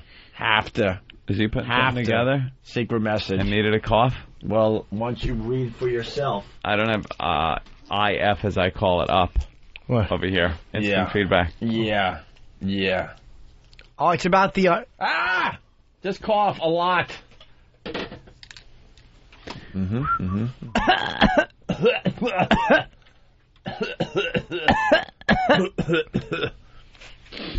All right. Back to Clinton. It's what you think it is, Ant. Okay. You got it? What's his name? Bill. And Frank. Go down. Go down. Go down. Go down. Go more down. More down. No, Bill, no! Now Bill's being an ass. Is Bill stupid? Bill! No, Bill's very smart. But now he's fucking with us. No, Bill. Yes. Alright, we gotta move on. Why? Why are you ringing a bell? I'm ringing a bill. Ha ha ha. About HIV and AIDS are two of the things I do a lot. Really? Well, I also like to talk about my feelings with my friends and family when I am feeling sad or scared. And I like to talk to parents about how important it is to listen to their children and how to help to take care of each other. Yes. And do you tell everybody that it is okay to hug someone who is HIV positive like me? No. I sure do, Cammie. That makes me very happy. Give me a hug. That would have been so funny. She went to hug him and goes, don't touch me.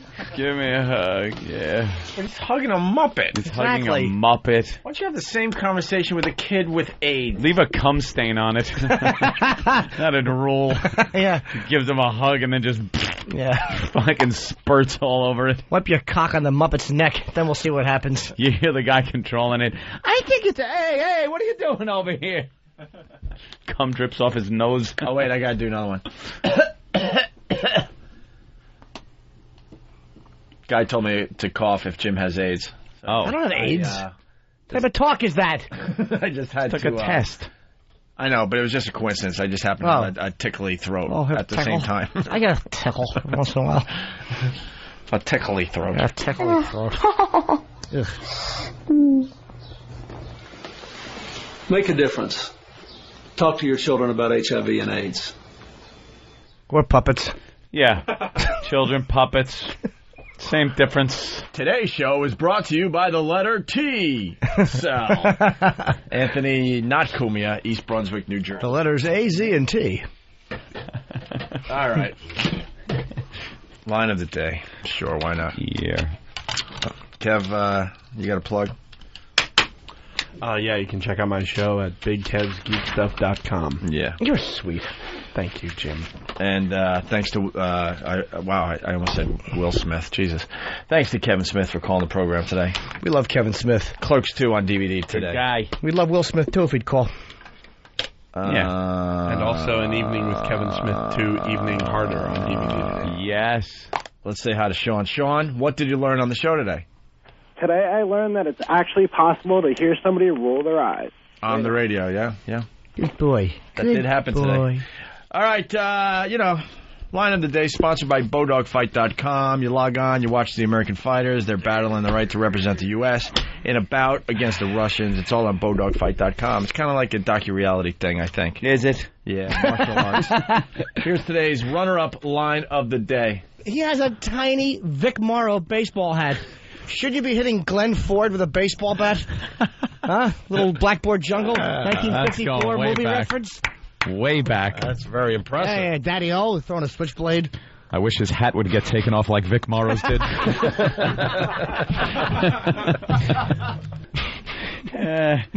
Nothing better than a good Vic Morrow decapitation joke. There is nothing better or on par. Right. I actually thought that was gonna. I think I was gonna top that. No. We're getting a request to play Rick's AIDS song as we leave today. Can we find that? Oh, I don't know. That could be hurtful. It's insensitive. Are you guys ready for today's line of the day? Of course. There's no faggoty song before it. Here comes. Oh. Here. What, line of the day? Line of the day. What? I didn't hear you. Line of the day. Oh, line of the day.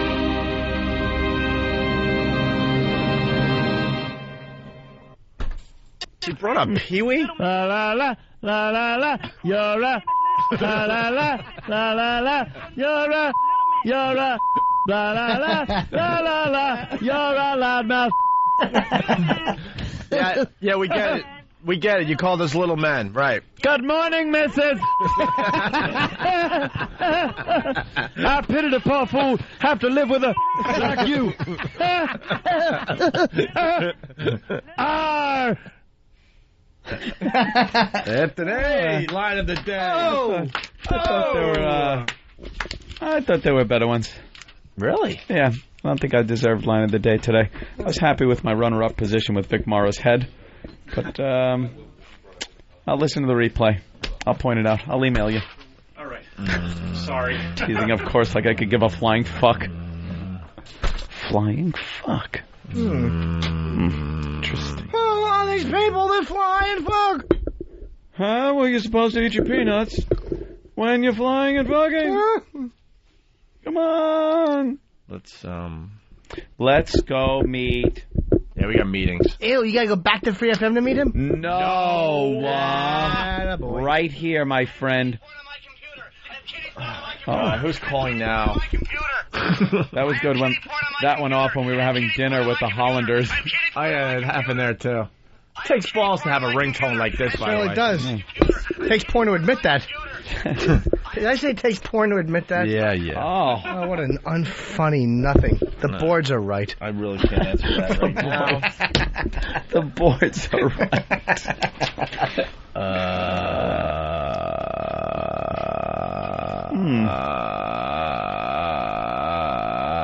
What? Watching The Grudge.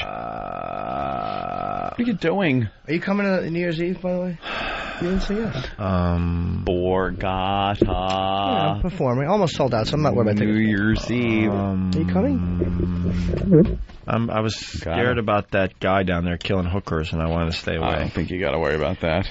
You're scared. Who am I supposed to celebrate with? He's fucking removing all my options. Wow, Kev is falling asleep right there. That's nice. You just like your eyes rolled, and you just passed out right there.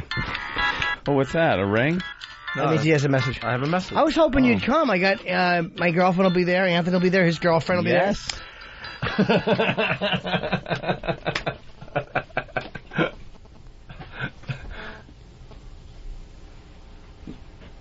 And I was hoping you'd come as well. Oh, I don't know. What do you think? All right. Who's the bald chick on television with the orange jumpsuit? She looks like a Russian spy. She ate some sushi in England. We said the same thing, but you said it's funnier. No, you did. No. I went with the obvious. I said, why did you say cancer head, cancer head? Fucking no couth whatsoever. Bald cancer fallout hair. Fucking obvious asshole I am. We're gonna end with Rick's AIDS song. Yeah. Oh. What happened? You got it? What? Fucking Eric giving you some lip. Way to go, kid. Where is it? Little hat. Where? Do you have a slingshot in your back pocket? A magnifying glass? Yeah. He probably wants to get home and read the latest Encyclopedia Brown novel. Highlights. Are you Goofus or Gallant? Do you rush home and check the mailbox for your X-ray specs you sent away for? By the way, dog shit sniffer again from Woodside. He's been on fire today. Kev, don't fall asleep with Uncle Paulie in the room. Might touch you. Yeah, Kev's a big boy. I like a big boy. More of a hug. People are confused. They're thinking they're hearing when the mics are off right now. Well, no. This is when the hosts are tired. Yeah. It's called When the Host Hit the Brick Wall. Yeah, 11 o'clock. Boy, what a coincidence. Oh, 11 on the nose. We don't work late. On the nose. Get out of here.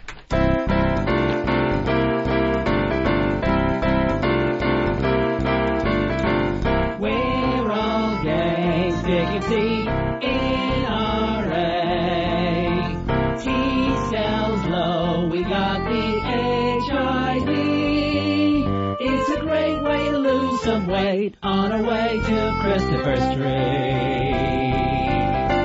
Dead in days, legions all over my face. Pound my eggs and grab some AZD. You can watch my life wither away on our way to Christopher Street. On our way to Christopher Street. On our way to Christopher Street. Cash up, niggas. All my niggas in the P now, right now. Bubby, Hoggy, Bubby, shoot. We doing it out here, niggas. We about to take all the millions, you hear me? All I got to say to XM satellite is Suck my dick, cause they ain't give me no money. The Opie and Anthony Show. XM radio, cash up, all day, everything. Get that bitch, nigga. Stop pushing me. Fuck you, bitch.